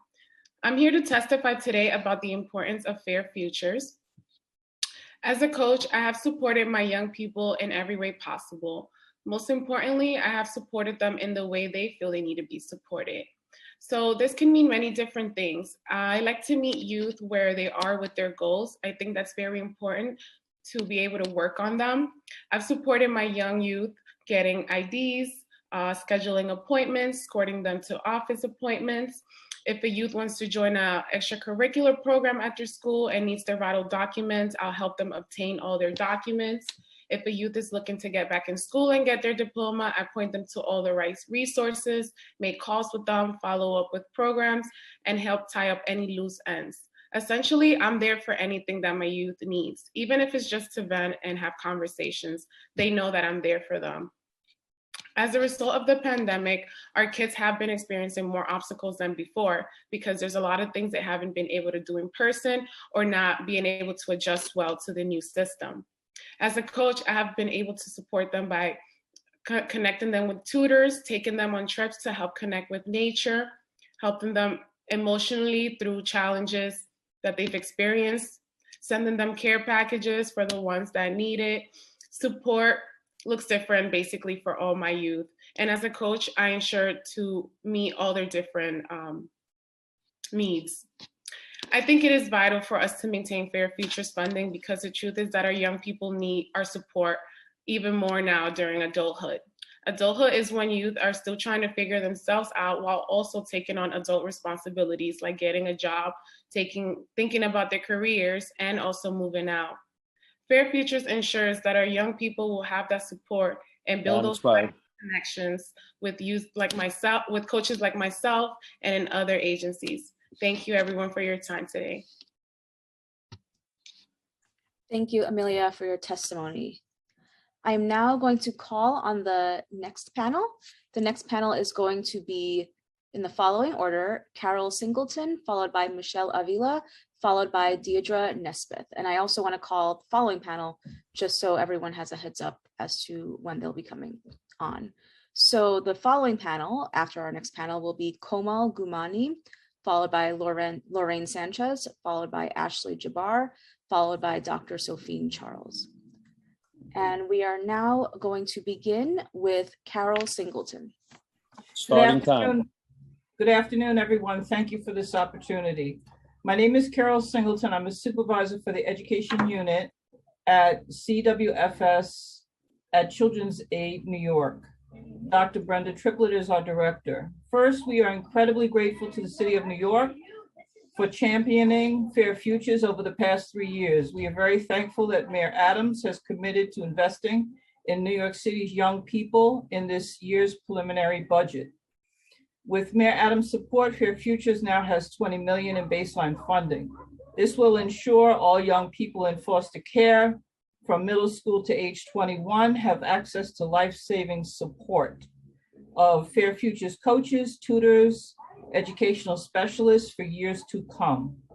Fair Futures provides one-on-one coaching, tutoring, and other supports to help young people in foster care. 98% of whom are people of color successfully move into adulthood. The data shows that Fair Futures is the leading model for successfully supporting and preparing foster youth to launch into adulthood. Fair Futures has been shown to exceed the city's high school graduation rate over 90%.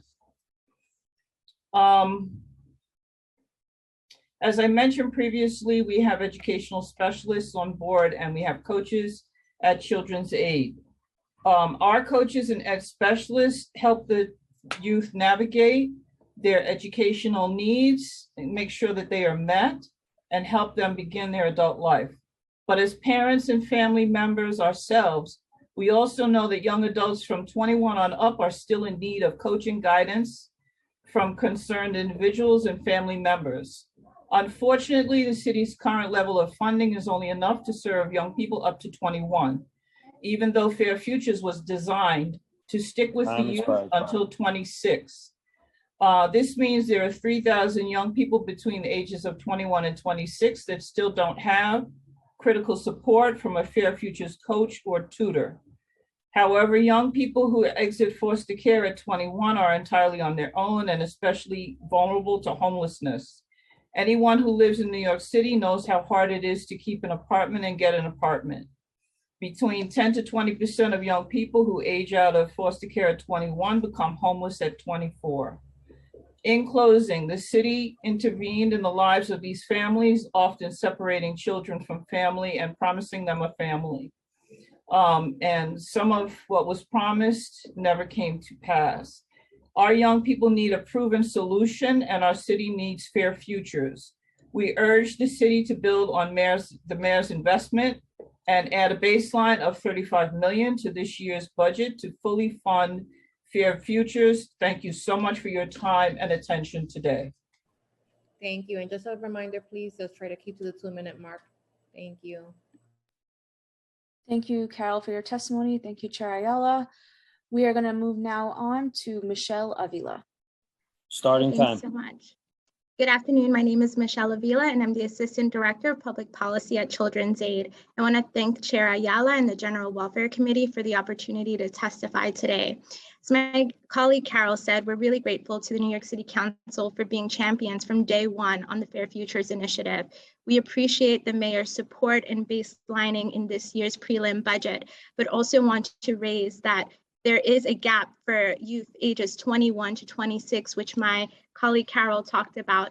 They need the supports that the Fair Future coaches provide, and unfortunately they are not included.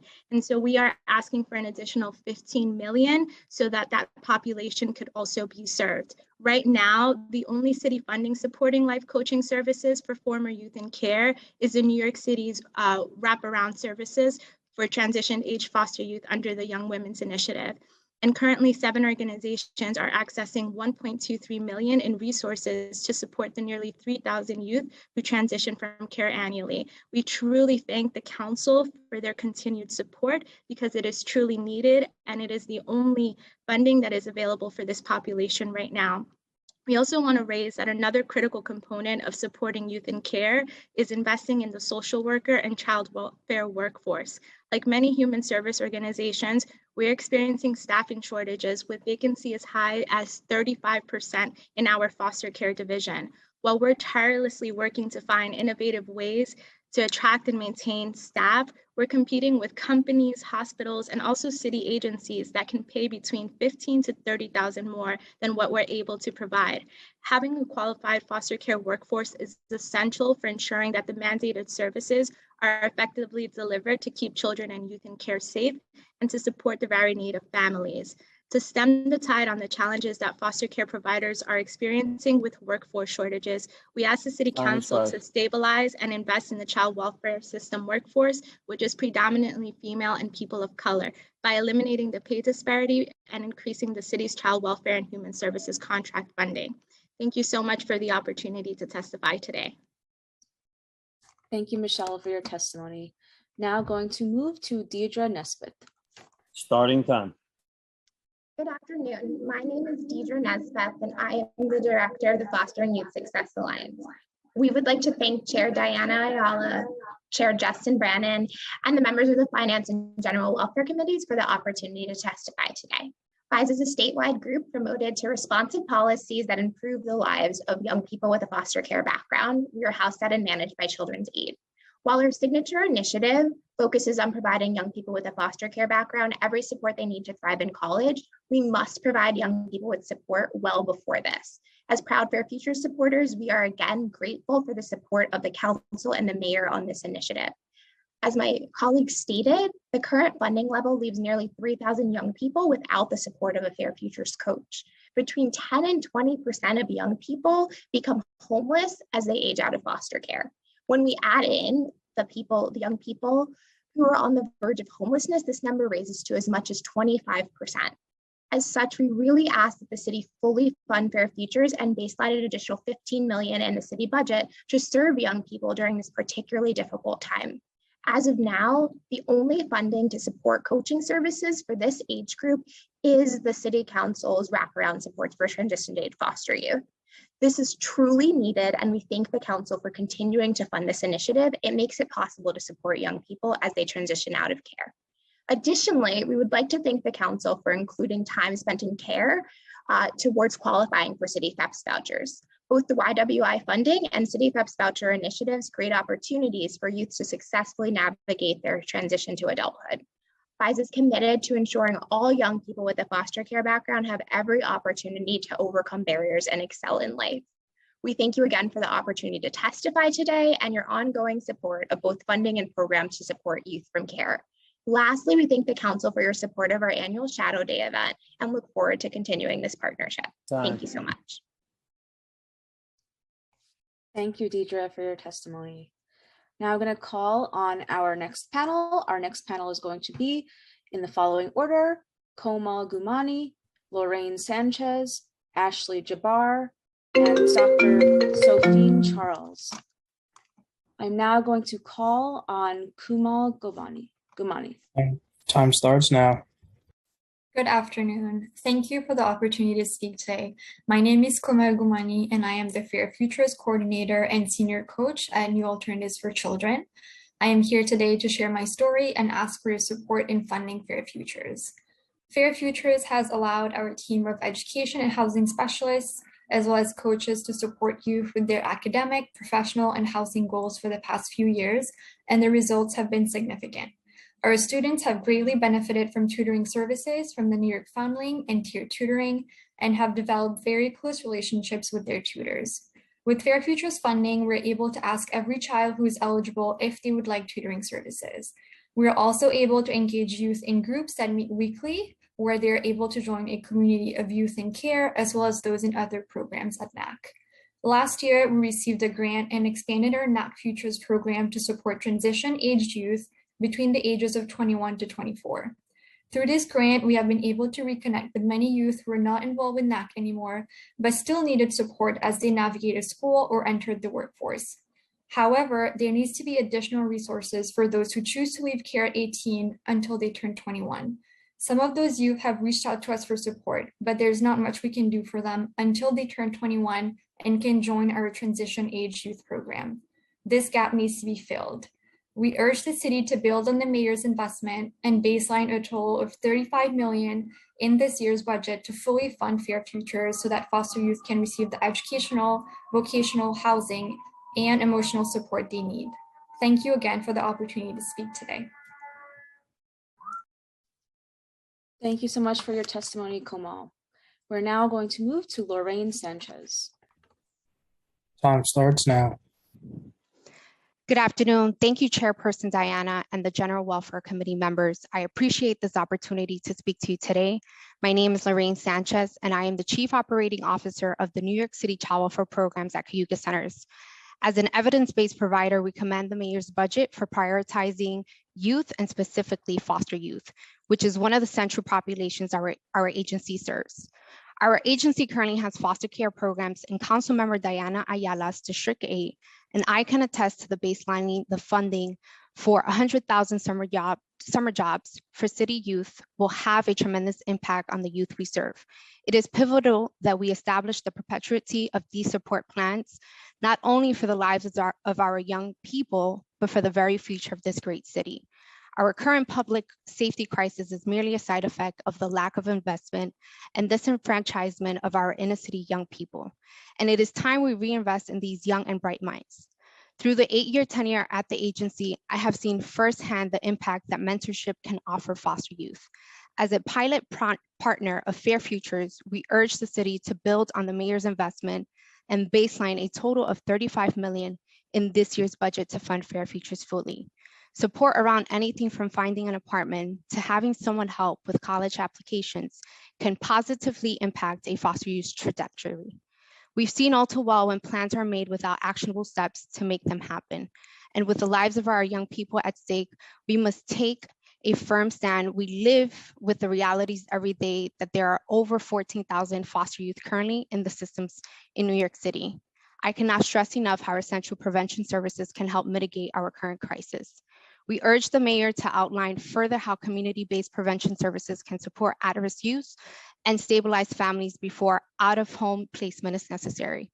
In other parts of the state, we have seen the successes of our evidence-based programs like Safe Care, in which young parents receive necessary. We look forward to being a part of the solution and working with the city to bring these necessary programs citywide. Thank you for your time and consideration. Thank you, Lorraine, for your testimony. I'm now going to move to Ashley Jabbar for testimony. Time starts now. Good afternoon, everyone. My name is Ashley Jabbar, and I have been a high school education coach at HeartShare St. Vincent Services for the past 2 years. I work with youth in grades 9 through 12, and I have personally assisted my youth with applying to college, applying for financial aid, assisting them with housing, enrolling in tutoring, participating, planning, and implementing PYA workshops that will prepare my youth for adulthood, passing along employment and financial opportunities, and other important events. I'm always working to help my youth find resources that best serve their needs. Throughout the pandemic, I checked in with my youth weekly and ensured they knew I was there to help them with any issues they may have faced, or even if they just wanted to vent, chat, or talk. I also helped ensure that everyone had working technology and helped troubleshoot any issues they may have faced with attending school virtually. I've helped my young people graduate and get into college, along with finding financial aid opportunities, finding employment, and participating in any extracurricular activities they were interested in. One young lady in particular, who will be speaking a little bit later, Leah Strong, recently was accepted into the college of her choice, and I'm working to assist her with bringing up her grades. I work closely with her school counselors and teachers to ensure that she is on the right path towards graduation. I know that eventually Leah will achieve all of her goals and go on to obtain her bachelor's degree. Every New York City foster care youth deserves access to a coach, and additional funding will ensure that a coach's support won't just end as soon as a youth reaches a certain age or leaves foster care. Our youth need to know that they have someone they can trust and someone they can rely on and reach out to whenever they have an issue or a problem. Thank you so much for your time. Thank you, Ashley, for your testimony. Now going to move to the final panelist in this panel, Dr. Sophine Charles. Time starts now.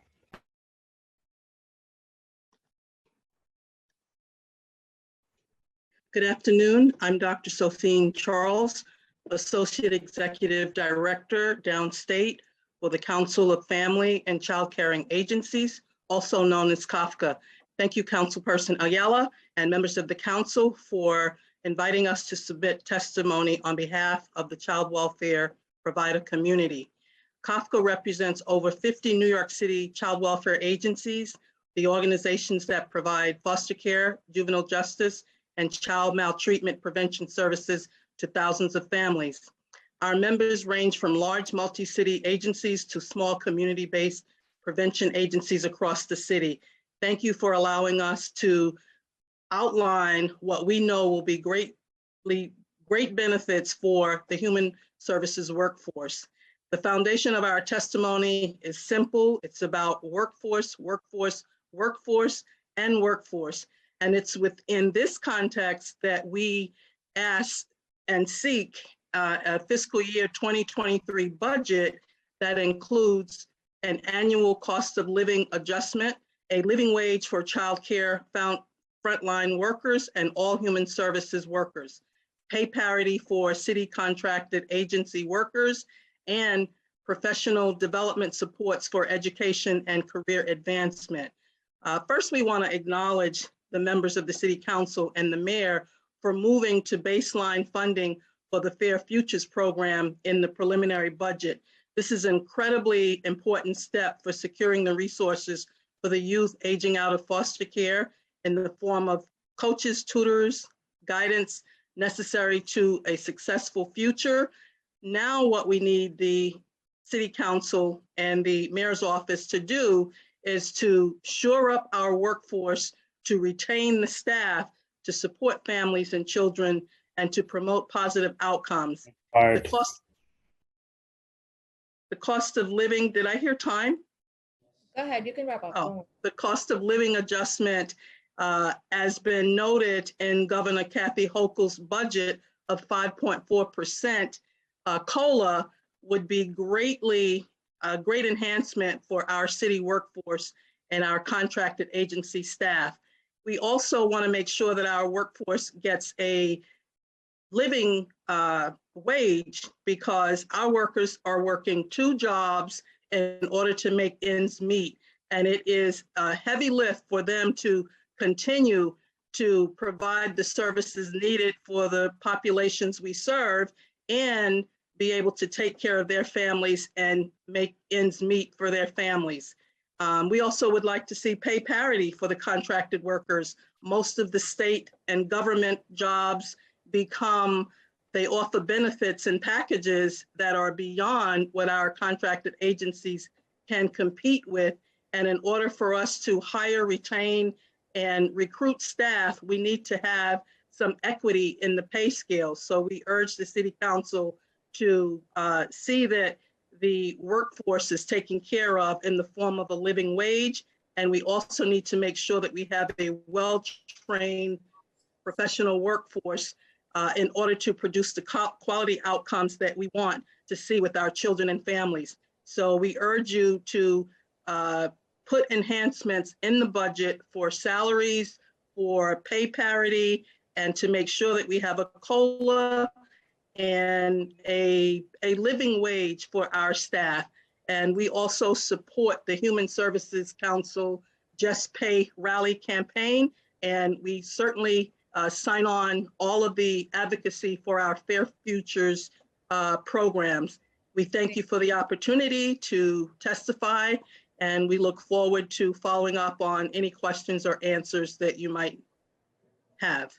Thank you. Thank you. And just as another reminder, please let's try to keep it to the 2-minute mark, you guys, because there are a lot of your colleagues on that would also like the opportunity to testify before 10 p.m. tonight. So any assistance is really appreciated.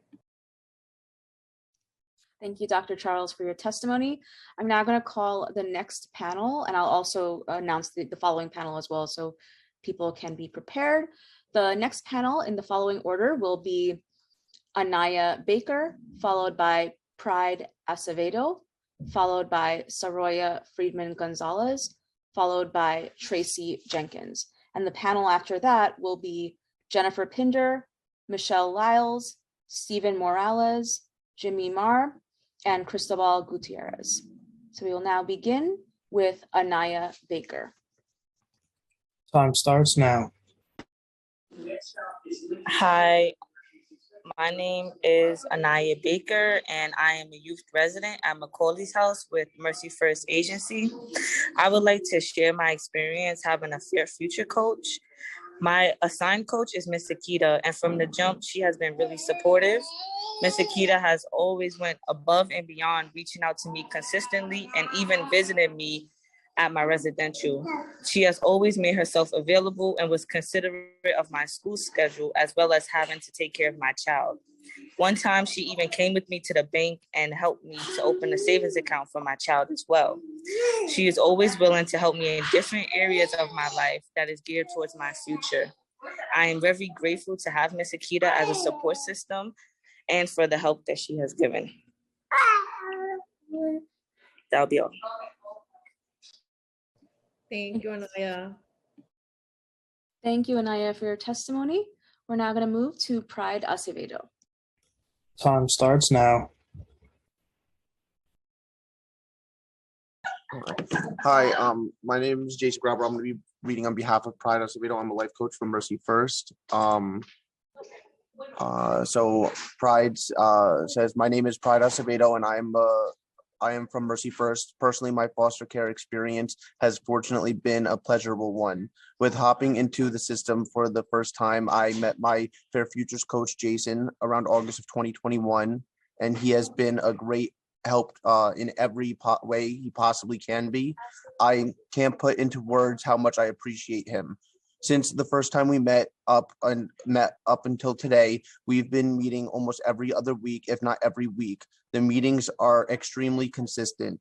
Given that I am also a little older than most kids I've met from foster care agencies, Jason has always made me feel comfortable. He's done his part as a Fair Futures coach and has always respected my final decision. Never have I been forced into anything. It has always been, quote, Pride. Now that we've talked it through, what would you like to do going forward, end quote, which I greatly appreciate. Thank you for all you have done, Jason. Please fully fund Fair Futures. Thank you so much for reading that testimony. We're now going to move to Saroya Friedman Gonzalez. Time starts now. You're still muted. You're muted, Saroya. You're muted. Okay, There you go. great. Okay. Hello, my name is Soraya Friedman Gonzalez, and I'm the Executive Director of New Yorkers for Children, a nonprofit that works to improve the well-being of children and families in the child welfare system, with a particular focus on those aging out of the foster care system. We provide direct educational and financial support to youth and also support other child welfare-focused organizations by developing innovative initiatives to fill the gaps in the system. We do this through our longstanding partnership with the Administration for Children's Services, the 26 foster care agencies, and many community partners. We typically serve about 1,000 youth per year as they transition out of foster care into adulthood, a moment when their need for support is greatest, but there are very few resources. While New Yorkers for Children has been around for more than 25 years, the past few years have proved to be an inflection point. Due to significant increases in demand, we have seen exceptional growth in every area of our work. In particular, at the height of the pandemic, New Yorkers for Children served over 2,000 youth, distributing more than $1.8 million in direct cash transfers to youth and families. We are a key resource and trusted partner to young people, and I share this merely to highlight the immense needs. Beyond our direct services work, New Yorkers for Children designs, pilots, and manages citywide initiatives. Since our founding, New Yorkers for Children has served as a longstanding partner to ACS, managing multiple grant projects that spur innovation and improve the child welfare system. We've launched several community partnerships for transformative initiatives supporting over 14 other child welfare organizations, big or small. We commend many of the existing investments. We support Fair Futures, and we believe that additional investments are needed. Thank you so much for taking the time to listen to my testimony, and I'm hopeful that with support from City Council, we will be able to build a stronger child welfare landscape in New York City. Thank you. Thank you, Soraya. We're now going to move to Tracy Jenkins. Time starts now.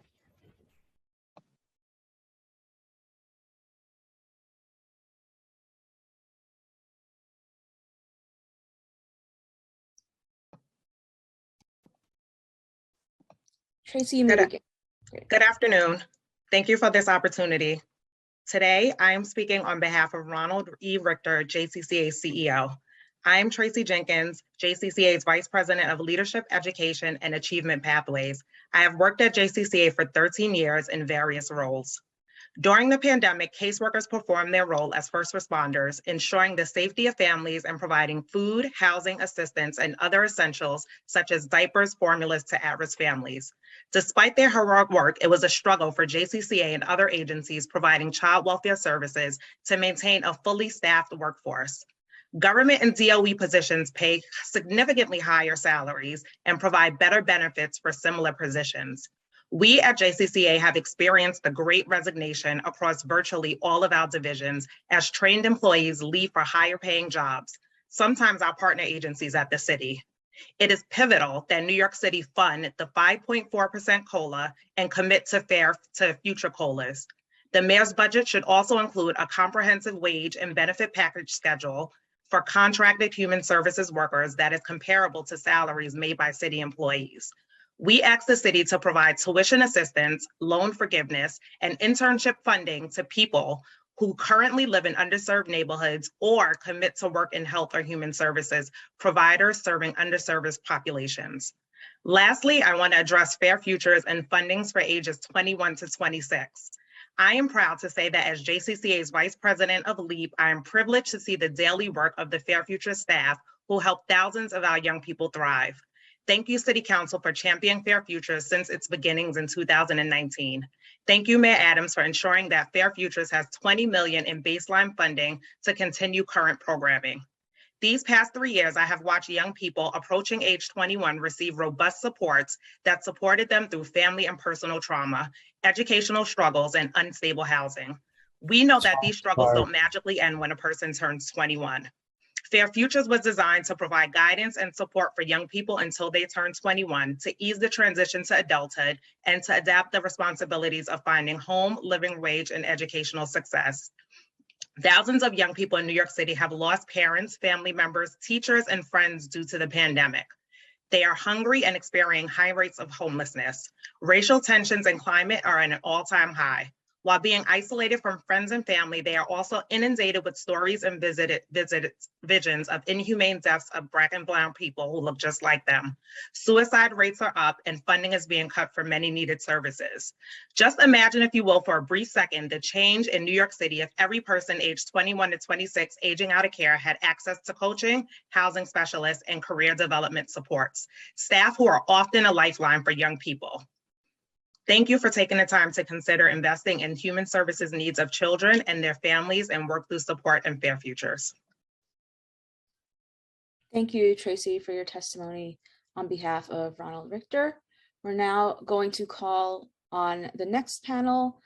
Again, the next panel is going to be in the following order: Jennifer Pinder, Michelle Lyles, Stephen Morales, Jimmy Marr, and Cristobal Gutierrez. So we're now going to begin with Jennifer Pinder.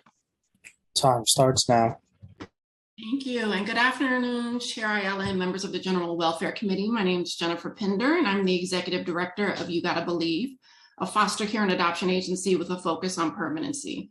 YGB has thankfully received continuous support from the City Council since fiscal 15 to support our Nobody Ages Out program and our efforts to provide wraparound services for transitional age foster youth.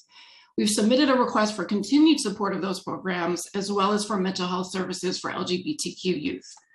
For 27 years, YGB has focused on finding loving, unconditionally committed permanent families for kids in foster care who would otherwise age out alone. Everyone on our team is a credible messenger. I'm an adoptee myself, and others on the team are either parents of older youth from foster care or survivors of the foster care system. This gives us a unique advantage to provide the highly specialized support our youth and families need. We've also recently launched a mental health program that allows us to provide adoption competent therapy for our families free of charge. YGB primarily serves Black and brown youth between the ages of 10 and 24. We also focus on serving LGBTQ youth because they are overrepresented in the system. 25% of our youth and 15% of our parents identify as LGBTQ. People don't stop needing family support at the age of 21. Youth who age out alone face homelessness, continued welfare dependence, and often join the pipeline to incarceration. These negative outcomes are avoidable for the youth who we connect with permanent families. Our preliminary survey data indicate that youth who age out of the New York City foster care system without a family are more than twice as likely to be incarcerated than youth we place with permanent families. And on the national level, youth who age out alone are more than 10 times as likely to be incarcerated than the youth we place with permanent families. YGB needs the support of the City Council because our staff is at capacity, and we're relying on you to help us scale up so we can reach more foster youth with our proven model. We need your help to increase our impacts and prevent more kids from aging out of foster care without a permanent loving family. Thank you. Thank you, Jennifer, for your testimony. Now going to move to Michelle Lyles. Time starts now. Good morning. My name is Michelle Lyles. I'm a public health student for Bronx Community College. I'm also a full-time youth advocate for You Gotta Believe, a nonprofit organization that finds family for older youth who are at risk of aging out of care. As a youth advocate, I amplify youth voices and concerns around family. I noticed that when a youth hits a certain age, they are told to focus on independent living, but I help them think about their future. I spent most of my childhood in and out of care. I've experienced adjusting to different households and lacking emotional support. Fortunately, I was reunified at age 12, but to my surprise, life was not easy. My family and I had trauma to unpack, and by the time I was in high school, I was skipping class and drinking, but my family was there to help me switch schools and move from a toxic environment. My need for family didn't stop after graduation. At 20, I was failing college and living with an abuser. At 23, I experienced my first manic episode and was hospitalized 5 times that year. Through all, my parents were there financially, emotionally, by housing me, paying bills, visiting me in the hospital. Their support for me has helped my family. We realized the importance of therapy, and our relationship grew stronger through each adversity. My parents' unconditional support is why I'm here today and able to make a difference at You Gotta Believe. You Gotta Believe has a Nobody Ages Out program composed of the employment of former foster youth who have made effective change. We empathize with our youth and make them feel comfortable to share their stories, in which we use to help them reconnect with family and friends. Through our workshops on permanency, we open their idea of what permanent support systems look like and returning home or being adopted by a YGB trained family. We also support the youth in communicating their feelings, addressing their concerns and emotions throughout the process of reunification, kinship, or adoption. Though we have multiple methods, our mission remains the same: connect youth with at least one adult who will be there for them throughout the inevitable unpredictability of life. YGB needs the support of the City Council to continue to work with older youth who are about to face the worst outcomes. YGB knows that we find loving families, and as a foster youth myself, an employee of You Gotta Believe, I support their efforts and hope the council will do the same. Thank you guys for your time. Thank you so much, Michelle, for your testimony. And now move to Stephen Morales. Time starts now. Thank you. Honorable council members, my name is Stephen Morales. I'm the New York Policy Director at All Our Kin. All Our Kin is a nonprofit organization that supports over 400 home-based family childcare educators in the Bronx and across New York City as business owners and as educators. I'm here to talk about the importance of investing in home-based family childcare. Family childcare educators are a crucial piece of our childcare system. They make up 37% of the city's licensed childcare capacity and care for 58% of infants and toddlers in subsidized care. To ensure the survival of this crucial sector and for the future of our children and families, the council must use this budget to increase access to childcare, increase compensation for educators, and support quality. We urge the council to make the following immediate investments in family childcare. First, the city must clear the backlog in childcare voucher applications. Applications for childcare vouchers are taking months to process, and we heard earlier from ACS that 35,000 people are currently sitting on a wait list for childcare, unfathomable. As a result, children are denied care, parents are unable to start work, and childcare providers are left without income. There's a clear solution to this: move to a system of presumptive eligibility, meaning that families who meet the qualifications for vouchers should be able to begin receiving care immediately while the city verifies their information. We must also invest in educator pay and benefits. Family childcare workers are among the lowest paid workers in New York. 65% rely on public assistance. This budget should invest city funds to increase subsidy reimbursement rates for family childcare providers so they reflect the true cost of high quality care and the cost of living in New York City. In addition, the council should explore options to pay for providers' health insurance and retirement premiums, which most family childcare educators cannot currently afford.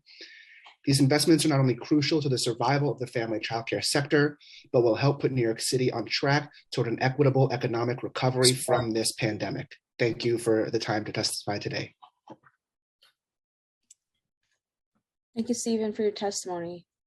I'm going to move to Jimmy Marr for testimony. Time starts now. Thank you for the opportunity to provide testimony today. My name is Jimmy Marr, and I am Policy Director at Safe Horizon, the nation's largest nonprofit victim services organization. Safe Horizon offers a client-centered, trauma-informed response to 250,000 New Yorkers each year who've experienced violence or abuse. I'll limit my remarks today and submit written testimony. I'm here to focus on the needs of the nonprofit human services sector with specific focus on the core asks of the Just Pay campaign, and to highlight the City Council discretionary funding contracted through ACS and HRA DSS that Safe Horizon relies on to provide essential services to survivors of violence and abuse across the 5 boroughs. Safe Horizon is a proud member of the Just Pay campaign, which is a racial equity and gender justice campaign committed to ending the government exploitation of human services workers. We demand that sector employees under contract with the city and state be paid fair wages for their labor. Each year, you hear from providers who are struggling due to the crisis of underfunding of the human services sector as city budgets are balanced on the backs of low-income neighborhoods and BIPOC communities. This practice has resulted in poverty-level wages for human services workers who are predominantly women and people of color. To address this crisis, we ask the city to immediately adopt 3 core reforms: an automatic annual cost of living adjustment on all human services contracts, a living wage floor of no less than $21 an hour for all city and state funded human services workers, and a comprehensive wage and benefits schedule for government contracted human services workers comparable to the salaries made by city and state employees in the same field.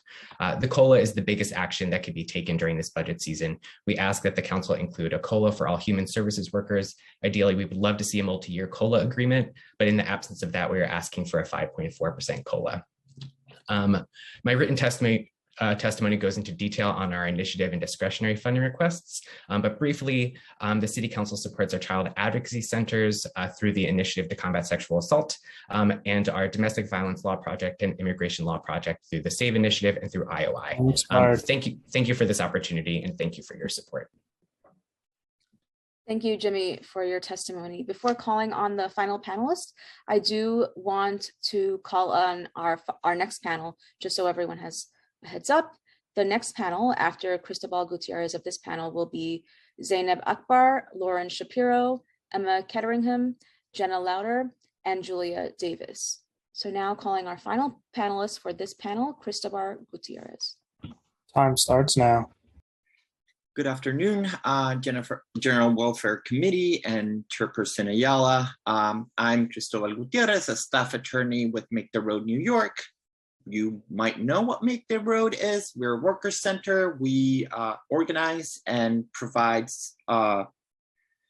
survival services for our members. Our members are over 25,000, and I work specifically in the workplace justice legal team, and we represent hundreds of workers in wage theft, discrimination, and other issues through the Low Wage Worker Initiative and the Low Wage Worker Support, which created CILEC, Citywide Immigrant Legal Empowerment Collaborative. And this is my ask. It's probably the most important part of my speech.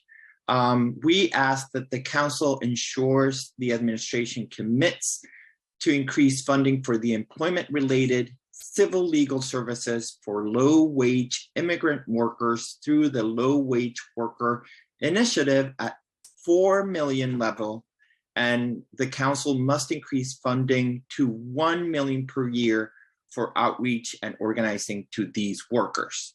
You all probably know that wage theft is rampant, where it's estimated that 2.5 million New Yorkers are victims of wage theft, with over $3.2 billion in wages being owed.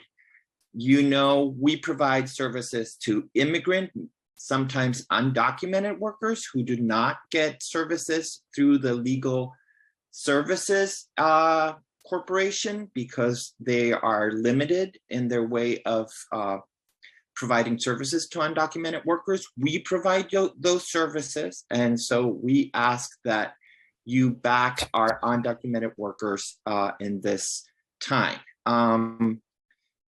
Thank you so much. Thank you, Cristobal, for your testimony. Now going to call on our next panel. Our next panel will be in the following order: Zainab Akbar, Lauren Shapiro, Emma Ketteringham, Jenna Lauder, and Julia Davis. Over to Zainab Akbar. Time starts now. My name is Zainab Akbar, and I'm the managing attorney of the Family Defense Practice and Neighborhood Defender Service of Harlem. Thank you, Chair Ayala and committee members, for this opportunity to testify with my colleagues from Bronx Defenders, BDS, and hopefully later on Center for Family Representation. We are also submitting detailed joint written testimony. Our offices are the primary providers of mandated legal representation to indigent parents in Article 10 cases filed in New York City's family courts. We have created a nationally recognized model of interdisciplinary parent representation and have prevented thousands of children from needlessly entering the foster system. We have reduced New York City's foster system census by almost 50% since 2007, and saving the city nearly $40 million annually, according to an independent multi-year study, and preserving family bonds that are priceless to our clients, their children, and society at large. Today, we are asking the city to increase our funding for mandated representation so that our organizations can meet the recommended caseload standards for parents' attorneys issued by ILS in 2021. And we are asking the city to increase funding for the Right to Family Advocacy Initiative to continue preventing family separation and court filings during an ACS investigation, and helping parents clear or modify their statewide central register record, thereby expanding their employment opportunities. We've adopted the phrase family policing system or family regulation system to describe what has been called the child welfare system, to reflect the system's prioritization of surveillance, punishment, and control of low-income Black and Brown and other marginalized communities, rather than prioritizing genuine assistance to families living in poverty. Just as our modern police systems are directly descended from slave patrols, the family policing system's origin is in the separation of Indigenous and enslaved Black children from their parents. Indigenous, Black, and Brown families are disproportionately represented in reports, investigations, and prosecutions by the family policing system, as well as in the foster system. When the communities we represent are investigated by ACS, caseworkers often use misinformation and the threat of family separation and police involvement to coerce vulnerable families to relinquish their constitutional rights before a court is even involved. The family policing system empowers greedy landlords, jilted lovers, and vengeful family members to make anonymous reports, leaving families to pick up the pieces after the resulting intrusive investigations. All of these processes result in child safety theater, where families are torn apart instead of supported. Just as the city could not function without the important work of our public defender colleagues in criminal court, the work we do to provide representation to parents in family court and as part of the City Council's Right to Family Advocacy Initiative is an essential service for the most vulnerable of New York City's families, and we urge City Council to fully fund the initiative. Thank you. Thank you, Zainab. Now turning over to Lauren Shapiro. Time starts now.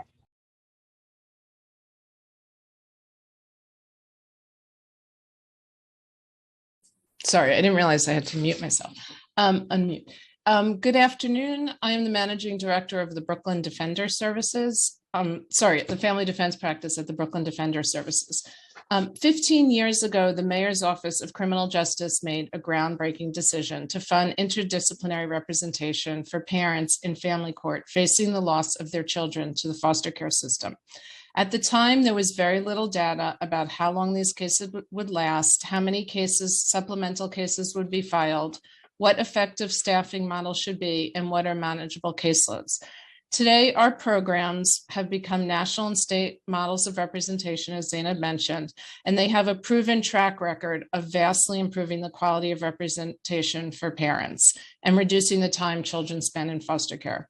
Yet the city continues to underfund parent representation contracts, resulting in unmanageable caseloads and limits on how much our representation can achieve in helping families who are targeted by ACS. Our contracts have never been allocated the funding needed to right-size our budget based on what we've learned about the work and the data we now have and continuously share with the city. Instead of right-sizing our budget, the mayor has reduced our budget each year since 2016, and we've had to fight just to maintain our budget at the same amount. The underfunding of our contracts has now been documented by the state's Office of Indigent Legal Services, a state agency with a legislative mandate to analyze and set standards for indigent representation. In 2021, ILS promulgated caseload standards for parent representation work. Applying those standards to our current staffing, we have determined that the city's budget covers less than half the staff required to meet these standards. This means that the city's budget for this work must double in order for the city to meet these caseload standards. And we are requesting an increase of $40 million across our organizations in order to meet the caseload standards. The city can I'm almost done. The city can no longer continue to ignore the crisis in parent representation, which was documented by Judge DeFiore's Commission on Parent Representation in 2019. Just as the state has corrected the deficiencies in the funding of criminal representation through an influx of new funding to reduce criminal attorneys' caseloads, the time is now for the city to increase funding for parent representation to reduce caseloads so that the positive outcomes of interdisciplinary representation can be achieved. Thank you. Thank you, Lauren. Now turning it over to Emma Ketteringham for testimony. Over to Emma. Time starts now.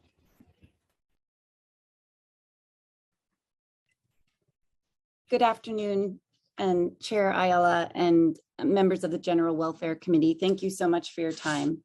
My name is Emma Ketteringham, and I'm the Managing Director of the Family Defense Practice at the Bronx Defenders. I will focus my testimony on our request that the City Council continue our funding under the Right to Family Advocacy Initiative at the amount of $3.2 million, $800,000 per each of the 4 family defender organizations in New York City, to provide desperately needed legal representation to low-income parents in OCFS hearings. At the conclusion of each investigation, ACS will determine whether the report against a parent should be indicated. If ACS indicates the case, the name of the parent is placed on the state central registry as a person who has maltreated a child. That is true regardless of whether the case was ever brought to court, whether the evidence was ever reviewed by a judge. And this is true for thousands of parents, and the consequences are enormous. The records remain available for years. They bar parents from entire categories of employment and the ability to support their families. Parents are routinely denied or let go from their employment in a range of professions based on unproven allegations of neglect or abuse. Listing on the SCR can also bar individuals from becoming the custodial parent of their children in a custody proceeding, and they can bar relatives from becoming caregivers to children who need them because parental care is unavailable. The only way off the SCR is to challenge the listing of one's name through an evidentiary hearing. Under current law, parents have no access to counsel in these hearings unless they're wealthy and can afford their own. Inspired. Funding us through this initiative gives access to low-income parents that wealthy parents already enjoy. And representation by an attorney is critical for the hearing to be fair. ACS is always represented by counsel, and the hearings require legal expertise. And furthermore, providing access to attorneys in OCFS hearings through this initiative is an issue of racial justice. For every SCR report regarding a white child, 6.6 are made for Black children, and 4.8 are made for Latinx children. It is Black and Brown New Yorkers who are disproportionately impacted by the SCR process. Funding this initiative addresses that disparity and adds fairness to these high stakes legal proceedings where parents have so much to lose. Thank you very much. Thank you, Emma. Now going to turn over to Jenna Louder for testimony. Time starts now. Good afternoon, and thank you for your time. My name is Jenna Louder, and I'm testifying on behalf of the New York Civil Liberties Union.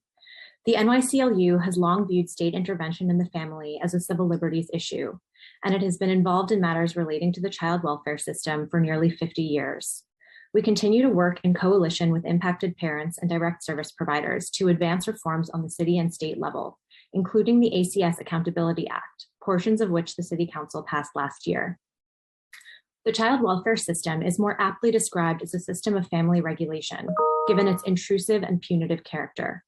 Like the criminal legal system, the family regulation system is designed to surveil and punish rather than rehabilitate and support.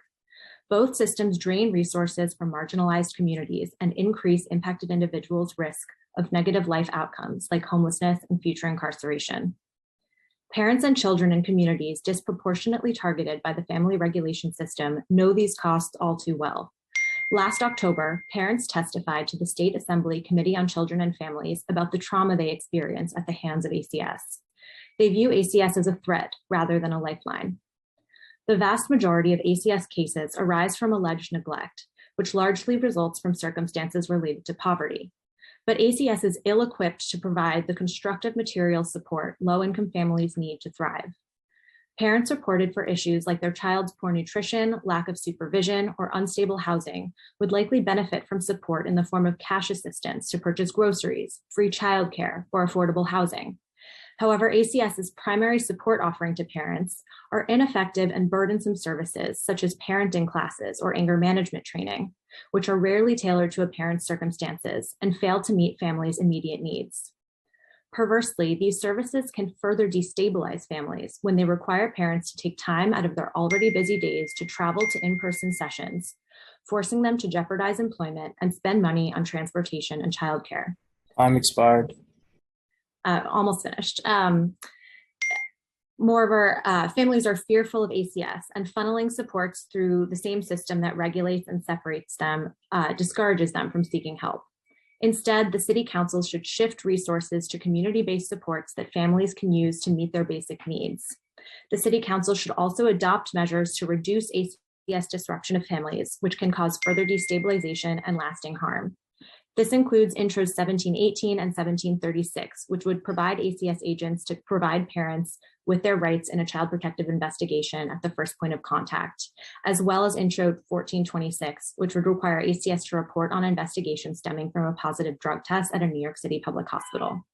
In conclusion, the family regulation system is designed to investigate and separate families and is therefore ill-suited to simultaneously provide the basic resources that are fundamental to family well-being. Thank you. Thank you, Jenna, for your testimony. Before calling on the final panelists for this panel, I will also note that the next panel will be comprised of Lindsay Riley, Darlene Jackson, Joyce McMillan, and Michelle Yanchi. And now I will call on Julia Davis as the final panelist for this panel. Time starts now. Thank you, Chair Ayala and committee members. I'm Julia Davis. I'm the Director of Youth Justice and Child Welfare at the Children's Defense Fund, New York. I appreciate the opportunity just to uplift 4 things today as part of the preliminary budget. First, that I really appreciate you, Chair Ayala, and the Commissioner for addressing the need to narrow the front door to the child welfare system, which is something that you've heard from a number of people today. And the acknowledgement that CPS investigations are traumatizing for children and parents, and really look forward to working with you around how we support children and families in the communities with the investments in the budget that we're going to get done this year. The second is that we fully support the Fair Futures expansion, especially the expansion into close to home. That is a space where meeting the needs of young people in contact with the juvenile justice system is a critical opportunity to provide the coaching and the other services that you've heard about from so many young people and coaches today. The third is that this is the right time to right size close to home. The success of Raise the Age has meant that we don't need all these beds. And this is an opportunity to reinvest and to think much more expansively about what young people need. And so this is the time to really reduce the footprint of that program. And finally, we support the moving of the alternative to detention programs from MOCJ to ACS, which also manages the alternative to placement and close to home programs. This is also a moment for us to really start to coordinate in a different way the types of services that young people who have come into contact with the court system need. And I want to acknowledge just finally, Chair Ayala, your recognition of gun violence and young people, and the fact that we need to respond to that in the budget with a public health approach, really grounded in what young people need in communities and not a punitive response. So thank you very much for the hearing today. Appreciate you. Thank you, Julia. Now going to call on our next panel. Our next panel in the following order again will be Lindsay Riley, Darlene Jackson, Joyce McMillan, and Michelle Yanchi. Over now to Lindsay Riley. Time starts now. Good afternoon to the council and all the attendees of this important committee meeting. My name is Lindsay Riley, and I'm an impacted parent working with JMAC for Families to keep families intact with proper supports, not punishment and judgment. I have been a parents' rights activist for about 9 years now. I have seen the city pour billions of dollars into funding evidence-based solutions, preventative care, parental terminations, and literally everything but the obvious solution. These evidence-based solutions do not keep families intact as much as they claim to. Rather, they can separate and isolate parents during a very traumatic time. We need to uplift families' voices, not profit from destroying them. Parents need an active role in the practices that impact them and their children and their families. There are not enough funds allocated for birth parent perspectives, parent advocacy, community resources. We deserve a seat at the table. I believe that it would be critical to fund a parent advisory board when it comes to making decisions in service planning through the family regulation system. I thank you for your time and allowing for me to express my views. Please help and consider to invest in parent and community power and family power. Thank you.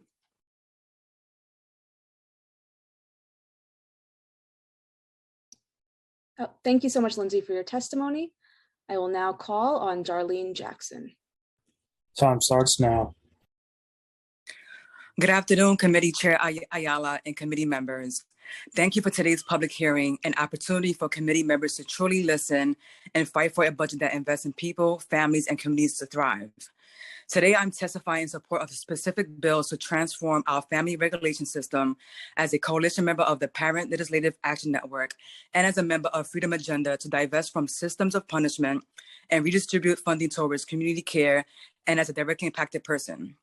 In my capacity as a legal advocate at Neighborhood Defender Service of Harlem within the family defense practice, I have witnessed firsthand the dehumanization and criminalization of families and communities of color that come in contact with New York City's Administration for Children's Services, a city agency with $1 billion budget tasked to protect children and support families.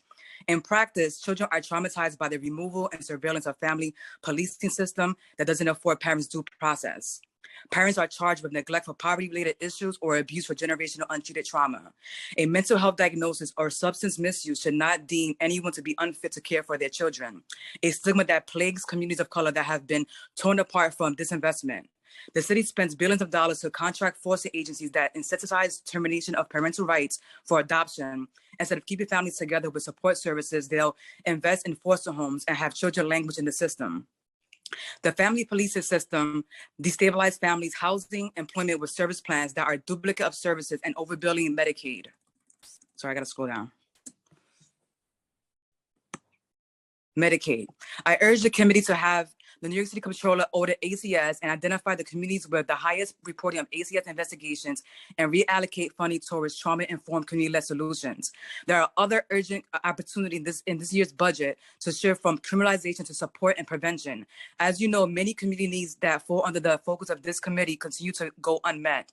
And yet, New York City is prepared to, again, this year, spend over $556,000 annually to keep individuals on Rikers Island, the nation's most expensive, most richly staffed, and most dysfunctional jail system.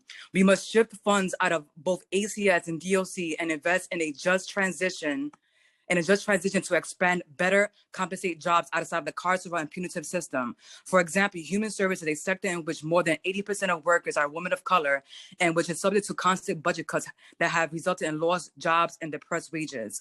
I'm also requesting for the committee to champion the following bills: the Family Miranda Rights, informed consent for drug testing and screening, and the anti-harassment reporting.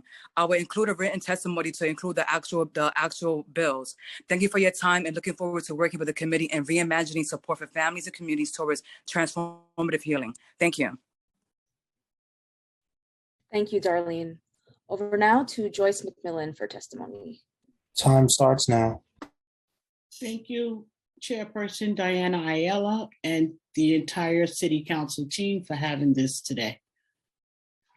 I would like you to please take note that in all of the ACS testimony today, they never mentioned money to support parents to keep the children at home and to keep the family intact, which is paramount to how their responsibilities should be framed, especially since the vast majority of children placed in the foster system are children removed for reasons related to poverty that are framed to be neglect.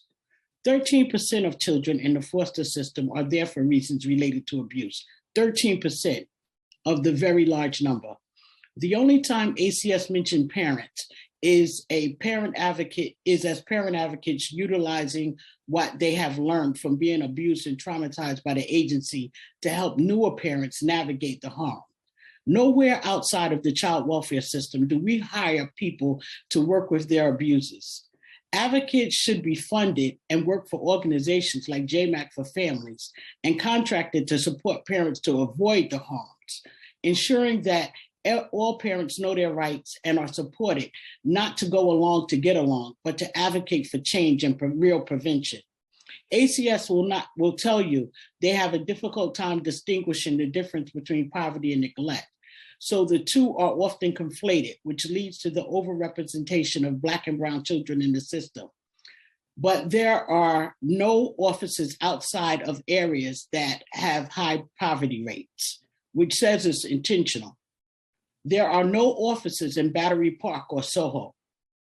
Intentionally or not, harm is greatly caused to a child that the system claims to protect when they separate from families that could benefit from support. Separation is not support. Separation is trauma, fear, uncertainty, confusion, frustration, anger, and broken family bonds. I'm hoping by testifying today, I can influence and discourage monies being given to the Administration for Children's Services via any budget to support the work being done to separate and surveil families via their newest model, prevention, that doesn't prevent anything. Throwing money behind fancy words doesn't create change. It's harm by a different name. Under New York state law, when a parent is financially unable to provide a child with adequate food, clothing, shelter, medication, before filing a petition for neglect, the government is supposed to offer the parent financial or other reasonable means to provide those things. But ACS doesn't do that. So I question why we investigate and prosecute parents instead of assessing the needs of family. Assessments will help us to figure out how we can provide resources to support children and their families, even though the family may be experiencing food insecurities, lack of car fare to take their children to school, rent arrears, homelessness, and subjectively, the dirty homes that they claim they see, and other nonsense reasons used to remove children from their homes. There are clear examples of things we could do to use funding to support children and their families' well-being instead of removing children from their families. This is a concrete way to separate poverty from neglect. There is money for everything except to provide support to the families. The ridiculous cookie cutter services parents are forced to complete are services even system folks don't believe in. If they did, they would return children to their parents upon their parents completing the program. But they don't, because they know the cookie cutter services don't address the reasons the family came to their attention in the first place. It's busy work and it's wasted money. Service employees blame the system, but the system is a structure. It's people who work within that system that make horrible, inhumane decisions that break families, cause mental health issues, destroy communities, block people from employment by placing them on the state central registry without the parent even having a day in court. It's system workers, including the commissioner of ACS, that is pushing back on parents knowing their rights from the moment ACS knocks. ACS has the power to do better. Myself and other advocates have advised how ACS can do better. Through the years, they have not taken any of our suggestions. Question if they really want to do better. Jeremy Cohumban of Children Village is paid $574,456,000. Bill Bacalini from New York Foundling, $500,222. Phoebe Boyer from Children's Aid Society, $415,000. David Mandel from Ohel Children's Home, $470,000. Please support families remaining intact and let's stop separating families to provide agencies with busy work and really big salaries while destroying generations of families, while making millionaires out of the people overseeing the harm. New York spends a shitload of money removing children. Thank you. Thank you, Joyce, for your testimony. We are now going to move to Michelle Yanchi for testimony. Time starts now.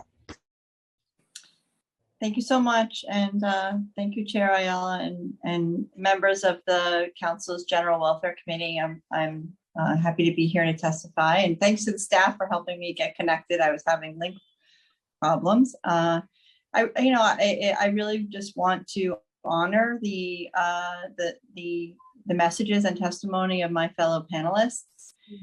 in that poverty is a key driver of why children are ending up in foster care in the first place. Both the reality of poverty and also the perceptions that confuse sometimes poverty and neglect. I completely agree. We need to first and foremost invest in families, invest in parents, invest in communities, and also invest in prevention to do everything possible to prevent children from ever coming into foster care in the first place. That has to be the top priority for the city. The reality, though, is that we have children who are in foster care, whether in another trajectory could have had a different outcome or not. We'll never know. The reality is that they're in our care. The city serves in loco parentis and through contract with organizations like Good Shepherd Services. We are partners in serving in that role. And first and foremost, I want to elevate that we want to do everything possible to make sure that when the young people who are in our care now have the best possible experience, and that we're not cutting corners for them. And I want to add Good Shepherd Services testimony in support of investments in Fair Futures, because there are 3,000 young people between the ages of 21 and 26 who don't have the benefit of Fair Futures investments. And that is one of our best tools that we can use to change the poverty trajectory for those young people, to make sure that they are reconnected to education, to employment, to pathways to economic mobility, and to housing, and to ensure that both we have a robust menu of options for housing, including choice, that young people have the ability to choose their housing option, and that it's NYCHA, yes, but not only NYCHA, and that we can use Fair Futures dollars to support coaches and housing specialists to help them navigate, which any New Yorker knows is an impossible situation to try and identify housing as a young person. Thank you. Thanks, Michelle, for your testimony. And thank you to this entire panel for all of your testimony. I am now going to call on our next two panels. The next panel will be in the following order: Marlena Arnaud, Kathy Kramer, Leah Strong, and Brendan Cheney. And that panel will be followed by Eric Lee and Fannie Lou Diane. Over now to Marlena Arnaud. Time starts now. My name is Marlena Arnaud. I'm a social work supervisor at the Center for Family Representation, and I work directly with parents facing ACS investigations. Thank you, Chair Ayala and the committee, for giving us the opportunity to testify today. CFR is a countywide assigned family defense provider representing parents prosecuted for neglect and abuse by ACS in Queens and Manhattan family courts. Every parent charged with neglect or abuse is entitled to an attorney as soon as the case is filed in court. But prior to that time, ACS conducts an invasive, high-stakes investigation and makes critical decisions like whether to remove a child or file a case in court, typically without the parent having any access to legal counsel. Thanks to City Council funding of the Right to Family Advocacy Project, CFR, along with Neighborhood Defender Services, Bronx Defenders, and Brooklyn Defender Services, began representing some parents during ACS investigations in 2020. To a parent, a knock on the door from ACS worker is often terrifying, traumatizing, and confusing.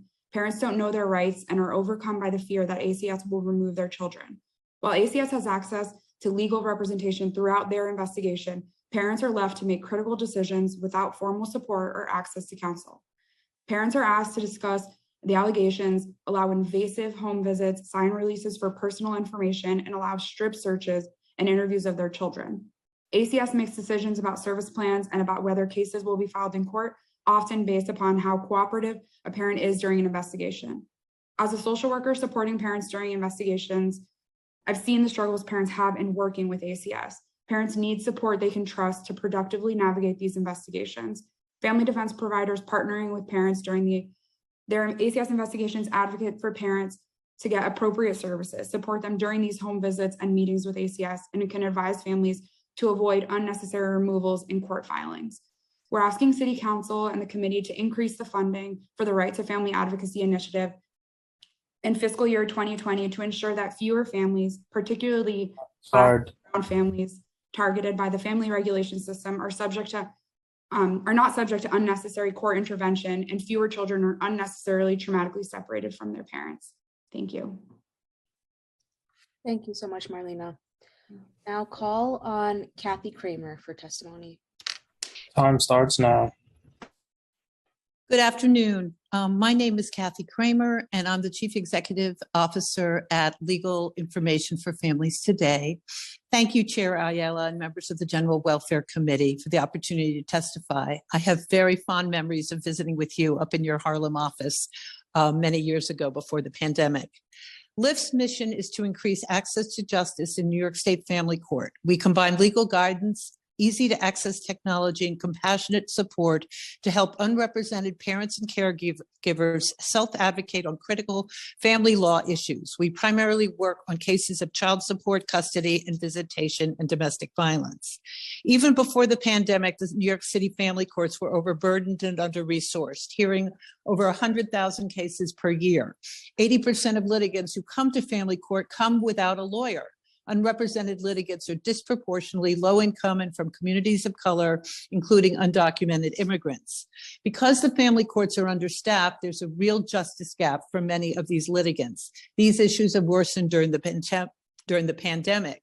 At the beginning of the pandemic, the court was only hearing emergency cases, and as a result, LIFT had a record-breaking number of requests for help on our helplines. Over 24,000 people called us in 2021, as compared to 14,000 people calling a year, which was our typical number. Our legal advice consultations grew by 185% during that period. We could not have done so well without the council's support. Now the courts are beginning to hear more virtual and hybrid cases, but there's still many issues for unrepresented litigants. Problems with connectivity. If people are 5 minutes late, possibly due to a connectivity problem, hearings are adjourned or at worst dismissed. Our attorneys spend so much time recalendaring cases for clients who had technology problems. We have opened a tech hub in our Brooklyn office to provide much needed tech support to clients. There's also a significant backlog of cases. Child support cases canceled and not heard for over a year. Cases where one parent has lost a job and cannot get support modification and is accruing debt. Parents who cannot visit with their children because they've been relocated or kept from parents in violation of a court order. As the recent New York City Bar Association on Family Court showed, the functioning of the family courts was particularly hurt, and the courts are just getting back on its feet. With ongoing deep support from the City Council, LIFT can be part of the solution and improve the general welfare of our great city. Now is not the time to cut back. We need to be part of the future and part of court reform.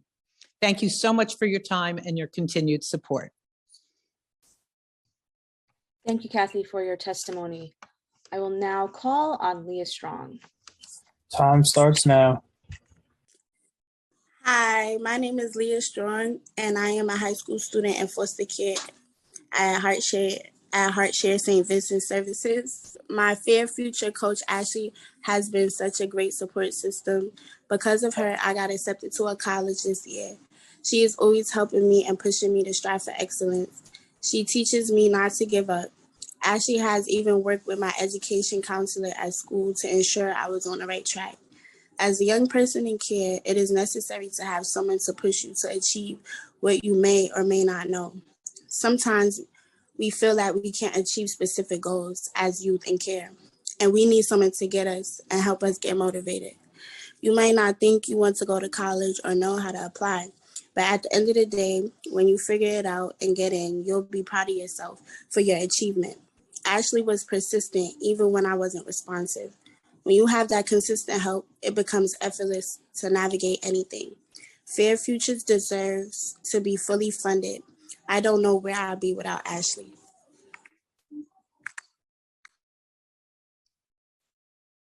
Thank you so much, Leah, for that testimony.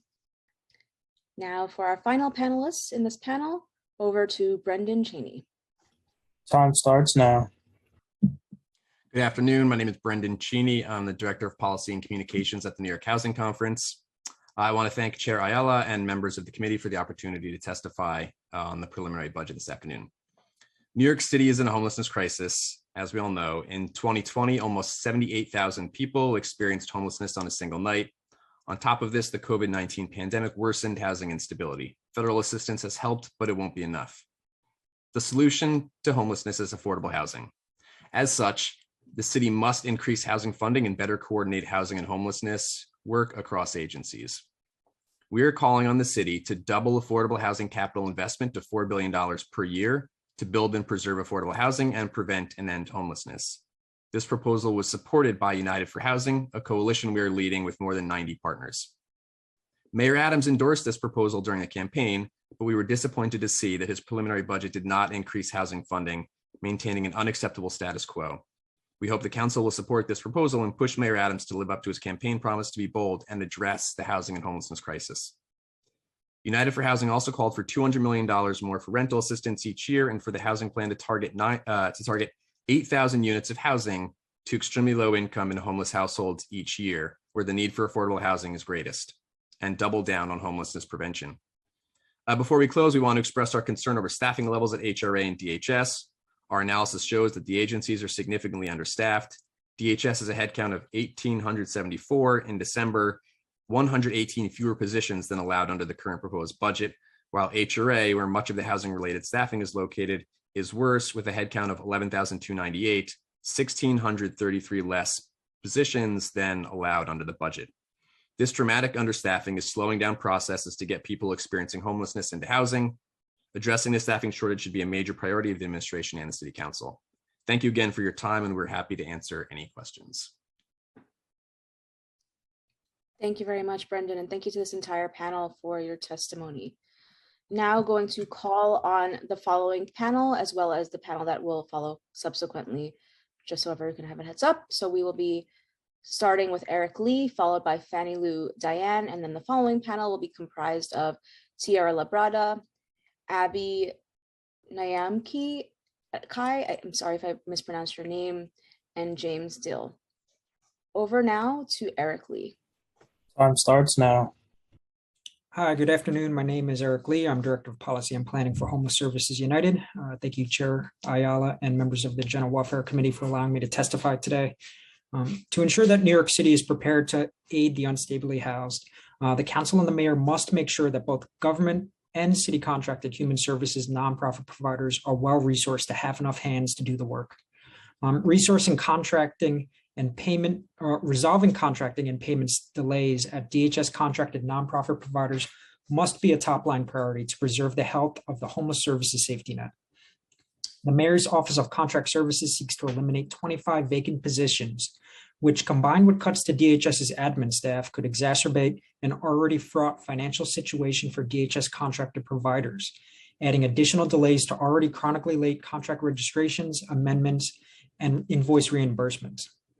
HSU urges the Council to preserve from the proposed FY23 vacancy eliminations staff lines at HPD, NYCHA, DHS, HRA, and DYCD-RHY, who assist people experiencing or at risk of homelessness, as well as working with the city to lift hiring freezes for key positions responsible for processing public benefits and housing applications and payments. Our written testimony details how high current staff vacancies are at HPD, DHS, and HRA, and that eliminating these vacancies could create additional bottlenecks for accessing public benefits and critical housing resources. The city should restore $5.5 million in cuts to DHS's shelter repair fund and repair squad to maintain clean and safe shelter facilities. The city should also add funding to create 500 new safe haven beds, in addition to the 1,000 beds that were created through the Journey Home Plan, which were referenced by the mayor in his SOS plan. The city should also direct additional funding to NYCHA and HPD departments responsible for processing emergency housing vouchers. We also urge the Council to support the request of the Human Services Just Pay campaign to address wage inadequacies of city contracted nonprofit workers, including adding an annual COLA for all human services contracts. And we urge the Council to include in their budget response the United for Housing's recommendation of $4 billion annual investment to preserve and build affordable housing in New York City. Thank you. Thank you, Eric, for your testimony. I'll now call on Fannie Lou Diane. Time Good starts. Good afternoon. My name is Fannie Lou Diane, and I'm a member leader at Neighbors Together, a member leader at Unlock NYC, and a member of Housing Justice for All. I want to thank the Chairwoman Ayala and the General Welfare Committee for this opportunity to testify. It has been 129 days since I was offered an apartment that would accept my City FEPS voucher after being homeless for almost 3 years. However, I am still homeless. I signed my lease, but I don't have the keys because the management company is waiting for the checks from HRA. HRA gives contracts to agencies that handle vouchers and homelessness to agencies like Canva, Homebase, Catholic Charities, and Riseboro. But however, in my opinion, HRA really needs to reassess its contracts to these agencies as there is very little checks and balances in the work that they do assisting clients. On any given day, you can call their numbers and get an automated system and rarely a human. And even with an automated system, there are usually technical issues that just cut you off.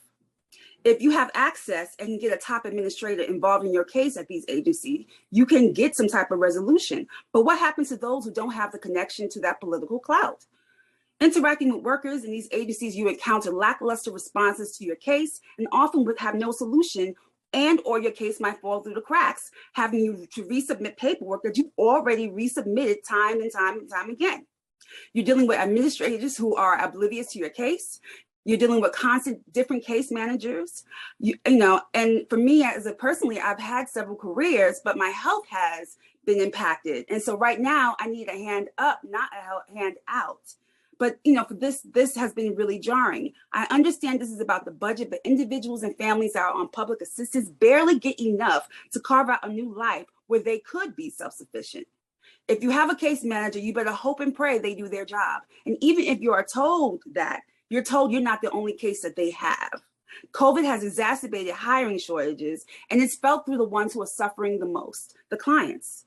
I received the email for housing, and since my case manager had quit, I sent the email to her immediate supervisors who never responded until I escalated the situation. From being involved as an activist and homeless activist, my story isn't unusual. I have privilege of being an advocate, but what about those who have learning disabilities, no real internet access, no access to advocates? What happens to them? Especially if they are living off the meager existence of cash assistance and trying to maintain that while being unhoused in a chaotic existence and an expensive one. Let's make the changes to HRA to process city FEPS and their oversight in contracted agencies so that doors can be open for those facing housing insecurity, literally and figuratively. Thank you for your time. Thank you, Fannie Lou. I will now turn to our following panel, and I'll also announce the next panel as well, so everyone can stay tuned. So the following panel coming up right now is Tiara Labrada, followed by Abby Nyamkai, followed by James Dill.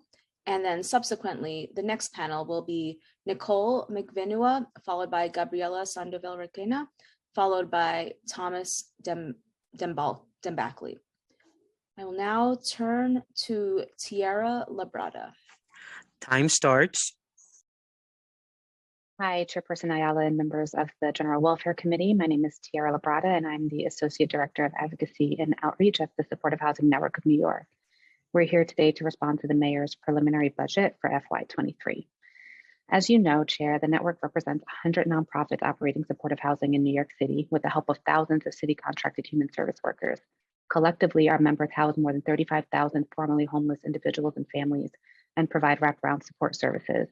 They show up daily to ensure folks are able to live stably in the community. But too often, our nonprofits face significant budget gaps because the city has either not paid on time, not paid enough, or both.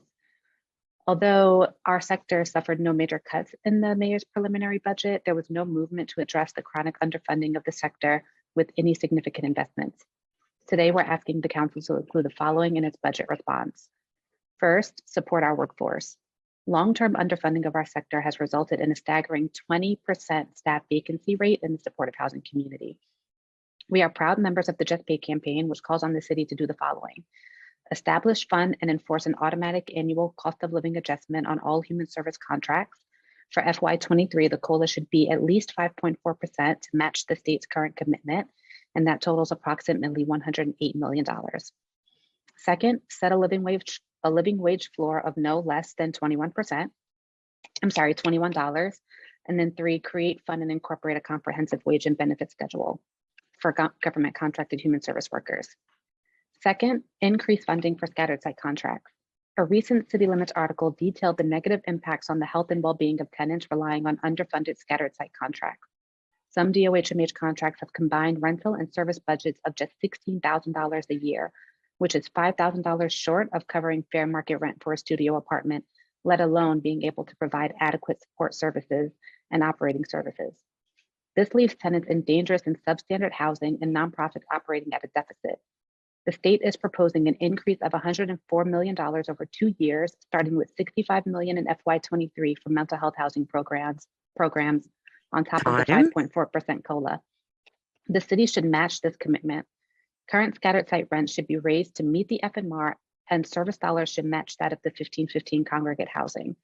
Additionally, NYC 1515 scattered site service rates are well below the congregate rate at $10,000 as opposed to $17,500 for single adult households. These should be upwardly adjusted as well. Almost done.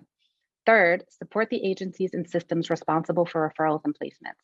The city has doubled its supportive housing production over the last 5 years, yet HRA has not increased their internal capacity to keep up with production. A fall 2021 survey conducted by the network saw that our respondents reported a 10% vacancy rate within their supportive housing portfolio. This approximates to at least 2,500 vacant units, while there are at least 8,000 homeless New Yorkers with approved applications.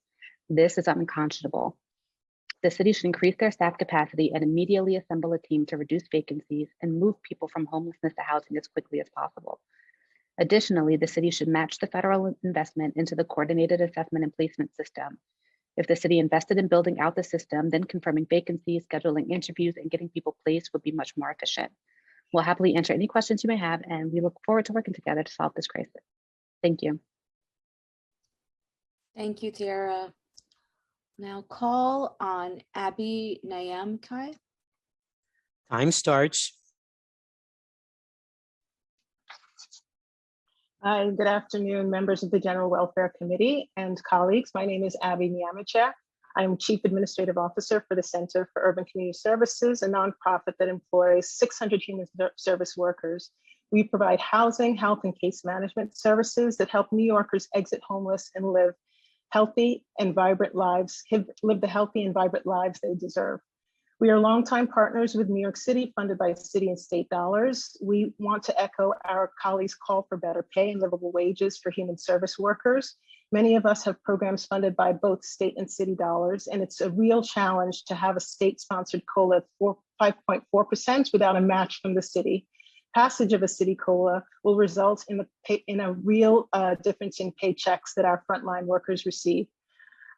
Currently, our staff vacancy rate is 21%, and our frontline case manager positions remain open for months at a time. This matters because our case managers are the first point of contact for clients we serve. They are critical to helping homeless New Yorkers successfully transition from living on the streets and in shelters to living in permanent housing. They are the ones who welcome new clients into the program, build rapport, assess and respond to needs, and support a successful transition and sustain stability. They are the staff who provide support with medication management, coordinated healthcare, including psychiatric services, provide crisis intervention, including opioid overdose prevention in the form of administering Narcan, and connect clients with medication assistance treatment programs. Our frontline workers were and continue to be the city's trusted messengers around the COVID-19 vaccine and other interventions that mitigate risk. We fear that if livable wages are not provided, our short staffing will result in the inability to adequately meet the next public health crisis. Nonprofits like ours are our city's safety net with longstanding collaborative relationships with communities and city agencies. We are providing critical services that benefit the overall health and well-being of all New Yorkers. And for that reason, we do ask for equity in pay in the form of compensation and benefit schedules that match those that are received by folks who are hired directly by the city and by the state. Thank you. On behalf of all of our workers, we appreciate your time. And we hope that the city considers adopting the COLA and adopting a benefit and compensation schedule that matches that of city workers. Thank you, Abby. Thank you for your testimony, and I apologize again for mispronouncing your name. I'll now call on James Dill, the final panelist in this panel. Time starts. I'm Jim Dill, Executive Director of Housing and Services, Inc. We provide permanent supportive housing to about 720 New York City households. We support all of supportive housing network's advocacy points for this meeting, but I will focus on the immediate and dire need to build HRA capacity for the referral process to permanent supportive housing projects. Due to the lack of HRA capacity, our projects that rely on contracted HRA shelter referrals now have vacancy rates in excess of 10%. I have neither the time today nor the words to describe the human cost to homeless individuals whose shelter stays are being needlessly prolonged due to the lack of capacity. However, I can speak to the financial costs of both providers in the city. Our Kenmore project on East 23rd Street has 325 housing units and an annual residential rent of approximately $4 million. At Kenmore, during the pandemic, it has taken an average of 72 days from referral request to a tenant move-in. At 72 days for a move-in, tenants are leaving at a faster rate than the new ones coming in. For calendar 2021, Kenmore's vacancy rate was 6%. For February 2022, it was 11%. With no solution to the capacity problem, Kenmore's 2022 vacancy loss could approximate $500,000. It is well documented that the city's annual cost for a homeless person in shelter approximates $30,000. These costs are needless and must be cured with an immediate investment in HRA capacity to stop the suffering of homeless individuals languishing in the shelter while thousands of permanent supportive housing units remain vacant. I thank you for your attention today and look forward to submitting written testimony. Thank you, Jim, for your testimony. I'll now call on our next panel. Our next panel will be in the following order: Nicole McVinua, followed by Gabriela Sandoval-Requena, followed by Thomas Dembackley. And then the next panel, just so everyone is aware, will be comprised of Greg Silberman, Joel Berg, Kathleen DePerna, and Mahtab Khan. So now we will begin with Nicole McVinua. Time starts. Good afternoon, Chair Ayala. My name is Nicole McVinue, and I am the Director of Policy at Urban Pathways. Thank you for the opportunity to testify this afternoon. Urban Pathways is a nonprofit homeless services and supportive housing provider that has been serving the New York City community since 1975.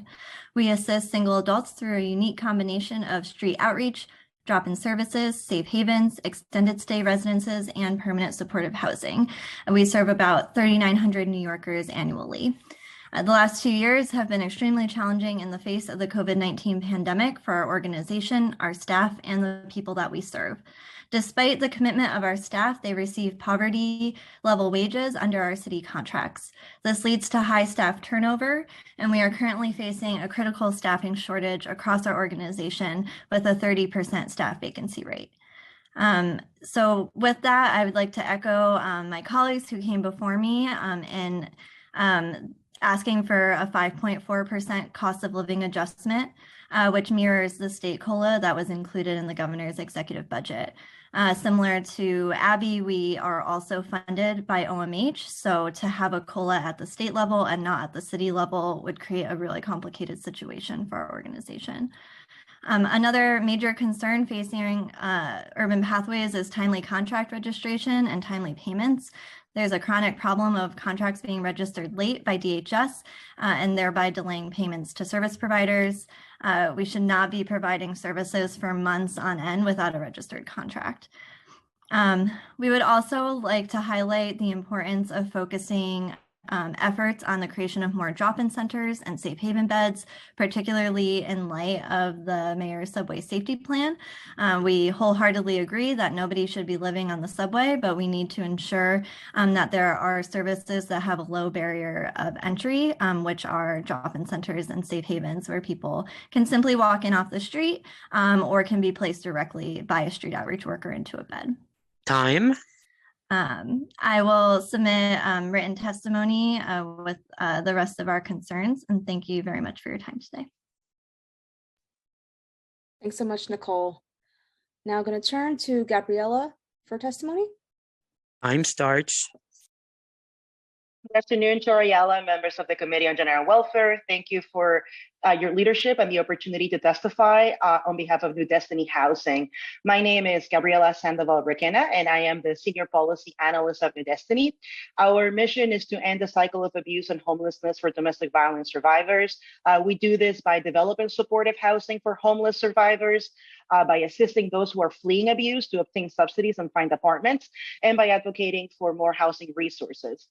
New Destiny is also a co-convener of the Family Homelessness Coalition. We are concerned that with the budget cuts across city agencies, especially HRA, and the impact that these cuts will have on staffing, capacity, and programs. HRA is facing a significant increase in check processing requests due to the federally funded emergency housing vouchers, the expected increased use of city FEPs now that it is a usable rent subsidy, and the increase in one-shot deal requests.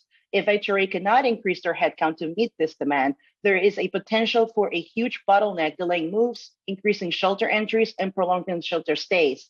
Also, we are concerned with the amount budgeted for city FEPs vouchers. According to a report released yesterday, IBO expects the cost of city FEPs will exceed the current budgeted amounts.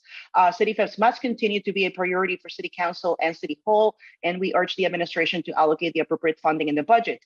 Additionally, the city has at least 2 budget-neutral opportunities to increase access to housing resources. The administration should open HPD homeless set-aside units and city-funded supportive housing units to domestic violence survivors and their families. These administrative modifications do not cost the city anything and would help families move out of shelter faster and reduce shelter costs.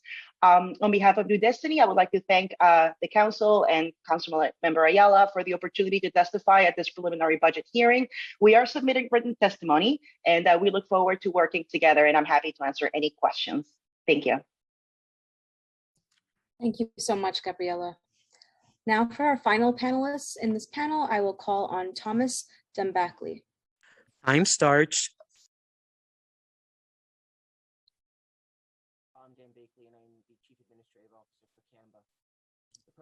Thomas, we are having a little bit of a challenge hearing you. Your audio is very low. Can you hear me now? We can hear you, but you are very low. Is it better now? I think we'll have to come back to you, Thomas, just because it's very challenging to hear you.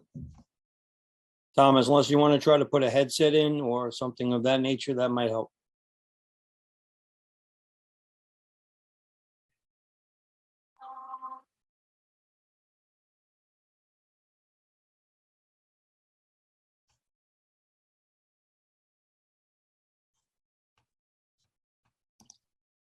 Thomas, while we figure out your audio situation, I am going to call the next panel. The next panel is going to be in the following order: Joel Berg, Kathleen DePerna, and Mahtab Khan. Over to Joel Berg. Time starts. Thank you, Chair Ayala and the panel for having me testify today. So I'm here to say we've ended the hunger crisis and we don't need any money. That's your early April Fool's gift today, since I know you're hearing from 1,000 people talking about horrible things and all how they need money. Of course, there is still a massive hunger crisis in New York City. There are over a million New York City residents who live in homes that can't afford enough food. And my really basic message today is, I will actually do it in 2 minutes, is that the top way to fight hunger in New York City isn't just giving out more emergency food. It is better tapping the SNAP program and the WIC program funded by our very, very, very, very, very rich uncle named Sam, There are virtually endless pots of money. Congress has dramatically increased funding for both of them. And just a few key data points. The SNAP program this year will spend up to $5.4 billion with a B. That equals 90 times the $60 million in the budget for EFAP and PFRED combined. If the city did more to work with nonprofit groups like Hunger Free America to increase SNAP outreach and access and would raise SNAP caseload and spending by nearly 5%, that would equal $270 million in extra federal funding on food relief, 4 times the amount of money that the council's allocating for emergency food relief. Now, I've been in and around politics a long time. I know council members like that feel good of going to a food pantry to give out the food. But I ask people to really consider, we need those to fill in the gaps, but we have a far more cost-effective way to spend city funding. Every dollar we spend on benefits access of city money generates $60 of federal benefits to fill people's grocery carts. I hope you fund pantries and kitchens and food banks, but also adequately and permanently fund benefits access work. Thank you. 1 minute to spare, 1 second to spare. Thank you very much, Joel. I'm now going to call on Kathleen DePerna. Time starts.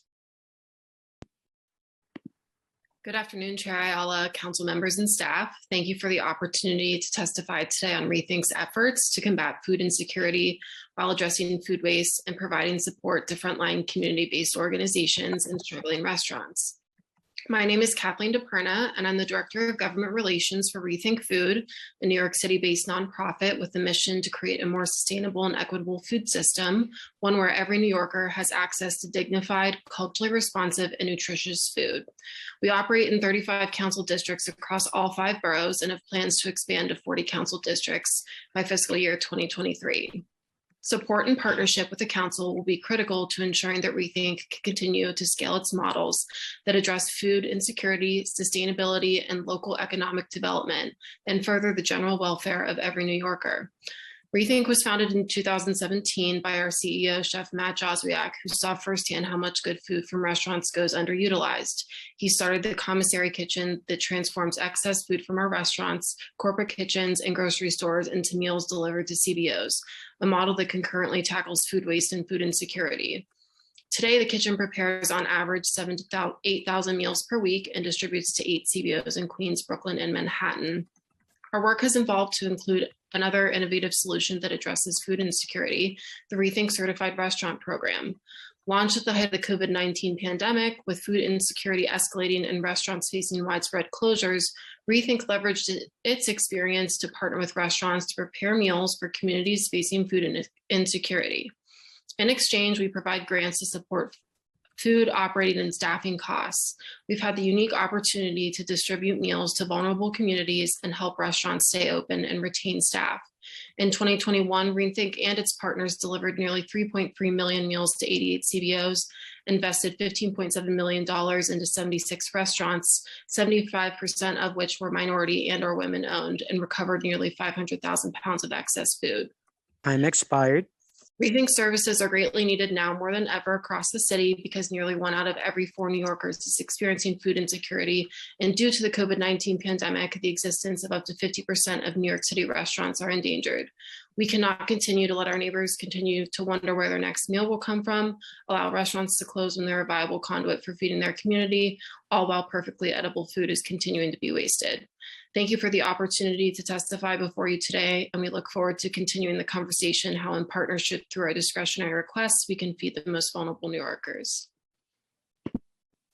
Thank you, Kathleen. Before calling on our final panelist, I would like to note that the next panel will be comprised of Kevin Jones, Carolyn Cohen, and Katie Bauer.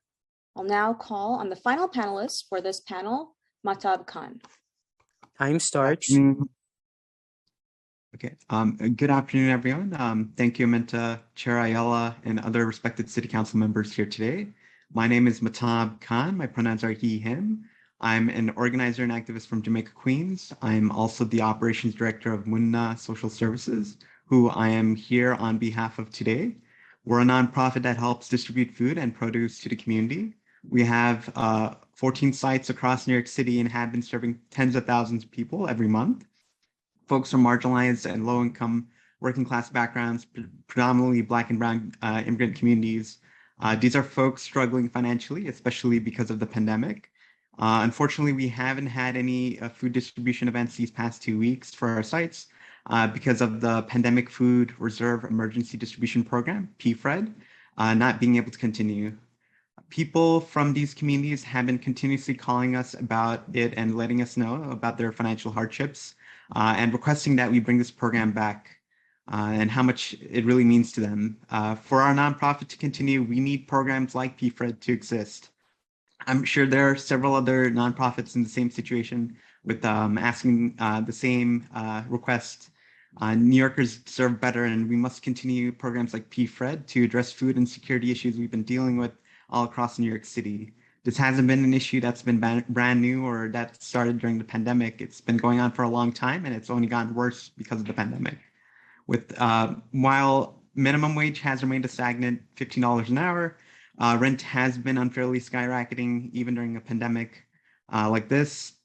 We're also seeing private for-profit companies like Con Edison and National Grid taking advantage of low-income working class customers, charging them ridiculously high bills, especially during this past month. Again, we're living in a pandemic, which is exactly why we need public power and democratically controlled ownership of our energy system by having our city and state take over for-profit energy utilities.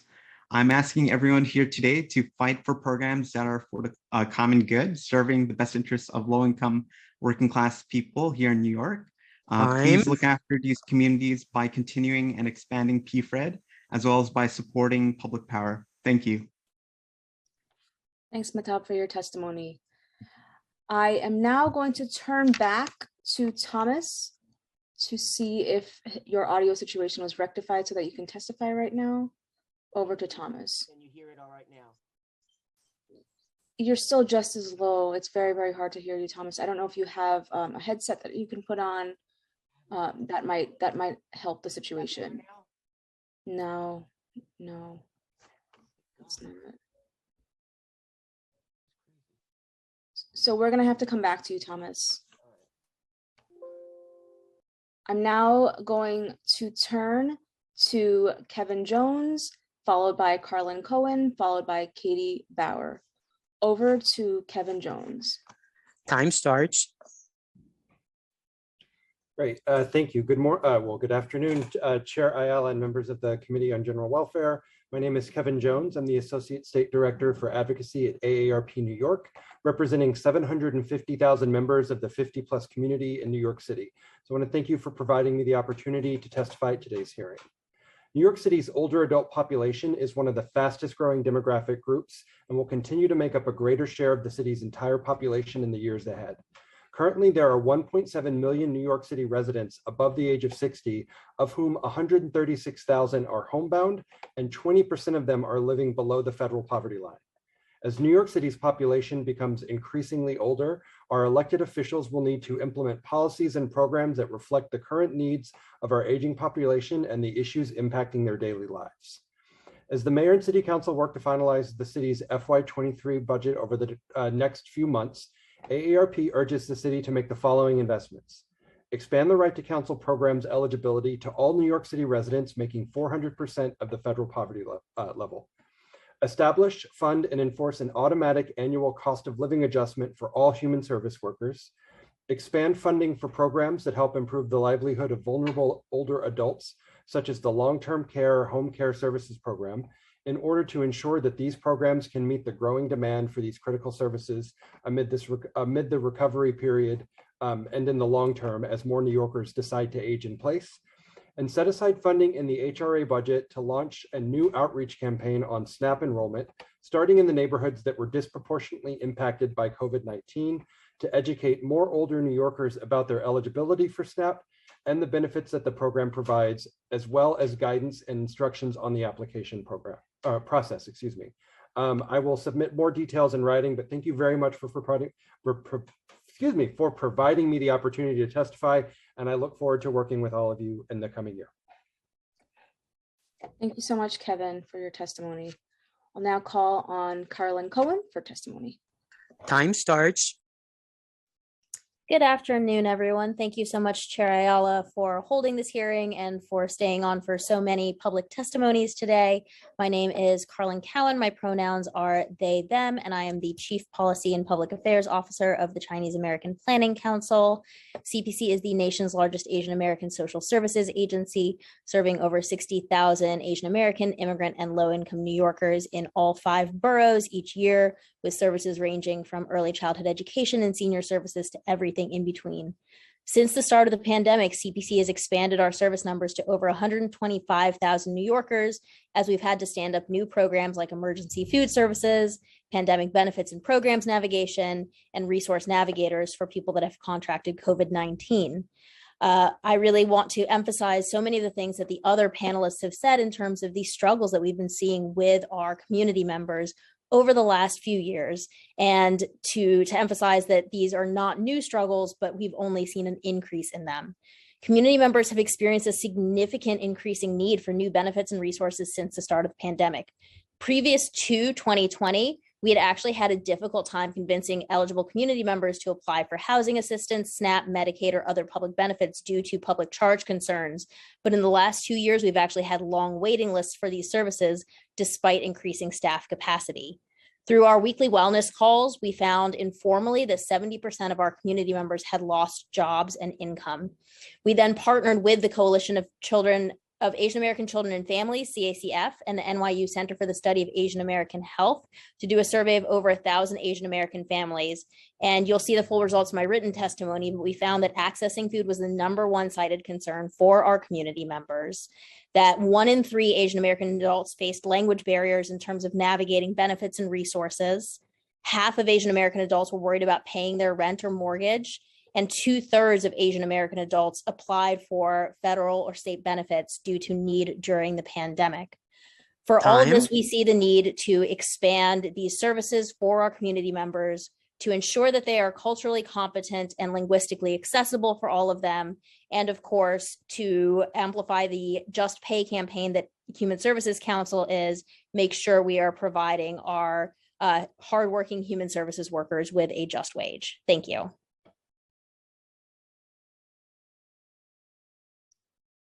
Thank you so much, Carlin, for your testimony.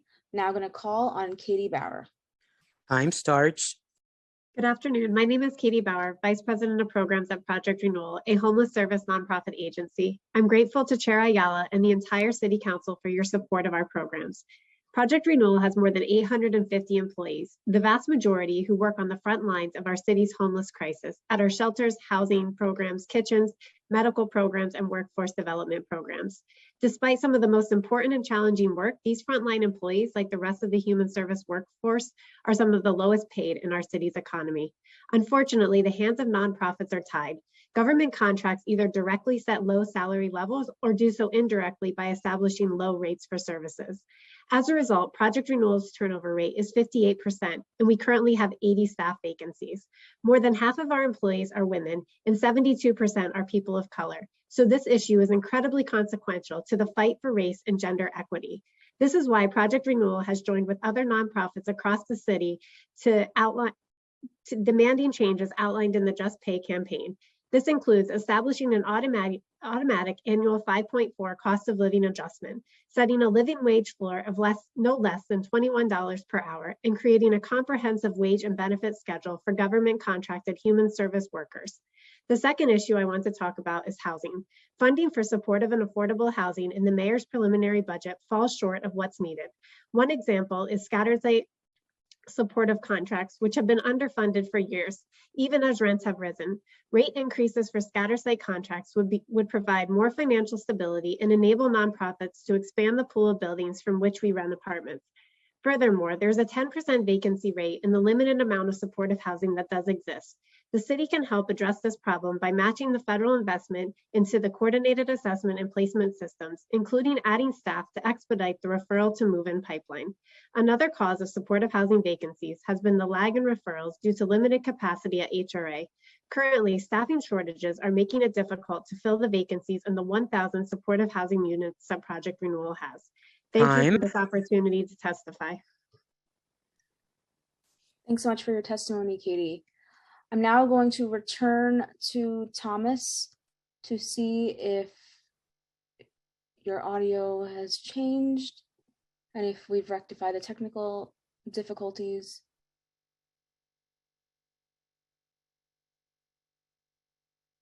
Thomas can be unmuted. It appears Thomas is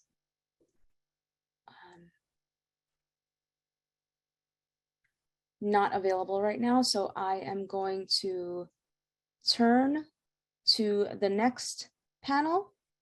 The next panel will be in the following order: Shelley Brenner, Zara Nasser, Diana Moreno, Patrick Boyle, and Alice Bufkin. And we'll begin now with Shelley Brenner. Time starts now. Thank you, Council Member Ayala and the committee for the opportunity to testify today. My name is Shelley Brenner, and I'm the Associate Deputy Executive Director at Goddard Riverside, a multi-service organization that serves over 20,000 individuals per year. The focus of my testimony today will be on two critical service areas: homeless outreach and legal services. Goddard Riverside provides 24 hours, 7 days a week of street homeless outreach in the borough of Manhattan. We provide services when it's raining, when there's a snowstorm, when there's a hurricane. At the height of the pandemic, we're out there. And our law project provides free legal services and tenant organizing support to low-income residents with a focus on eviction prevention.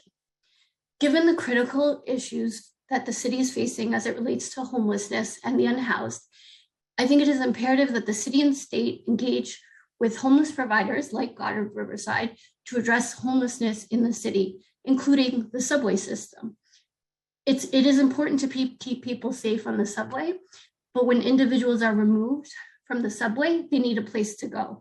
And those are the individuals that my outreach workers will be directly interacting with. However, no one from our agency was consulted on the subway safety plan.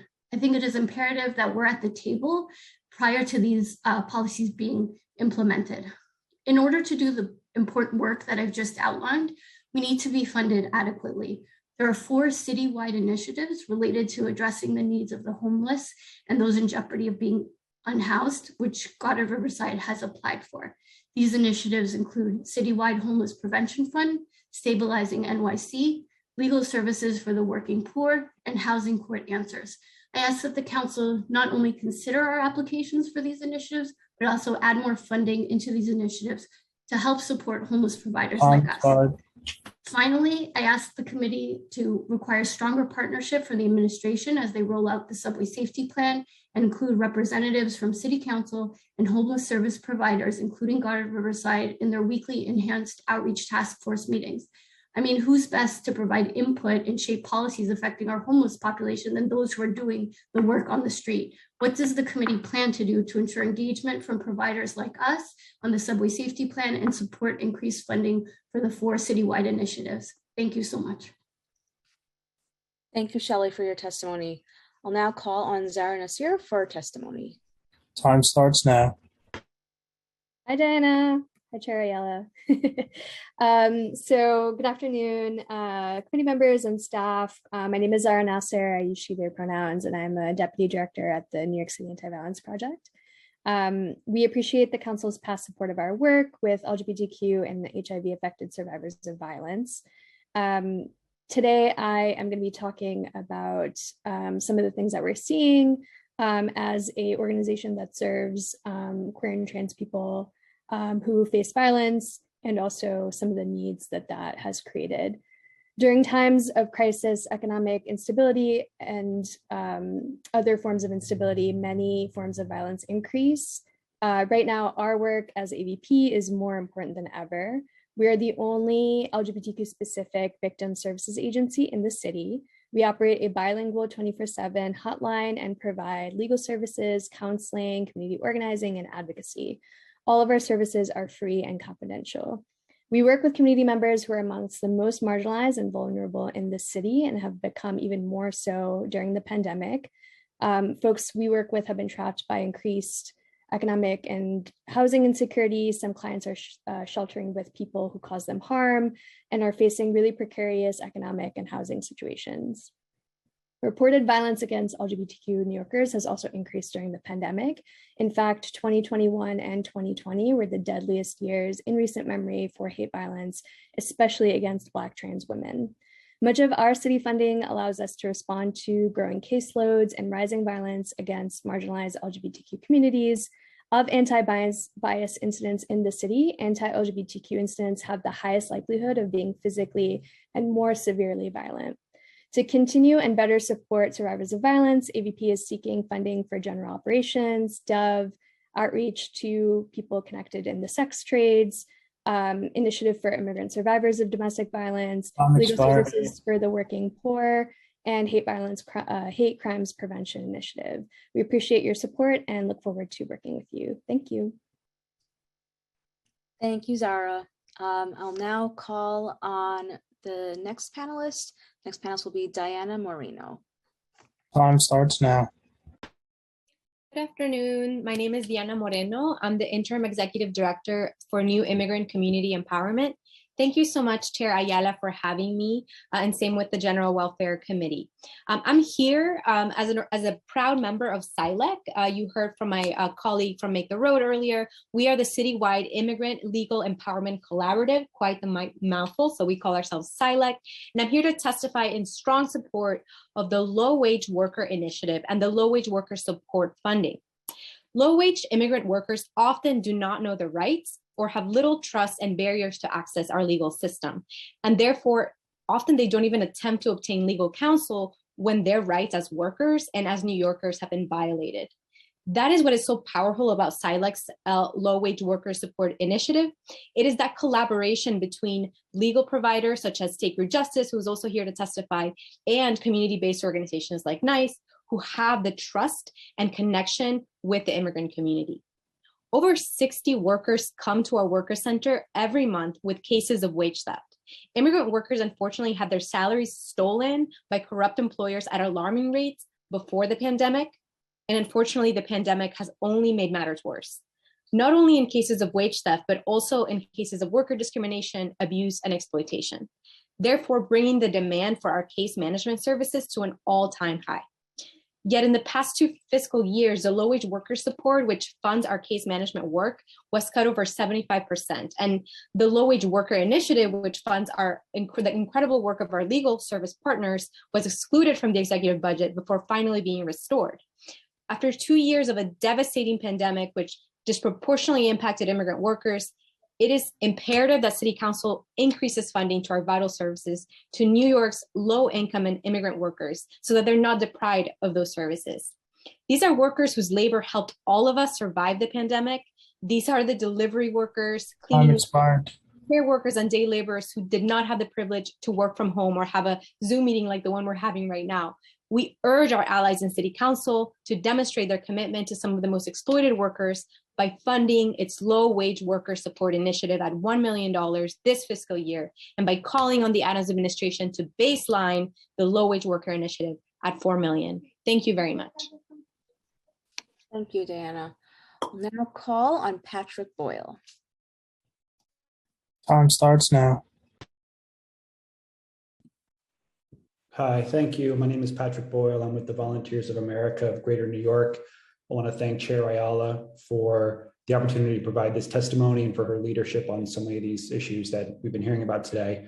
As we come out of this pandemic, it's certainly our perspective that this budget really has to prioritize those workers. And I want to just echo what the last speaker said. I mean, these were people, including our staff and all those in the human services sector, who really were on the front lines of dealing with this pandemic and dealing with people and continue to be.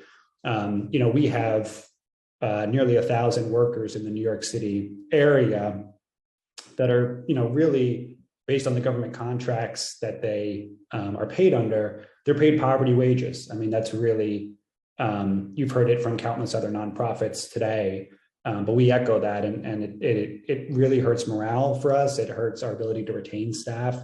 And these are people dealing with, our most vulnerable citizens in the city. and really our most entrenched, difficult problems. And they're doing it in areas where government has really taken a step back. We give this work to nonprofit partners, and it's our mission, and we're very happy and pleased to do it. But this budget really has to take a step towards just pay and pay equity for these workers and cost of living adjustments. We've kicked this can down the road too far. And that's really our primary concern right now, is seeing finally equitable pay for this sector. We also just want to say on the scatter site rates for supportive housing, another priority of ours is seeing those funding levels brought up in a way that's equitable with the congregate sites. We run a lot of scattered site supportive housing. The rates aren't enough to give the kind of attention and care to them that we want to, and we want to do more of it, but it's difficult for us at the rates that they're set. So that's another priority for us, and we'll have more to say in our submitted testimony. So thank you. Thanks, Patrick, for your testimony. And before I call the last panelists in this panel, I also want to name the following panel. The following panel will be Antonia House, followed by Lisa Rivera, followed by Catherine Wormfeld, followed by Adrian Holder, followed by Tawaki Komatsu. Now I will call on Alice Buffkin. Time starts now. Good afternoon. Thank you, Chair Ayala and members of the committee for holding today's testimony and today's hearing. My name is Alice Buffkin. I'm the Associate Executive Director of Policy and Advocacy at Citizens Committee for Children. We're a multi-issue children's advocacy organization dedicated to ensuring every New York child is healthy, housed, educated, and safe. I'll be submitting written testimony with greater detail, but in the time I have today, I want to make a few general points about family homelessness, child welfare, and human services in the budget. As you've heard earlier, despite campaign promises to prioritize the city's homelessness crisis and to invest $4 billion in affordable housing infrastructure, Mayor Adams' preliminary budget did not include any significant investments to address housing and the homelessness crisis. CCC, in partnership with the Family Homelessness Coalition, calls on the City Council and the Mayor to develop a plan to address family homelessness in New York by improving existing prevention programs and expanding access to affordable housing. We first urge city leaders to take the following steps to improve upon city prevention programs. First, expanding availability for city FEPs by doing away with the requirement of an eviction filing or shelter history. Increase staffing at community-based organizations that provide prevention services to families at risk of housing instability. Sufficiently invest in aftercare programs that help ensure families do not return to shelters. It's also critical that the city increase access to affordable and stable housing. We're advocating the city do so by increasing staff capacity of city agencies to properly administer emergency housing vouchers. Enforce the mandate to set aside at least 15% of HPD-funded housing projects for people experiencing homelessness, and expand access to supportive housing for families with children. And finally, we join other partners in urging the city to increase supports, community coordinators, and transportation funding for students in temporary housing. To ensure full and equitable recovery from this pandemic, we must invest in primary prevention and child welfare and youth justice. We know the child welfare system too often punishes families for poverty. This pandemic has worsened economic hardships for families. In a recent study by CCC and Kafka, providers named the top needs for families they work with as childcare, cash assistance, mental health counseling, and housing. These findings reinforce the needs for prevention and investments in families. In addition, we strongly support the baselining of $13.4 million for fair futures in the preliminary budget, as well as the Just Pay campaign, which would help ensure fair pay for human service workers employed or contracted by the cities. These workers provide essential services for children and families. I'd ask that you see our written testimony for additional recommendations related to youth justice, food insecurity, and the importance of establishing a birth to 5 year-round childcare system. Thank you. Thanks, Alice, for your testimony.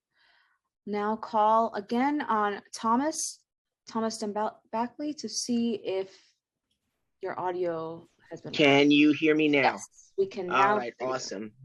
Excellent. Third time's a charm. Good afternoon.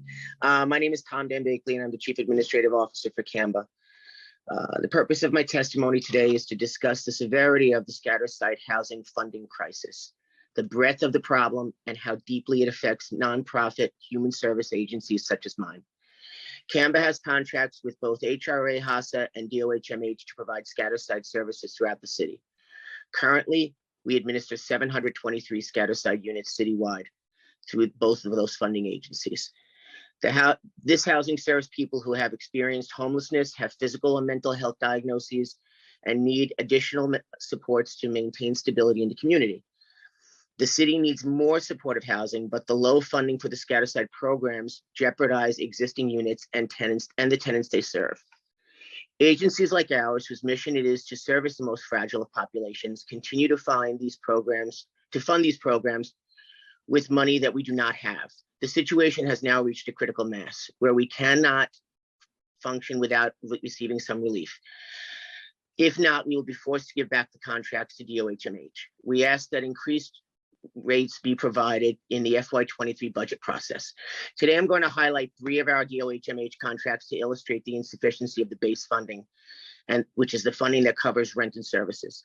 The first, Justice Involved Supportive Housing, JISH, serves formerly incarcerated clients at re-entering society. This 30-unit contract is funded by DOHMH at a rate of $485,341, which translates to about $16,178 a unit. With rents exceeding $556,000 this year, this contract is a deficit before we even provide any service. When personnel services and other expenses such as insurance, travel, office expenses, and administrative costs are considered, the program will nearly be $300,000 in deficit this year. The second contract, the citywide scatter site program, which originally has a 63-unit program and a funding level of $18,344 per unit. This program has historically been so deficient in funding that DOH has agreed to allow us to fill only 48 apartments to collect the full funding. Even doing so, we will end the year in deficit. The final contract, the 932 supported housing contract, is a 65-unit contract with funding at about $23,000 per unit. With most of these units at or above FMR, rents total nearly $1 million, and even after DOHMH allowing us to de-lease 4 units and collect the full contract, this contract is still expected to end more than $100,000 in deficit. Contracts are further hampered by DOH's unrealistic assumptions that the portion of the rent the tenants themselves can pay. In the 3 contracts that I've analyzed, a total of $363,000 was supposed to be paid towards the rent by the tenants directly.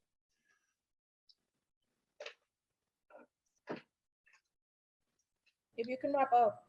I'm sorry, yes, but this fiscal year, we anticipate being able to collect roughly $172,000, less than half of that number.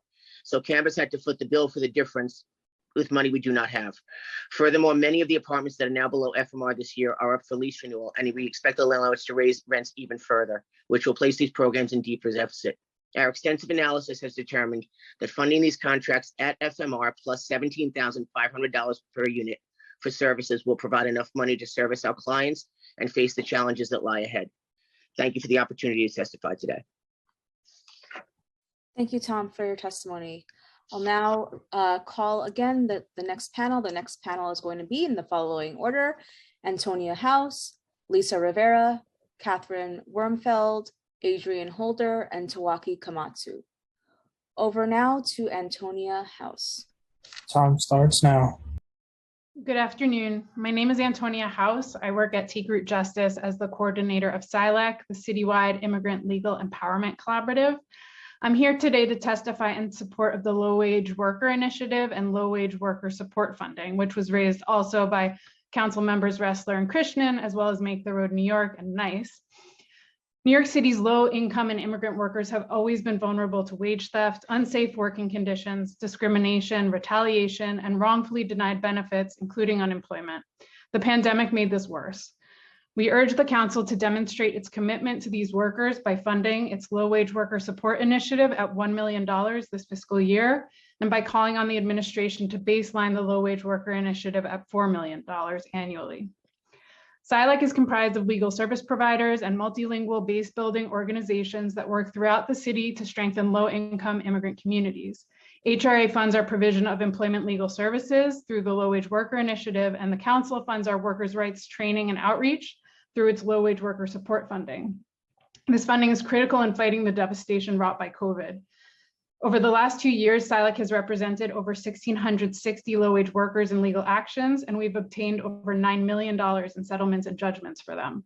We've provided case management in over 900 cases, conducted over 200 community trainings, and connected thousands of workers to organizing. But the city has failed to prioritize these 2 funding streams, the only ones dedicated to this work. The last 2 years, the Low Wage Worker Initiative was excluded from the executive budget before being restored, and the low wage worker support was cut by over 75%. Our organizations require expanded multi-year funding to continue this life-sustaining work. We look forward to working with the council and administration to ensure that New York's low-income immigrant workers are not deprived of our vital services. Thank you very much. Thank you, Antonia, for your testimony. I'll now call on Lisa Rivera. Time starts now. Chair Ayala, council members and staff, good afternoon, and thank you for the opportunity to speak today. My name is Lisa Rivera, and I'm the managing attorney at the New York Legal Assistance Group. With a staff of over 300 advocates, we address emerging and urgent legal needs with comprehensive free legal services, impact litigation, policy advocacy, and community education. As we all know, the COVID pandemic has exacerbated the systemic inequities present in our city. The population that NILAG serves and the population that other legal services organizations serve have been the hardest hit and is still reeling from the economic and social net fallout. As such, the demand for legal services continues to grow and is outpacing the number of advocates that are available to provide high quality, meaningful representation as the courts further reopen. We're asking that the city recommit and increase funding to legal services so that we can give those that are struggling to protect their rights and access benefits that they are entitled to. NILAG and other legal service providers are experiencing the deluge that we have been predicting for the past 2 years once the various moratoria ended and the courts reopened. The impact of limited court operations over the last 2 years has created tremendous pressure on our staff and our ability to obtain relief for our clients. I'm going to give some examples of the areas of law that are most impacted. Our domestic violence practice. There are significant delays in obtaining relief for our clients because of the backlog of cases that were not addressed for many months of the pandemic. And other areas such as immigration, hearings, many without due process, are being scheduled at such a fast rate that it is overwhelming. Our workers' rights attorneys are flooded with requests for assistance in various areas, including in unemployment compensation hearings. And significantly, our housing attorneys providing representation under right to counsel for individuals facing eviction are at or nearing capacity. The combination of the backlog of cases that we carry and the rate of new cases that are being filed is overwhelming, and legal service providers are threatened to undermine this very important program. If the trend continues, it will impair our ability to provide representation for those facing eviction. We're asking that the City Council work with the administration to provide sufficient resources and support our ability to provide full rep to all eligible tenants so that it's not compromised. Thank you, Lisa, for your testimony. I'll now call on Catherine Wormfeld. Time starts now. Good afternoon. My name is Kate Wormfeld, Director of Family Court Programs at the Center for Court Innovation, whose longstanding partnership with Council has helped bring our vision of a more fair and effective justice system to life through evidence-based and racially just programming that spans the justice continuum. This year, we asked the Council to continue and expand support for the Center's innovative core funding, allowing us to make deep investment in engaging individuals as far upstream as possible to limit and ideally prevent justice system involvement. An increase in investments from Council would support youth development programs, homelessness prevention, community-based violence interventions, and mental health services in all 5 boroughs. The Center also seeks funding to build the capacity of the successful Strong Starts Court Initiative to meet the needs of a greater number of young children and their families throughout New York City. Strong Starts is a family court-based project with a 2-generational approach to providing specialized and streamlined services for young children and their families who have child protection cases, and it works to educate court-based professionals on early child development to transform the traditional family court response to this vulnerable population. While currently citywide, the program is available to only a fraction of the approximately 10,000 children birth to 3 known to the New York City Family Court. Our New York City programming is currently funded entirely by private foundations, and now that we are out of the pilot phase, we need to forge a public-private partnership in order to sustain and build capacity for this much-needed program. Our recent evaluation shows a reduced recurrence of new case filings, which not only points to improved family well-being and better outcomes for children, but also to the efficiency and cost savings potential of this model. The evaluation also reflects the increased capacity of judges and lawyers to apply what they've learned of early childhood development and complex trauma in all their other cases to help interrupt intergenerational cycles of system involvement, reduce bias, and transform the way family court responds to children and families.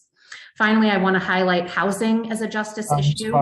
We seek funding from council to support the center's proposed New York City housing cores in launching a citywide community-based project dedicated to preventing evictions while promoting housing stability, affordability, and tenant protections for vulnerable tenants and public housing communities through a network of trained housing navigators and mobile pop-up events in all 5 boroughs. We thank council for its continued partnership and are available to answer any questions. Thank you. Thank you, Kate, for your testimony. I'll now call on Adrian Holder for testimony. Time starts now. Good afternoon. The Legal Aid Society relies on city funding to maintain, well, first of all, let me just say, I'm so sorry. I welcome this opportunity to testify before the New York City Council Committee on General Welfare and thank Chairperson Ayala and the respected committee members, all known for their record of activism and public service. The Legal Aid Society relies on city funding to maintain and develop our civil and criminal defense practices. Today, I'll testify solely on the support of the civil practice. Our criminal defense practice will testify next week before the Committee on Public Safety. Our work across our civil practice touches practically all of the civil legal difficulty experienced by vulnerable New Yorkers, issues that without intervention can quickly escalate into situations that leave our clients trapped in cycles of poverty. The Legal Aid Society has the depth of expertise, breadth of scope of services, and capacity to defend and advocate for New York's marginalized communities in this way during this especially crucial crisis. Our citywide work directly supports vulnerable New Yorkers in transitioning out of poverty, mitigates the effects of systemic racism and inequity so evident during these times, and enhances the legal rights of low-income people overall. Across the civil practice, our work contributes to the ground-up community-based recovery that's integral to New York's long-term recovery post-pandemic. New York City's marginalized communities and populations that have been overly attacked and purposely left behind by the previous federal administration continue to be disproportionately impacted by the pandemic and its associated economic collapse. And it's vital that the city centers these communities, and we respectfully request that New York City Council maintain its long-standing support for the following citywide initiatives: legal services for low-income New Yorkers, I'm running out of time, the New York Immigrant Family Unity Project, NIFOB, which has represented detained immigrants facing deportation since 2014, and for the Unaccompanied Minor Children and Families Initiative, UMFI, which is providing free legal assistance to unaccompanied adults with children fleeing economic, gang violence, and domestic violence. I thank the council for your longstanding support for both the Legal Aid Society's essential criminal defense and civil practice programs. And we thank you for the value you place on our role as first responders and as servants to all of our communities here in New York City. And thank you for this opportunity to testify before you. Thank you, Adrian, for your testimony. I'll now call on Tawaki Komatsu for testimony. Time starts now. Can you hear me? Yes, we can hear you. you. Can you hear me? Yeah, we can hear you. So a few things here. There's been discussion today about wage theft. I have an oral arguments hearing against a company called NTT Data that HRA is doing business with. That oral arguments hearing is on March 29th. I'm trying to get legal representation for that. Also, while this hearing was underway, I found out that Urban Pathways, a slumlord from my building, it's suing me for a third time after I whipped it in court. So basically, Bronx Housing Court Judge Stephen Weissman dismissed the original case. I got legal aid for it. I asked Judge Weissman to have a subpoena issued against HRA. He instead dismissed the case. Also, there was a public hearing on February 24th about a new contract for Urban Pathways for $15 million. The door handle from my front door of my building fell off yesterday. So the question is, why am I continuing to face frivolous lawsuits by Urban Pathways while the city's rewarding it? At the same time that Frederick Schack, the CEO of Urban Pathways, he was a member of the Mayor Adams Advisory Committee. So, Ms. Ayala, we've had conversations about this previously. You told me to reach out to your office. I was also advised to reach out to Mr. Salamanca's office. I got a call from them yesterday. They blew me off. They lied to me. They told me someone was going to give me a call back. Didn't get that call. So the question is, what can you do to essentially compel HRA to give me the records that I've been seeking for about 6 years about the illegal bait and switch where HRA illegally changed my apartment lease 2 days after I signed it on February 16th of 2016. Can I get an answer? The answer is the same as it was last week. We cannot comment on litigation matters that, quite frankly, I'm not well versed on because I'm not a part of. Well, it's this simple. Can you have HRA provide me the records in terms of FOIL? If I submit a FOIL request to HRA? This is not the appropriate use of this hearing. That is information that you can't provide in writing. If you have any testimony Okay, related to Chief Judge Swain, cancel this hearing. Thank you. Bye. that's fine. Thank you.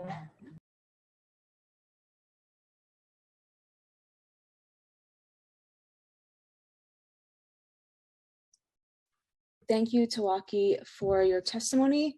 At this time, if there is anyone, any member of the public who has not testified, who we have inadvertently missed, please use the Zoom raise hand function now, and you'll be called in the order in which you raised your hand. All right, so we will now call on Carolyn O'Neill, followed by Justin Gray, followed by Tana Rizak. Over to Carolyn O'Neill. Time starts now.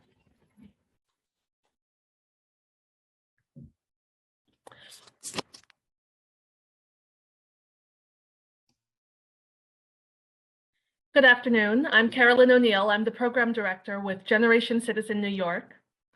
Last year, Generation Citizen served over 1,700 students in 70 classrooms through our Action Civics curriculum, in which secondary school students apply social studies learning to the real world by studying and advocating for an issue of importance to their communities.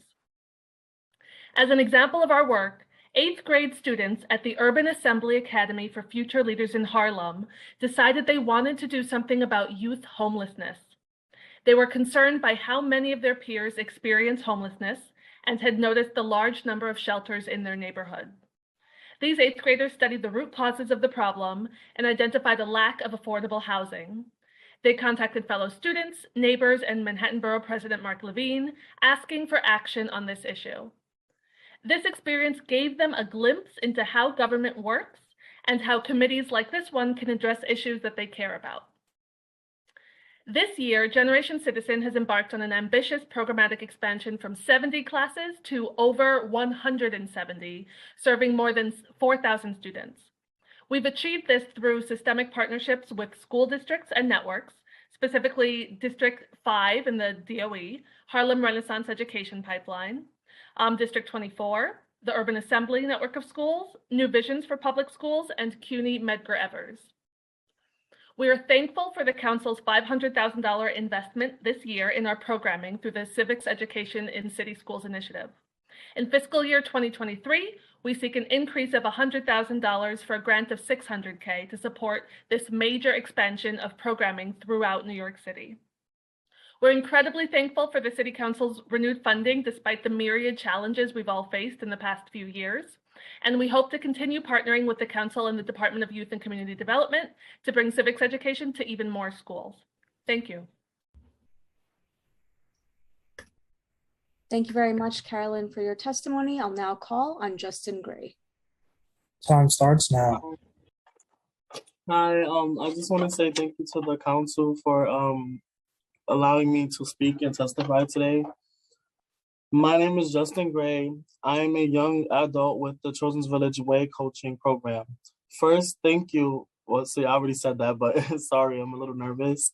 But I feel deep down that Fair Future should continue to be funded because without any funding, I would not have been able to experience a lot of, I would have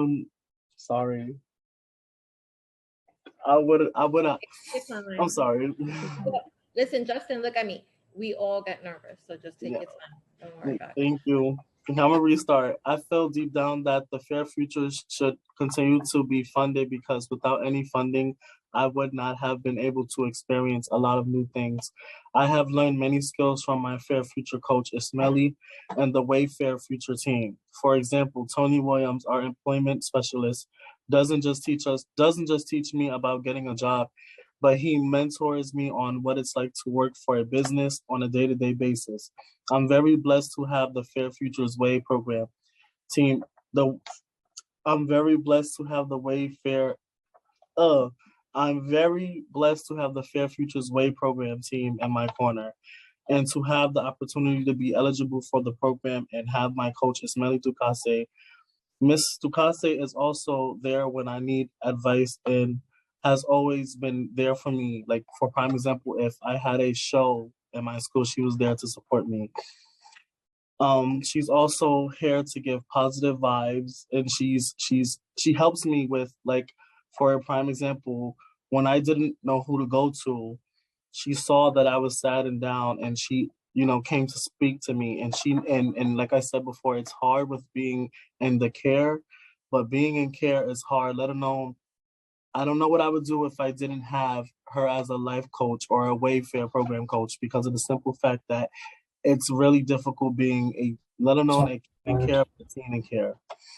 That's cute. But and help me lead it. And she guides me to success, and I'm sorry. And on a day-to-day basis, she helps me go through life, especially when I feel like some days that I can't even imagine of getting up and dealing with anyone. And I just want to say that I'm very blessed to have her as a life coach, and I really do not want the Fair Futures program to be defunded, because I do enjoy a lot of the time and patience that I've received when it comes down to the Wayfair program. Thank you so much. You did really good. You did good. I mean, we all get nervous. Even I get nervous and I stumble through words. But the important part of all of this is that you were here and that you were able to speak for all of your cohorts in really speaking to the importance of this program. And I'm really proud of you. We're all really proud of you. Thank you. This is why we do what we do, is because we want to make sure that that you have these resources available and that you have somebody to talk to that you feel comfortable with. So again, I am really, really proud of you. You did such a good job today. Thank you. Thank you. Bye-bye. Thank you so much, Justin, for your testimony.